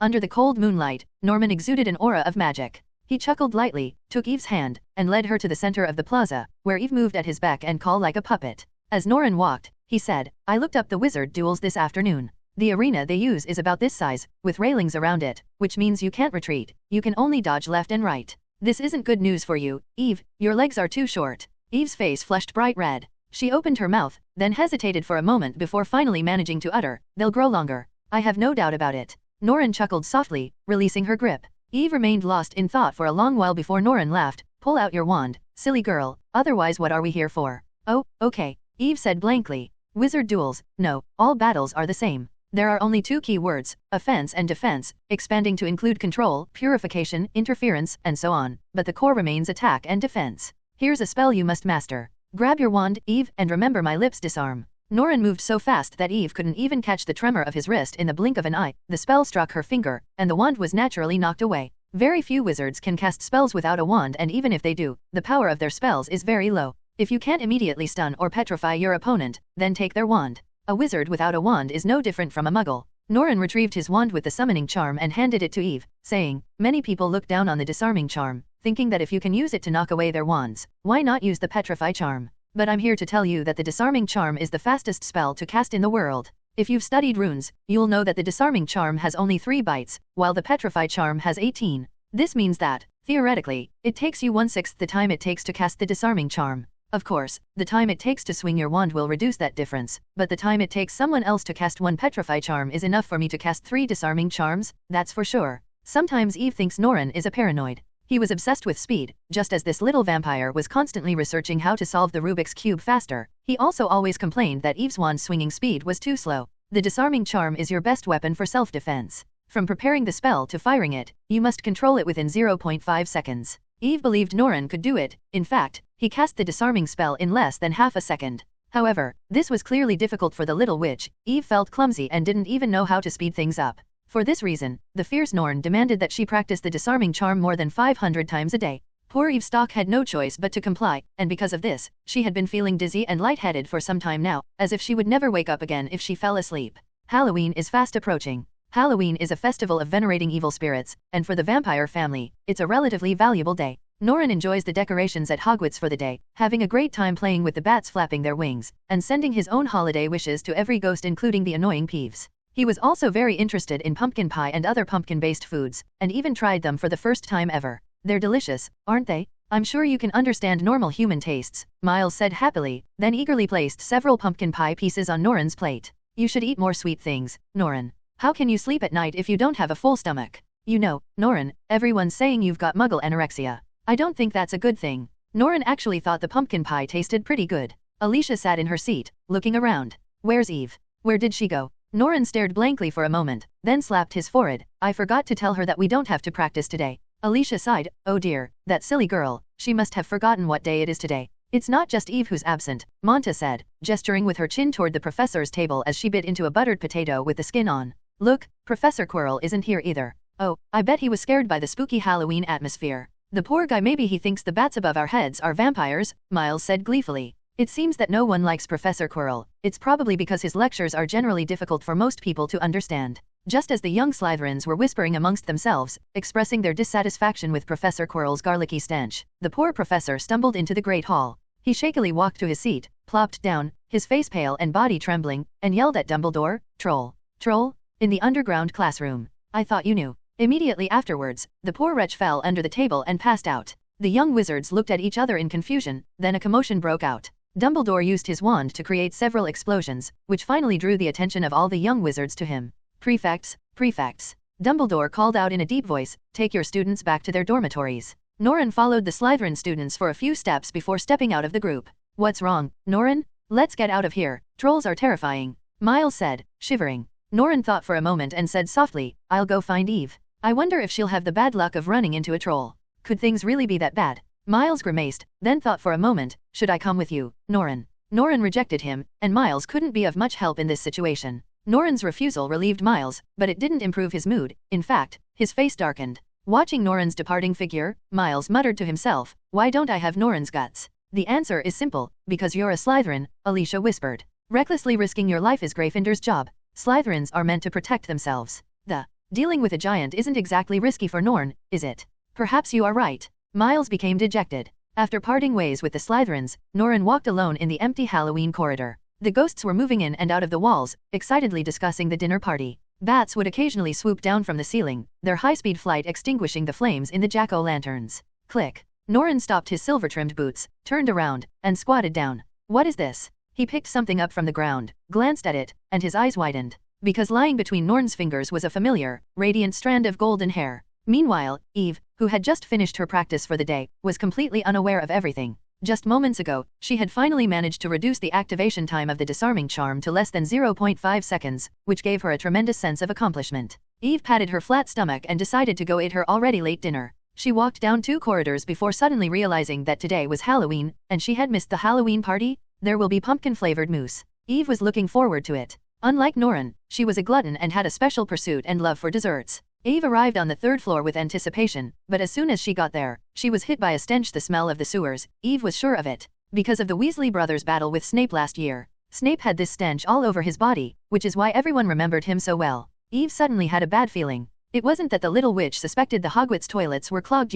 Wizards often have a strange premonition when they're in danger. Eve frowned and ran a few steps, soon hearing the boys' loud screams and the trolls' gurgling, murky sounds. Eve rushed into the women's restroom and just in time to see Harry Potter perched on the troll's back, sticking his wand into the troll's nostril. Good heavens, what is this savior doing? The troll roared, and with a swing of its arm, its massive club shattered the walls of all the toilet stalls with a deafening crash. With a stomp of its foot, a toilet bowl was crushed to pieces. Filthy sewage gushed out, and Eve frowned in disgust, taking 2 steps back. Then she saw Hermione Granger slumped in a corner, screaming loudly. Ron cried out in despair, "Stop, save Hermione, she's going to be trampled." Eve knew perfectly well that Hermione's small frame couldn't withstand the giant's trampling. She drew her wand swiftly and struck with lightning speed, Expelliarmus. The giant club in the monster's hand was instantly knocked away, and it smashed through the wall between the men's and women's restrooms with a loud bang. As a result, many water pipes broke, and the restroom was instantly turned into a bathhouse full of shower heads. Eve wasn't very calm. In fact, even a little witch her age couldn't remain calm in front of a troll. The little witch couldn't remember what Quirrell had taught her, nor could she figure out how to defeat the troll, but she had an idea. She could lure the troll out of the women's restroom, and then, they are safe. Eve did just that, constantly casting stun and petrification spells. The troll had high magic resistance, and these spells only left sparks when they hit it. Eve successfully attracted the troll's attention. She fought and retreated, causing the troll to chase after her out of the bathroom. "Well done," Ron said, his mouth trembling. But it went after Eve. Hermione cried out in despair, unable to imagine what Eve would become after being caught. "Don't worry," Ron tried to reassure the top student. "Stock is a sophomore. She can handle this." "How could you say that? She clearly can't handle it," Hermione snapped. "I have to go after her." Hermione came out of the bathroom, ran a few steps forward, and saw the troll throwing Harry Potter off his neck. Unfortunately, Harry was thrown towards Eve, his small body landing squarely on her leg. This caused the little witch, who was fighting and retreating, to fall to the ground and twist her ankle. "No!" Hermione shouted and rushed over, standing in front of Eve with her arms outstretched as if to protect her.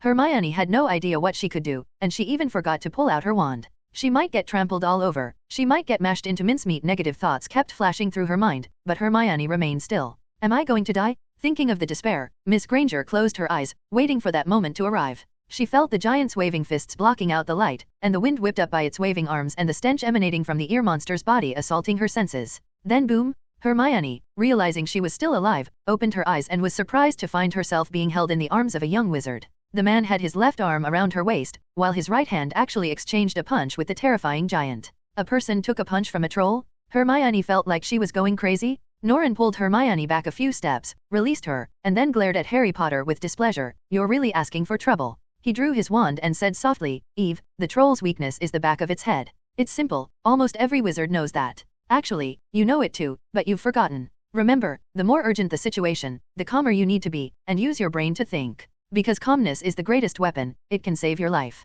As Norren spoke, the troll threw another punch, while the little vampire snapped his fingers, and the ironclad charm enveloped him. The giant's fist struck the ironclad curse, producing a louder sound than the previous punch. Norren raised his wand, pointed it at the pumpkin lantern behind the trolley, and said, tear it apart. The jack-o'-lantern exploded with a bang, and a lot of the filling hit the back of the troll's head, causing it to stumble. Then Norren pointed to the tilted candle, blazing. The flames, amplified by the flame curse, burned the back of the troll's head. The troll clutched its head, trying to extinguish the flames. The poor monster howled and flailed its limbs, like a clown begging for attention. At that moment, Professor McGonagall and a group of professors rushed over. Professor McGonagall's face was chillingly cold. Can anyone tell me what's going on? Snape extinguished the flames with a mocking expression, then laid the dying troll to the ground. It seems our Mr. Potter isn't quite satisfied with his reputation at Hogwarts and wants to do something more interesting, like becoming a hero who conquered a troll. Harry Potter's cheeks flushed red. He didn't know how to explain. If it weren't for him, perhaps Eve Stock could have rescued Hermione safely, and her foot wouldn't have been injured. He felt it was all his fault.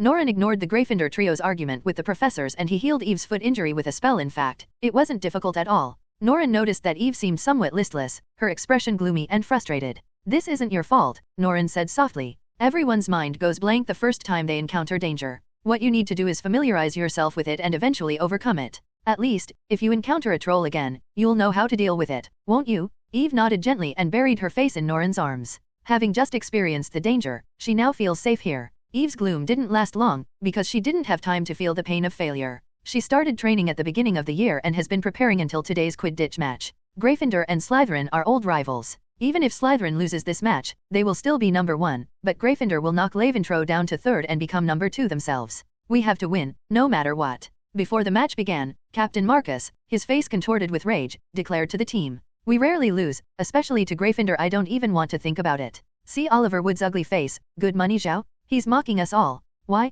Because they have that idiot savior, Potter, this year? I don't know who gave them the right to bring a first year into the team, but I know it's privilege. Can we Slytherin lose to a privileged team? No way. Men, down with the savior. Let Hogwarts see that even the savior isn't omnipotent. He skillfully ignited the snake's competitive spirit, then looked at Eve. Besides, we have the best chaser ever this year. Eve Stock, tell us, are you ready? The silver-haired little witch, dressed in a dark green robe, swept across the 7 stars with a broom. Norren had lent her, biting her lip, her pupils trembling, and said, I think I'm ready. I've been waiting for this moment all along. Well said. Marcus roared. Slytherins, show your strength. Stop. Hey, stop. You can't do this to me. Miles's desperate cries echoed from the Quidditch pitch and the Slytherin stands. Today is Eve's first game. Many fans know about it, but not many are actually willing to cheer her on.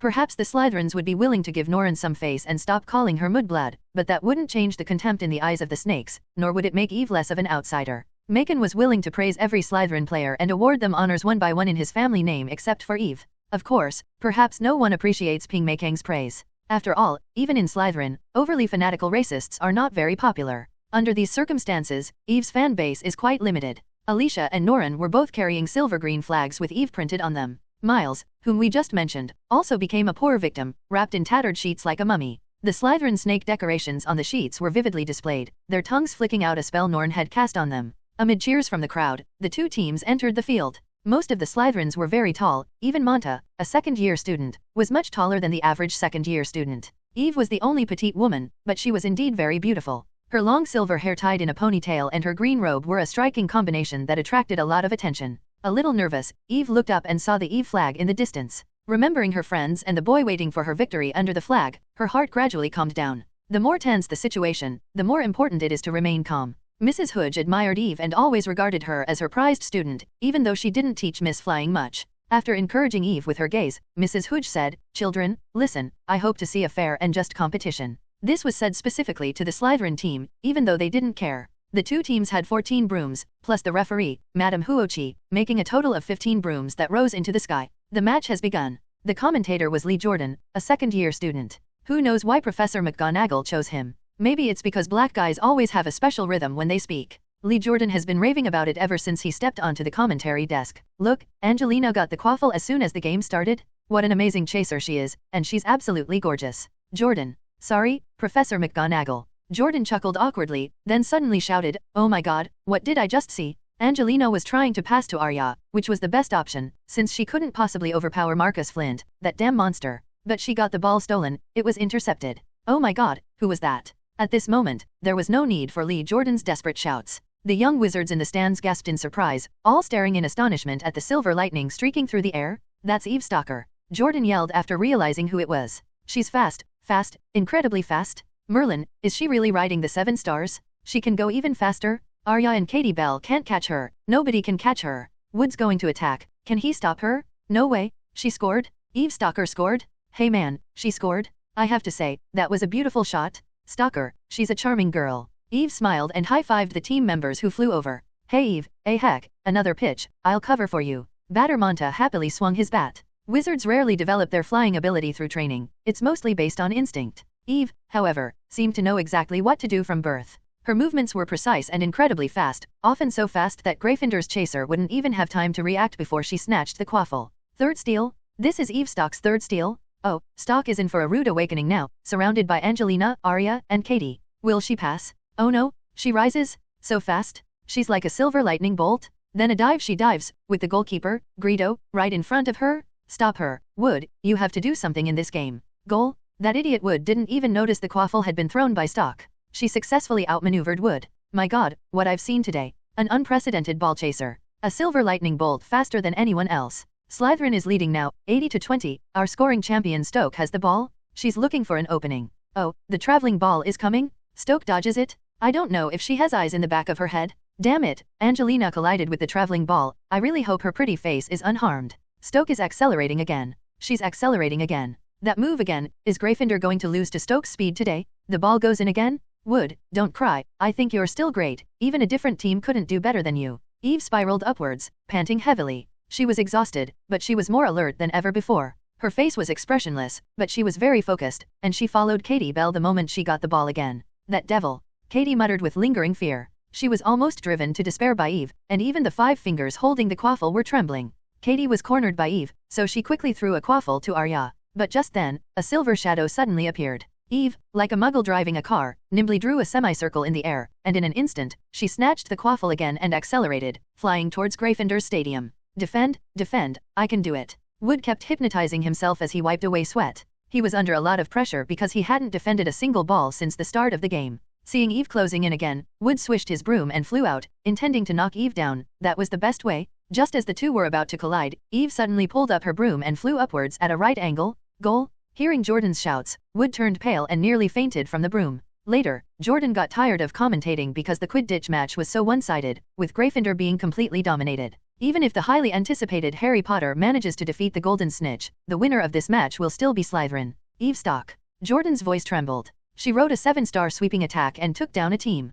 Am I watching the European Championship? The Slytherin stands were silent, everyone looked at each other, unsure how to react. Slytherin's victory over Gryffindor brought joy to everyone. But if the person who helps them win is Muggle Eve Stock, then the situation will be very awkward, because everyone will be unsure whether they should be proud of her. Alicia was overjoyed, while the perpetually dazed little witch was almost in tears, because Eve had never felt so triumphant. Well done, Eve. Captain Marcus roared, giving her a high five. We taught those Gryffindor idiots the most humiliating lesson. They'll never hold their heads up in Quidditch again. Then he turned and roared, catch the thief, Terence? Don't give Glyphon any more hope. It must be said that although Slytherin's playing style has never been great, they played relatively normally in this match. The batters mostly hit the ball, not the players. So even though Ravenclaw and Hufflepuff hated Slytherin, they were still impressed by Eve's outstanding performance. Eve Stock. Every young wizard shouted Eve's name, as if she were the queen who ruled the arena. Eve bit her lip, raised a finger high, and pointed to the sky. She responded. The Gryffindors felt immense pressure looking at this small, thin figure. It was almost overwhelming them.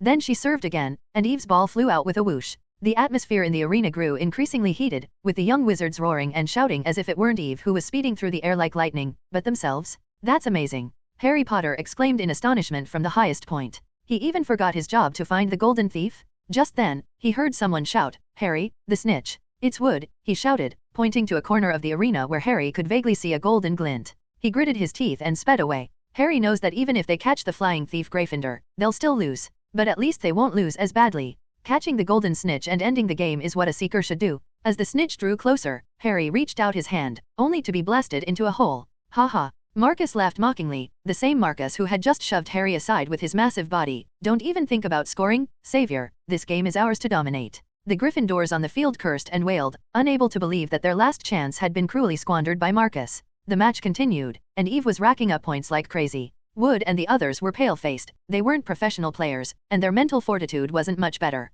Before this game, no one expected the school team to become so strong after acquiring an excellent chaser. Eve remained expressionless, rapidly advancing with the quaffle. The Weasley brothers hit a runaway ball at Eve, but she didn't slow down at all. She simply did a nimble somersault in the air to dodge the runaway ball, and then scored again. "Oh, I've started to feel sorry for them," Alicia said with a proud smile. Clearly her so-called sympathy was a lie. "If it were me, I'd be desperate too," Miles said, still shaken. He thought Eve was absolutely terrifying. "I think Gryffindor has become numb to it. I mean, even though we don't get along with them, this is just too pathetic." "Oh, what happened to Porter?" Not only Miles noticed it, but many others did as well as Harry Potter's strange behavior. His body swayed wildly in the air, and the broom beneath him trembled as if it were about to throw its master off. "He can't control his broom," Miles exclaimed in surprise. "That's Nimbus 2000, known for its stability. It seems Gryffindor's hero isn't all that great after all. Why did they even add him to the team? 0.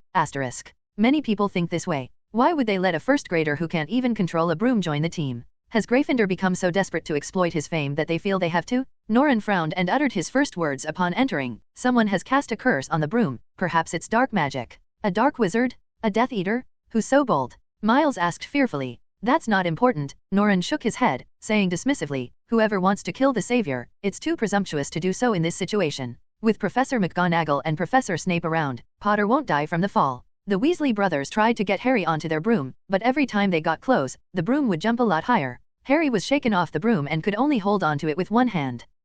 The situation was extremely critical. All the students in the stands stood up. No one wanted a bloodbath to happen on such a day. The broom shook violently again, and Harry screamed as he loosened his grip. He was falling. Eve, hovering in the air, narrowed her eyes, let out a long breath after hearing the screams from the audience, then gripped her broom and flew over in a flash. She was incredibly fast, overtaking the Weasley brothers, who were also trying to rescue her, in an instant. Eve grabbed Harry's robes just as he was about to land and lifted him up. At that moment, she heard Harry vomit. "I caught the thief."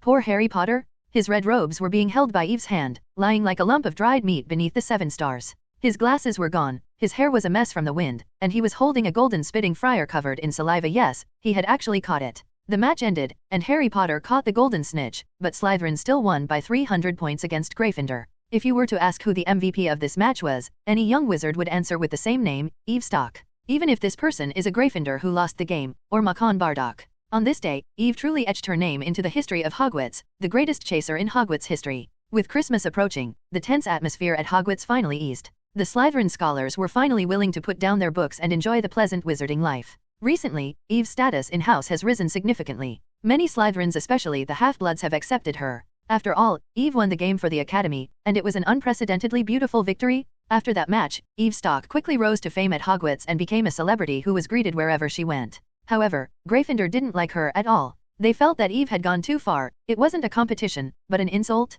Slytherin and the other 2 houses believe that matches should be played with all their might. Does that mean that letting Gryffindor win is a sign of respect for them? The 313 theory? With everyone sticking to their own opinions and no one willing to back down, the relationship between Slytherin and Gryffindor deteriorated further. Of course, it wasn't anything special to begin with. Speaking of Gryffindor, another celebrity from that competition, the savior who fell off a broom, is from this house. Harry and his best friend Weasley insisted that his Nimbus 2000 was cursed. Harry Potter was actually a tragic victim. No one should blame Harry, because it was his existence that prevented Gryffindor from losing 400 points. This statement infuriated the Lion Cubs, who didn't understand the difference between losing 300 points and losing 400 points. In fact, Ron Weasley didn't know either, so he changed his perspective. If the chaser and the goalkeeper hadn't played so poorly, Harry could have led Gryffindor to victory. This viewpoint gained considerable support, making poor Wood and the 3 teenage chasers the target of public criticism. "Poor Gryffindors," Norren murmured at dinner that day. "It seems they aren't as united as they thought." Miles, who was trying to persuade Norren to eat a piece of roasted lamb chop,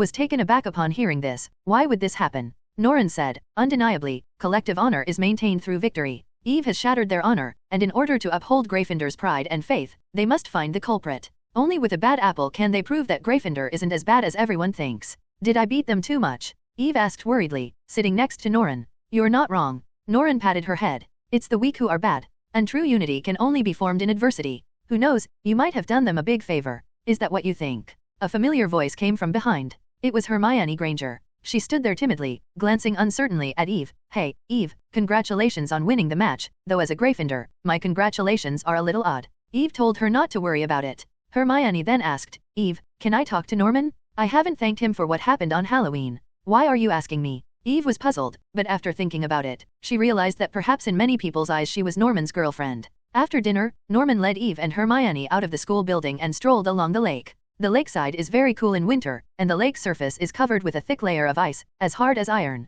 A layer of frost had formed on the grass by the lake, turning the dry grass pale and making a satisfying crunching sound when stepped on. After walking for a while, Norman asked Hermione, what do you want to say? Miss Granger, whose front teeth were a bit large, seemed a little shy. She gave a stiff smile, fiddling with her robe, and said softly, oh, Norren, thank you so much for saving me that day. I've already thanked Eve, but I haven't thanked you yet. If it weren't for you, I might be dead. Norren looked at her with interest, thought for a moment, and said indifferently, no need to thank me. I only wanted to save Eve, you were just incidental. But you took a punch for me, because if you stood in front of Eve, the troll would crush both of you into mincemeat at the same time. Oh, and Potter too, Norren said somewhat callously, ignoring the disappointment in Hermione's eyes. He waved his hand impatiently. All right, let's not talk about that. If you're really grateful to us, you can send Eve 2 books for Christmas, she's been enjoying those lately. Let's go, Eve. Norren grabbed Eve and tried to leave, but Hermione quickly called out, Norren, I want to ask you something? About that thing in Gringotts. How do you know about things in Gringotts? Norren asked curiously, then realized what he meant. Did Harry Potter send you to ask me? A little, Hermione said awkwardly. She knew it wasn't good, but according to Harry, it was a very important matter. This is none of your business. Norren's voice turned cold. He felt he had already warned Harry Potter not to get involved. He hadn't even identified all the people involved yet, and it could be extremely dangerous. The Dark Lord desperately wanted the Philosopher's Stone, so why should the Savior have to get involved? Hermione pleaded, oh, please, Norman, this is really important. We know about Snape's plot. Snape's conspiracy. Do you remember that day at Quidditch? Harry swears he saw Snape get bitten on the leg, and overheard it was the 3-headed hound that did it. Hermione said, shaking her head and speaking with conviction. Dumbledore must have hidden something from Gringotts under the 3-headed hound's body, and Snape tried to take it, which is why he got bitten. You suspect Professor Snape.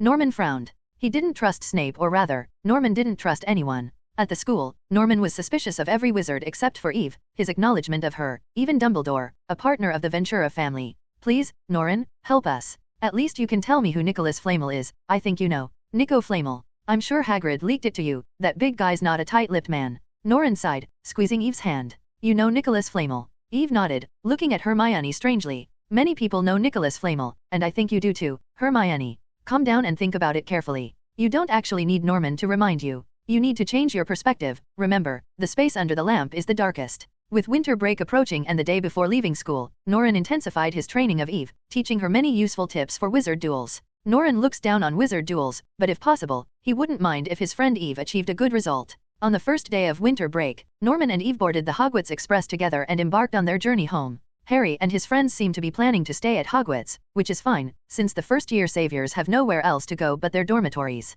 He can't exactly go back to the Dursleys' house, can he? Not many students stayed to celebrate Christmas, so the homeless teachers lined up in a whole row. Norren and Eve went to several cubicles but couldn't find seats. Miles shared a table with an older Slytherin student, and Alicia, the little witch, was nowhere to be found. Norren and Eve searched from the front to the back of the train and finally found an empty seat. What are you standing for? You can sit down. However, there is an awkward thing. The owner of this cubicle is the beautiful Miss Chew. She seemed to still be sulking with Norren, and seeing her beloved spending time with her rival made her feel even worse. Throughout the journey, Chew only spoke to Marietta, while Norren and Eve ignored her. Everyone went about their own business as if they didn't know each other. Norren, will you come to watch my match? When Norren tried to reduce the time to solve the Rubik's Cube to under 10 seconds, Eve tapped Norren's arm with her little fist and asked expectantly, I know you're not interested in wizard duels, but I hope you can come to watch me. Norren wouldn't mind spending some time with Eve. If time allows, I'll definitely go. Chew's ears twitched as she discussed this winter's fashion trends with Marietta. Then she asked in a muffled voice, what are you talking about? What competition? Quidditch.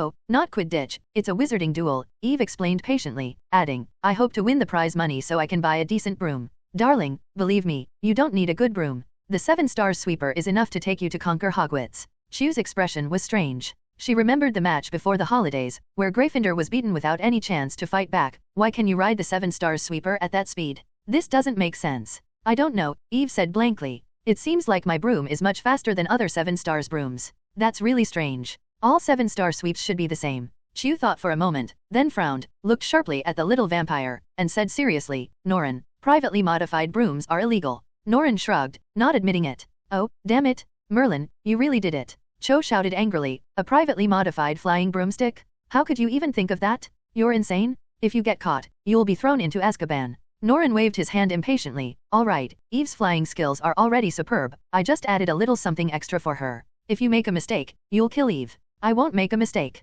Norren shook his head. No one at Hogwarts knows flying brooms better than me, not even Madame Haja. Half of my ancient runes are learned from flying brooms, and I know their structure very well. As Norren continued his monologue, the 3 girls stared at him in disbelief, as if they were looking at a mad scientist. Chu glared at Eve and shouted, Eve, don't you have anything to say? Marietta chimed in, it's pretty clear. Vanter never cared about you. If he really cared, he wouldn't have let you ride that dubious broomstick. Eve quickly calmed down, it's nothing, I'm just a little surprised. Just surprised. Chu's eyes widened. Darling, if I were you, I'd only be terrified. Don't use that weird broom again. I trust Norren, he won't make a mistake, Eve suddenly said, ignoring the 2 girls' astonished looks, and said to Norren, but if you want to surprise me next time, I wish I had known in advance. Marietta's expression was very strange, and it took her a while to finally utter a sentence, both men and women are crazy, they seem to be a good match. Hearing her best friend's mutterings, Chu's expression worsened. Seeing Cho's gloomy expression, Eve quickly changed the subject, I heard that the Gryffindor people are accusing Professor Snape.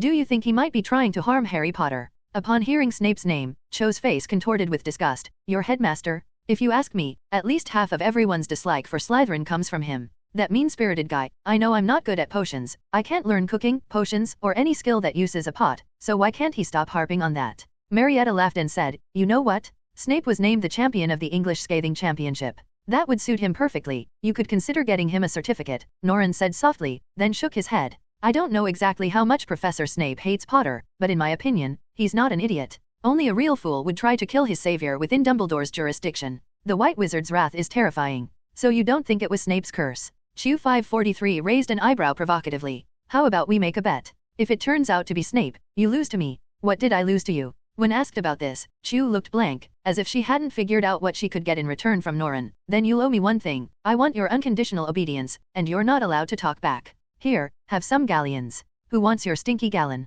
Chu yelled angrily. I really don't know how Eve puts up with you all the time, you're such a clueless romantic. Eve's face suddenly turned bright red. She bit her lip and whispered, actually, Norren isn't what you think. Sometimes he can be quite bold, but that's usually at night. Late at night. Eve's face was almost completely red. You two meet so late at night. Chu looked at the two suspiciously, a little confused about their current relationship. After thinking for a moment, she added, if I win, you have to ask me out late at night next time too. I want to see just how romantic this romantic Norren that Eve talked about really is. You won't disappoint me, will you? Norren shrugged. Whatever you like. He thought for a moment, then asked softly, if Professor Snape is innocent, and I win, then do as you please. Chu shouted angrily. England has 3 major vampire families. They are Vajrayana and Bognath of the Tantric school, and Wansha of the demonic school. As everyone knows, the Tantric sect, which adheres to order, and the demonic sect, which aspires to rule muggles, have always been at odds. Therefore, in England, the weaker demonic sect, the Wangxia family, is somewhat universally reviled. Vampire hunters look down on them, the church looks down on them, white wizards look down on them, and the vampire cult looks down on them. In addition, there are their natural enemies, werewolves. The vampire cult can never have a few days of peace. As for the 2 schools of Tantric Buddhism, Vajradhara and Bodh Gaya, they have been friends for the last 10,000 years, and their cooperation has a very long history. By the time of Grand Duchess Felt, Nader had become her best partner. Unlike Vandro, who prefers country life, Bognat is a city vampire. They live in London. When you have nothing to do, you can always see Bognats wandering around London at night wearing hip-hop style hoodies or jerseys. They abide by Muggle rules, live ordinary nightlife, have regular Muggle partners, and drink their partner's blood to survive when permitted. They are vampires even kinder than Ventral. Leonard is the same, even though many Muggles think he's not a good guy. This is because Leonard has a lot of girlfriends, around 500, and he always likes to give them some of his blood before they get old, which leads to Leonard having more and more girlfriends. Why can't you just watch them grow old and die? When he was a child, Norman asked Leonard this question, at a time when he was being pursued by more than 30 girlfriends. Leonard replied, "You'll understand when you have a muggle girlfriend. You can't just watch her succumb to the ravages of time and let her beauty fade with wrinkles. Never. He's a sentimental fool." Leonard seemed very interested in Libera and Ulissa, and he showered them with attention, wanting to give them the blood-type virgin he had just acquired. "Leonard, you jerk." Miss Nancy yelled unhappily, "They're women from the Vanter family, are you still dreaming? When Felt gets back, she'll definitely want to have a word with you." "Oh, dear Miss Nancy, don't say such sad things." Leonard chuckled, picked up Miss Nancy, and spun her around on the ground. Miss Nancy was terrified of dizziness and heights, and she screamed, "Put me down? Leonard, you idiot." When Norman rescued Miss Nancy, its 2 vertical pupils were darting around, and it swayed as if drunk. He handed Miss Nancy to Urusha to hold, and then followed Leonard to sit down at the table inside. Leonard happily called his girlfriends over to keep him company. He embraced one on each side, kissing and hugging them, and finally said mysteriously to Norren, "How about I find a few girls to keep you company? We recently found some Muwa girls in France. They're willing to join our family in exchange for helping us with our clients. If you're interested, I can share a few with you. That's the difference between Bognat and Vanter, we don't just give our blood to those lowly lives." Zoo shook his head dismissively. "Hey, don't say that, Norren, they're all very cute. In my opinion, any cute girl is excellent." Norren impatiently pushed Leonard away. "What's so great about being willing to represent the family and greet guests? You shouldn't have given your blood to that kind of creature. I've never liked the Mew." "All right, if you insist." Leonard watched enviously as Libera and Ulissa sat down on either side of Norren, and then looked at the 2 beside him. It was only at times like this that he understood the benefits of the Vanter family's elite policy. "All right, Leonard, you know I don't like nonsense. What did you call me to London for? It's not that girl hunting operation again, is it?" "Huh? You mean last year's? If you want to participate, I can organize it again." Leonard said casually, then his expression turned serious. "This time, I called Vanter here for church matters." "The church? What have they been up to now?" "Since we killed their saintess 3 years ago, there have been far too few exorcists in the church willing to oppose tantric Buddhism. However, last month the church produced a holy son, and that guy is incredibly arrogant, hunting down our kind in London all by himself." Upon hearing this, Norren couldn't help but smile wryly. 0. Requesting flowers. In fact, the church's combat strength is very low. After all, those guys are just muggles who hold faith. Faith prevents them from using mysticism, so the church's warriors are no match for mystical creatures. They may be able to fight vampires with martial arts and firearms, but their combat prowess is far inferior to that of professional vampire hunters.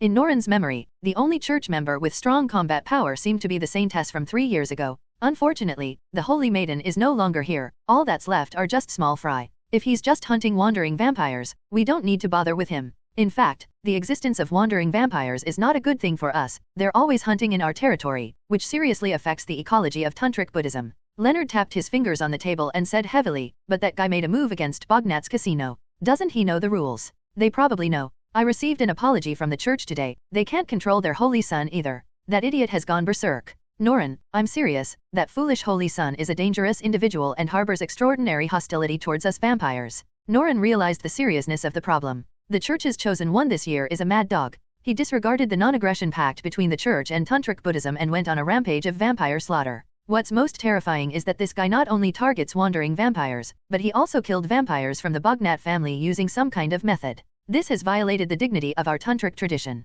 Norren narrowed his eyes and said softly, "Hunt him, Leonard. A conclusion has been reached." Leonard smiled and wagged his finger. "Norren, it's not that I doubt you, but making this kind of decision in place of Grand Duke Felt is no problem for you." "No problem." Norren glanced at Leonard and said indifferently, "I believe Felt would make the same decision as me here. The fools in the church seem to have forgotten the horror of being dominated by us. Let's start the hunt. This is our vampire time." The following is the main text. Because of the incident involving the church's son, Norren had a very uneasy Christmas this year. He and the main members of the Vanter family stayed in London, intending to find the rat that winter. Unfortunately, the other party acted cautiously and never revealed any flaws. Norren spent Christmas Eve in Libera's little nest, where they enjoyed a happy and ambiguous night. At dawn the next day, a snow-white owl brought greetings from Grand Duchess Felt. She was still in Sweden. The letter was brief, simply stating the progress of the quest to find the Eye of the Demon. "Good morning, Merry Christmas, Your Highness." Libera placed Grand Duke Felt's letter beside Norren's pillow and leaned down to kiss his forehead. 9:30 Good morning, Libera. Norren's condition was still very bad in the morning. "Maybe I should change my bad habit of going to bed early and waking up early. If it weren't for the fact that I have to go to Hogwarts after Christmas, I would rather not sleep for a month. You know that's impossible, my dear prince. Look, your friends have sent you Christmas greetings. I think that will cheer you up. I don't know why vampires celebrate Christmas too. Maybe it's because there are so many vampires who turned out of muggles. Libera said uncertainly as she helped Norren off the bed. The young wizards of Hogwarts brought gifts to Norren just like last year, and now these colorful boxes are piled up at the foot of their beds, forming a heap half a person high. Libera also received her own gifts, all from her friends in the wizarding world. She opened the gifts and read the letters, giggling the whole time. Occasionally, he would mutter to himself, "Oh, stop kidding, Chris. You know I look down on Donso. He's a Gryffindor." Norren thought to himself, it seems this beautiful redhead had her own happiness before she became a vampire. As for the little vampire, his gift this year was nothing special, just the same old thing. It's worth mentioning that Chu and Eve, as if they had planned it together, brought him chocolates.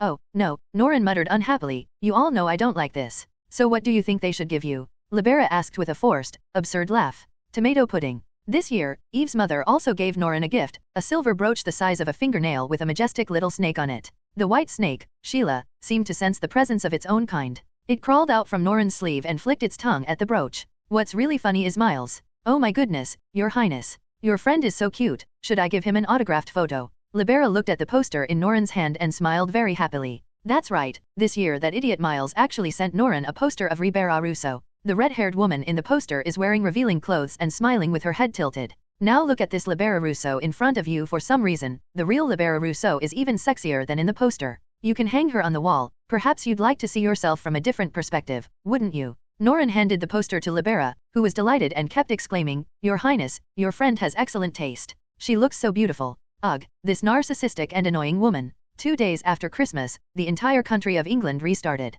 The wizarding world is also welcoming its quadrennial International Wizarding Duel Tournament. This year's competition happens to be held in London. Wizards from all over Europe used portkeys or muggle vehicles to travel to London. On the day of the competition, Norman wore the wool socks that Dumbledore had given him and went to the venue alone. He accepted Eve's invitation. "Merry Christmas, Mr. Vanter. I'm so glad to see you didn't sleep in." Norren spotted Dumbledore at the entrance to the meeting hall. The white-bearded old man looked remarkably energetic today. Norren wondered if it was because he had given him a pile of cockroaches for Christmas. "Good morning, Professor Dumbledore." Dumbledore leaned against the wall, watching the muggles coming and going. He wore a grey robe and had a beard that was over a meter long, all of which made him look different from ordinary people, but not a single muggle was willing to turn their head to look at him. Norren knew that this was because Dumbledore had cast a spell on him to make him deliberately ignored by muggles. Dumbledore gestured for Norren to stand beside him, and said cheerfully, "Look, Norren, how busy they are, like tireless ants." Norren said casually, "Muggle life is tough, most people have to struggle to make ends meet. Unlike wizards, who can have anything just by waving their wands." After saying that, he looked at Dumbledore strangely and asked, "What is it? Don't beat around the bush, just say it." "Oh, never mind, I just heard that Ventra and Bognard are having some trouble." Dumbledore smiled mischievously. "Perhaps I can help you." "Trouble? Just a mad dog that doesn't possess any mystical powers." Norren shook his head dismissively. "You should worry about your savior, he was almost killed at Hogwarts." "Who do you think was the one who started the fight? Isn't it the Dark Lord?" Norren sighed. "Listen, Dumbledore, stop playing riddles with me. We have reason to believe the Dark Lord has infiltrated Hogwarts. Of course, that's what you hope for, isn't it? You know the Dark Lord is immortal, so you want to find a way to lock him up forever, and you don't want to alert him now." Dumbledore's eyes, hidden behind his half-moon spectacles, had lost their smile. He gave Norren a deep look. "You can't hide anything from me. Let's not discuss this anymore. Look, the people we've been waiting for are here." Norren gestured with his chin from a short distance away. Over there, Eve was following Professor McGonagall, trudging through the snow. "Norren, perhaps you'd like to go up and have a go? Everyone needs to find some fun for themselves."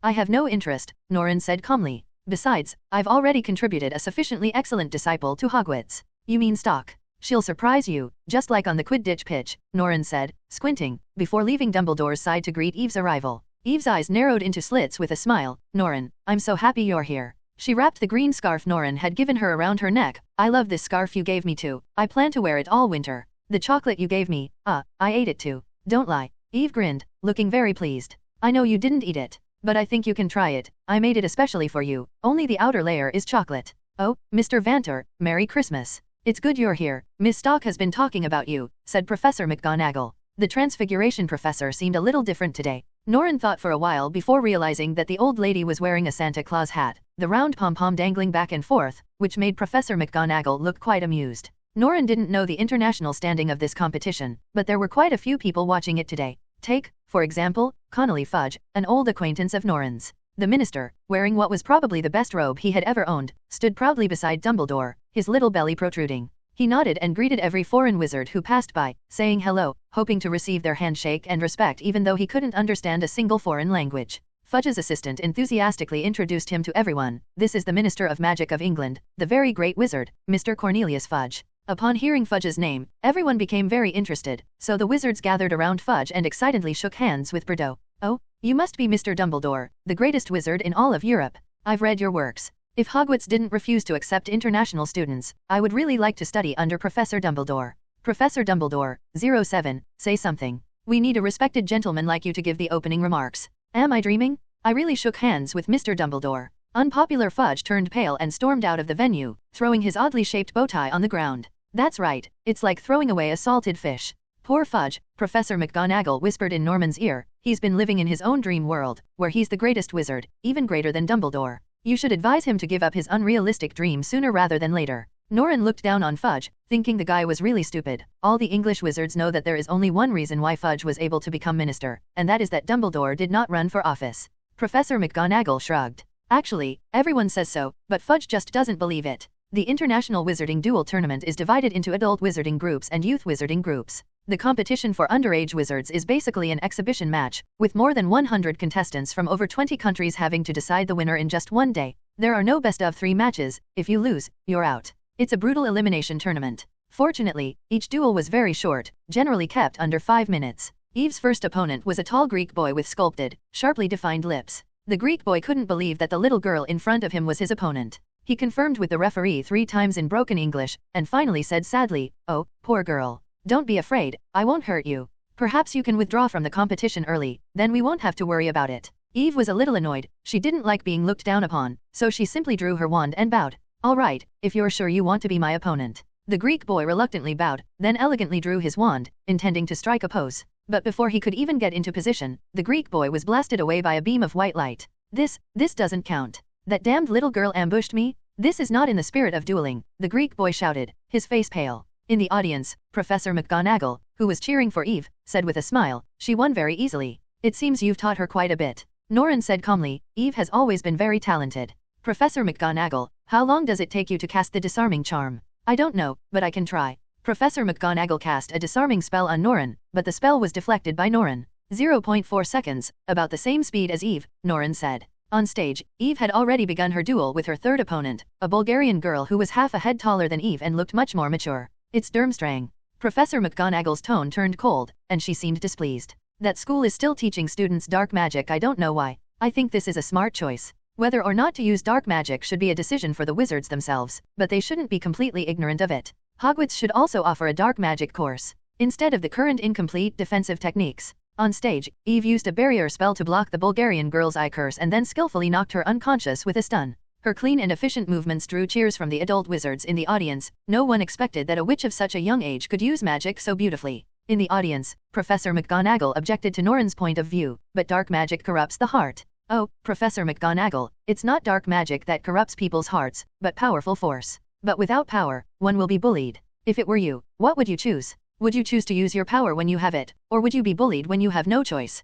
Norren shrugged, his words extremely cold. "Wizard education in England is too backward. This year, I was fortunate enough to acquire a proud and arrogant young lady. Or, miss." Professor McGonagall's eyes turned very strange. "Her blood isn't exactly delicious, but I love the way she looks in her maid outfit, serving me tea and water," Norren said softly. "That Miss Auror can't even use the ironclad charm. I don't know how she became an Auror." "Oh." Professor McGonagall was a little embarrassed by these words. After all, most English wizards were taught at Hogwarts. The ironclad charm is not a simple spell. "Of course I know it's not simple, but couldn't Hogwarts find a more reliable defense against the dark arts professor? Well done, Eve." As Norren cheered softly, Eve was sending her fifth opponent flying out of the hospital. It was a German who looked like a bear. He hit his head, and his head was covered in blood. His 2 small eyes became strangely crossed. Dumbledore had to personally quell the anger of the German team. Next year's defense against the dark arts professor. "Mr. Vandrow," Professor McGonagall said sternly, "our school's current defense against the dark arts professor is Professor Quirrell, and we all hope he will take over next year."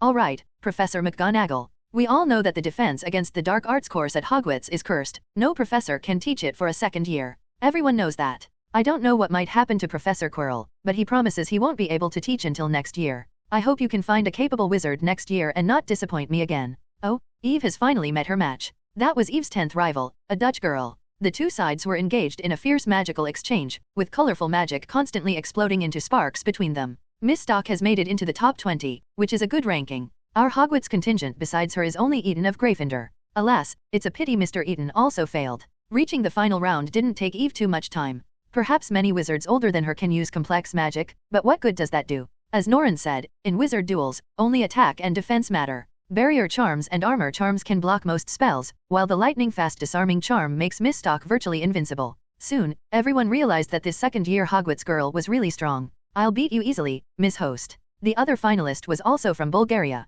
The boy was Native American, in 7th grade, and looked just like any Native American. It was difficult for white people to recognize them. Just as Professor McGonagall said, this young Bulgarian wizard knows black magic. Dark magic is very useful in wizard duels. It can unleash demonic flames that cannot be blocked by barrier spells. No young wizard can withstand this attack, and children who try to block it get burned. This was very unfriendly. Most adult wizards didn't like this Bulgarian fellow, but they couldn't do anything about it. After all, no one had stipulated that wizards couldn't use dark magic in duels, right? Eve was a little nervous. She had never seen the Devil's Flame before, but she knew her opponent would definitely use this move on her. What should I do? Should I abstain? I can still get the prize money even if I abstain now, and I've already achieved my goal. Thinking of this, she opened her mouth, then began to back down. However, when Eve saw Norren sitting in the audience, the little witch's resolve strengthened. My dueling skills were trained by Norren. If I forfeit, it means Norren is inferior, and I cannot do that? Eve's eyes hardened, and she bowed to the Bulgarian boy. The final battle began, and the boy from Leah instantly attacked. Abolish your weapon.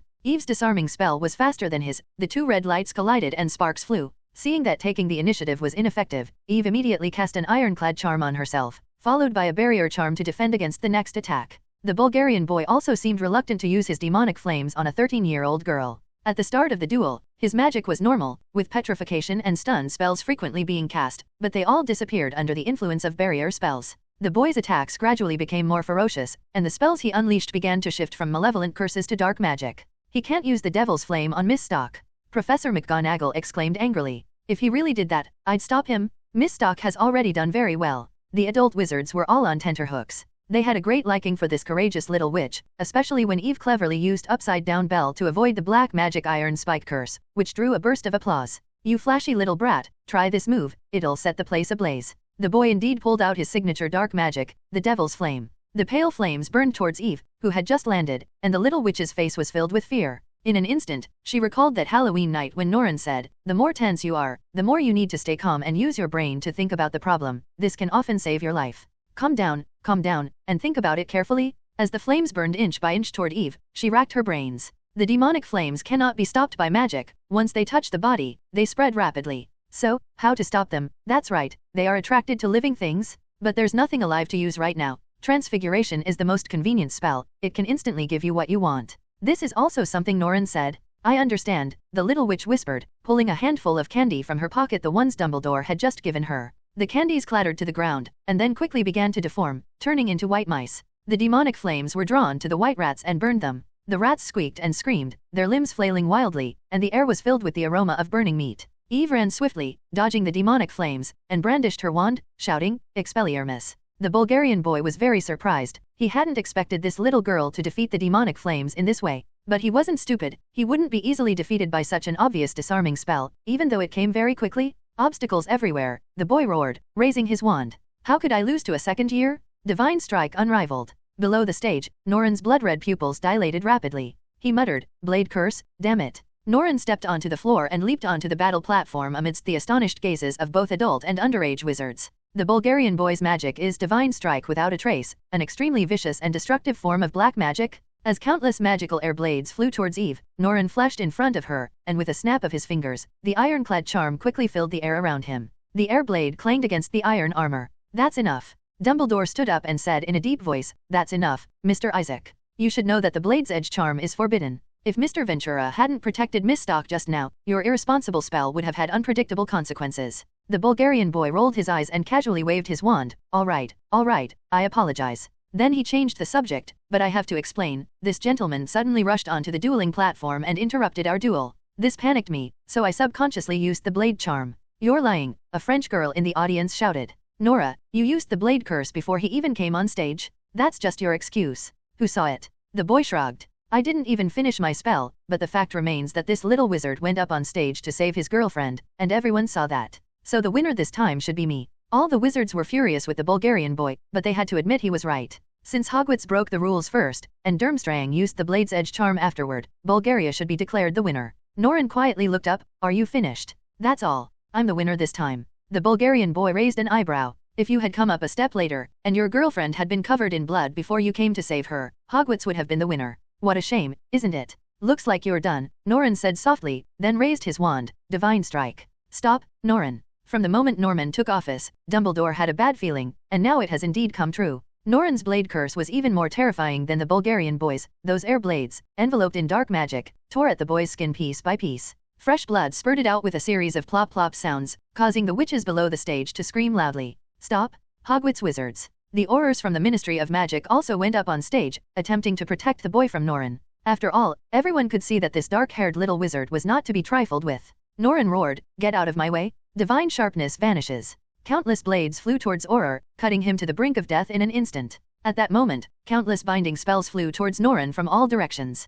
Many adult wizards could now see that this young wizard had gone berserk. Norren snapped his fingers with his left hand, and the ironclad charm returned to his body, while the binding charm struck it with a clang. Norren's eyes were bloodshot as he glared down menacingly. "You bastards, I'll remember every single one of you who just cast the spell on me, every single one of you." "Oh, damn it, he's out of control." Professor McGonagall cried out anxiously, "Dumbledore, you have to stop him." A shadow fell over Dumbledore's eyes behind his half-moon spectacles. "Make him stop. Make Ventral stop. Listen, Dumbledore." McGonagall roared. "I don't care who he was before he came to Hogwarts, he's nobody now, just my student. Do you hear me? Norman Ventral is my student. I won't allow my student to kill like a madman." She spoke her last sentence slowly and deliberately. Professor McGonagall is also very decisive. Now, Norren's eyes were bloodshot. He looked down at the Bulgarian boy lying in a pool of blood. "Do you want to die? You idiot, what did you do to Eve? You didn't even apologize. Who do you think you are? What do you want to do to her? Huh, I was wrong, I was wrong." The Bulgarian boy crawled backward in terror, desperately hoping someone would stop this horrible creature. "Is this the dark magic you cast with this wand?" Norren grabbed the boy's wand with his left hand and snapped it into pieces with a crack. He then stepped on the boy's right hand with one foot. "So, this is the arm from which the blade rune was placed." The little vampire stomped his foot, and with a crack, the Bulgarian boy's scream made everyone realize that his right hand was broken. Powder to dust, powder to dust, powder to dust, powder to dust, powder to dust. Norren kept bombarding the boy's right hand with the shattering spell. Flesh and bone fragments flew everywhere, and when Norren stopped, the place where his right hand should have been was completely gone. The divine blade is without a shadow. Pft, pft. The extremely fast blade tore through his skin and flesh once again. Ithaca, a middle-aged woman, screamed from the audience, "Stop, you monster." Norren heard the scolding, looked up and down. "Are you this idiot's mother?" Professor McGonagall was genuinely frightened by him. She stepped in front of the witch and drew her wand. "Mr. Ventura, you have to stop. You've completely lost control. I know it's not your fault, but you must overcome the ferocity in your blood. Leave me alone, Professor McGonagall." Norren's voice was icy cold, like a frozen sword. "That good-for-nothing on the stage is a lowly dark wizard, and the woman who raised him is naturally lowly too." He paused, then whispered, "Let me get rid of her." "Norren Vanter." Professor McGonagall roared, pointing her wand at Norren. "Open your eyes wide and look at me. Look at who I am. I'm your professor. I taught you transfiguration. I taught you animagus. How dare you speak to me like that?" Professor McGonagall. The red light in Norren's eyes dimmed slightly, and the unicorn magic material in his hand slowly fell. And at that very moment, "Norren, look this way." That was Dumbledore's voice. The white-bearded wizard stood next to the little witch Eve, with one hand on Eve's shoulder. Norren's eyes flashed red again as he glared at Dumbledore with hatred. "Old man, are you threatening me? Want to start a war? You need to know that you have something more important to protect, right?" Dumbledore patted Eve on the shoulder and whispered to her, "Go and hug him, maybe that will make him feel better." The next moment, Eve stalked threw herself into Norren's arms. "Norren, stop, please," she whispered, trembling all over. The poor little witch was terrified by Norren's outrageous anger. Under Eve's comforting words, the red light in Norren's eyes gradually faded, and his expression returned to its cold and indifferent state. He looked down at the witch and said softly, "You're lucky."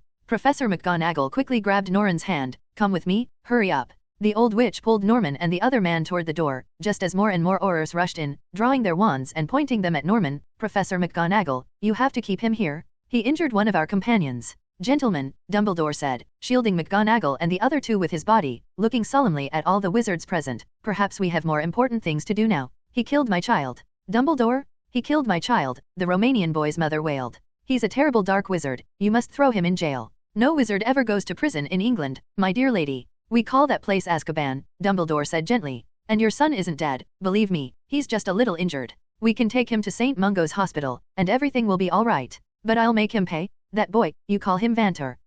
If I remember correctly, it was your son who used the Blade's Edge charm on my student first. Dumbledore's tone was still gentle, but his words sent a chill down the witch's spine. Miss Stock is Mr. Ventral's lover. Believe me, young wizards always go mad in this situation. Of course, I will punish Mr. Ventral severely. For example, let me think. How about putting him in solitary confinement when we get back to Hogwarts? Solitary confinement? He almost killed my son, and you only put him in solitary confinement. Oh, dear lady, if you have any further thoughts, I think our Minister of Magic of England would be happy to speak with you. Dumbledore winked mischievously. I must say, Mr. Ventura, you have greatly disappointed both Dumbledore and me. Professor McGonagall grabbed Norman's hand and led him to an abandoned parking lot. The area is now covered in snow, and the exposed brick walls are covered with all sorts of vulgar street graffiti. This place is not suitable for McGonagall. Although she is an old witch, she is an elegant lady. But the fact that she chose to teach Norren a lesson in this desolate and filthy place shows that Professor McGonagall has lost her mind. I'm sorry, Professor McGonagall, but I must say, I would do the same thing again if I had the chance. Norren spoke in a low voice, knowing he had caused trouble for Hogwarts. The Ventura family isn't afraid of any trouble, but Dumbledore did indeed take the blame for this. He held Eve's little hand, the little witch's fingers were cool, and Norman's body temperature was even lower, but their hands were surprisingly warm. Oh, Professor McGonagall, please don't blame Norren anymore, Eve pleaded pitifully. It's all that Bulgarian's fault. If it weren't for him, why would Norren be angry? McGonagall laughed in exasperation. Angry? Miss Stock, your Mr. Ventral is insane. Believe me, if things hadn't been stopped, Mr. Ventral would have killed that mother and child and been sent to St. Mungo's Hospital for brain surgery. They think he's possessed by a demon. She then turned to Norren. Listen, Mr. Ventral, I don't care how capricious your people are, but as long as you're still studying at Hogwarts, please abide by the rules of wizarding. I understand, Professor McGonagall. You don't understand anything. McGonagall yelled angrily at Norren. Eve had never seen Professor McGonagall so angry, although she was usually very strict and rarely in a good mood. All right, I know. Norren had no choice but to raise his hands in surrender. Actually, you could have kicked me out of Hogwarts, and Philip wouldn't have blamed you. Your words hurt me deeply, Mr. Vanter. I never expected you to think of us this way. Professor Flitwick and Professor Babbling care about you a lot. They've always said you're the best student, McGonagall said coldly, turning to leave. She turned back at the crossroads. Whoever you are now a student of Hogwarts, and it's my responsibility to protect you. Now, please escort Miss Stalker home. I believe you both need some time alone. Also, she forced a smile, Miss Stalker, you had a wonderful day. Second place is enough for you to give Slytherin 50 points. I'm sure your classmates will see a new side of you. McGonagall found a secluded spot and apparat away. Eve looked at Norren cautiously, her little hands gripping him tighter. She didn't care that Norman would go crazy. Even though he was terrifying at the time, Eve liked him very much. Norren's madness, doesn't that mean this cold-hearted boy cares about him a lot? This made the little witch extremely happy. In a girl's eyes, all of her lover's flaws become virtues. This is the magic of love, which even a powerful witch cannot resist. Where are we going now, Norren? She asked softly, tightening the scarf Norren had given her and waving her little hand. Shall I take you home? The house Eve is currently living in was found with Norren's help. It's a secluded detached house with a small balcony and a small garden, 3 blocks away from the main road, so transportation isn't very convenient, but the neighbors are all gentlemen and ladies and the environment is quite nice. The Vanter family owns many properties like this in London, but Eve's mother refused Norman's offer. Perhaps that would make her feel like a beggar. The two, dressed in muggle clothes, walked slowly down the road hand in hand, chatting about recent interesting things that had happened. There were many children around who were having snowball fights and building snowmen during their winter vacation. Occasionally, snowballs would fly towards the two of them, but they would hit a strange barrier before hitting Norren and finally break into snow chunks. Won't muggles see me casting this spell? Eve asked curiously, touching the ironclad charm. It felt hard and cold to the touch, like wearing real armor. Norren shook his head. Muggles don't have very good eyesight, they wouldn't notice such trivial things. How's your mother's job? Haha, Eve laughed heartily as she spoke. Mom got a promotion this Christmas. I've never seen her so happy in my life. To celebrate, Mom bought a huge pizza and we ate together. Zero, please give me some flowers. You also like to eat those strange flatbreads, but there are plenty on the tables at Hogwarts. That's different. Eve said crisply, shaking her head. Food tastes different when I eat with Mom. It's so good that Mom is happy. You know how she's been so depressed since the divorce. Eve's expression stiffened slightly. Now 13 years old, she has begun to understand why her parents divorced. She glanced at Norren out of the corner of her eye, then at the ground, then back at Norren, and whispered, "Did you already know that?" "Understand what?" "It's nothing." Eve puffed out her cheeks. Norren sighed and squeezed her hand again. "If you're referring to the secret of your birth, there's something everyone knows. Slytherin doesn't accept Muggle children. So on the day of the sorting ceremony, I already had my suspicions." "You already knew that?" Eve became even more dejected. "Don't you think having an illegitimate child is a bit dirty? I don't know why my mother would do such a thing, but I don't think it's something a wife should do." If I have a husband in the future, I won't betray my love. I still love my mother very much, but I'm unwilling to respect her choice. Don't overthink it, and don't try to figure out who your father is. Some things you don't necessarily need to know. On the rest of the journey, Norren continued to comfort Ito in a low voice. The breakdown of a parent's marriage can be a huge blow to a child, even if that child is a little witch.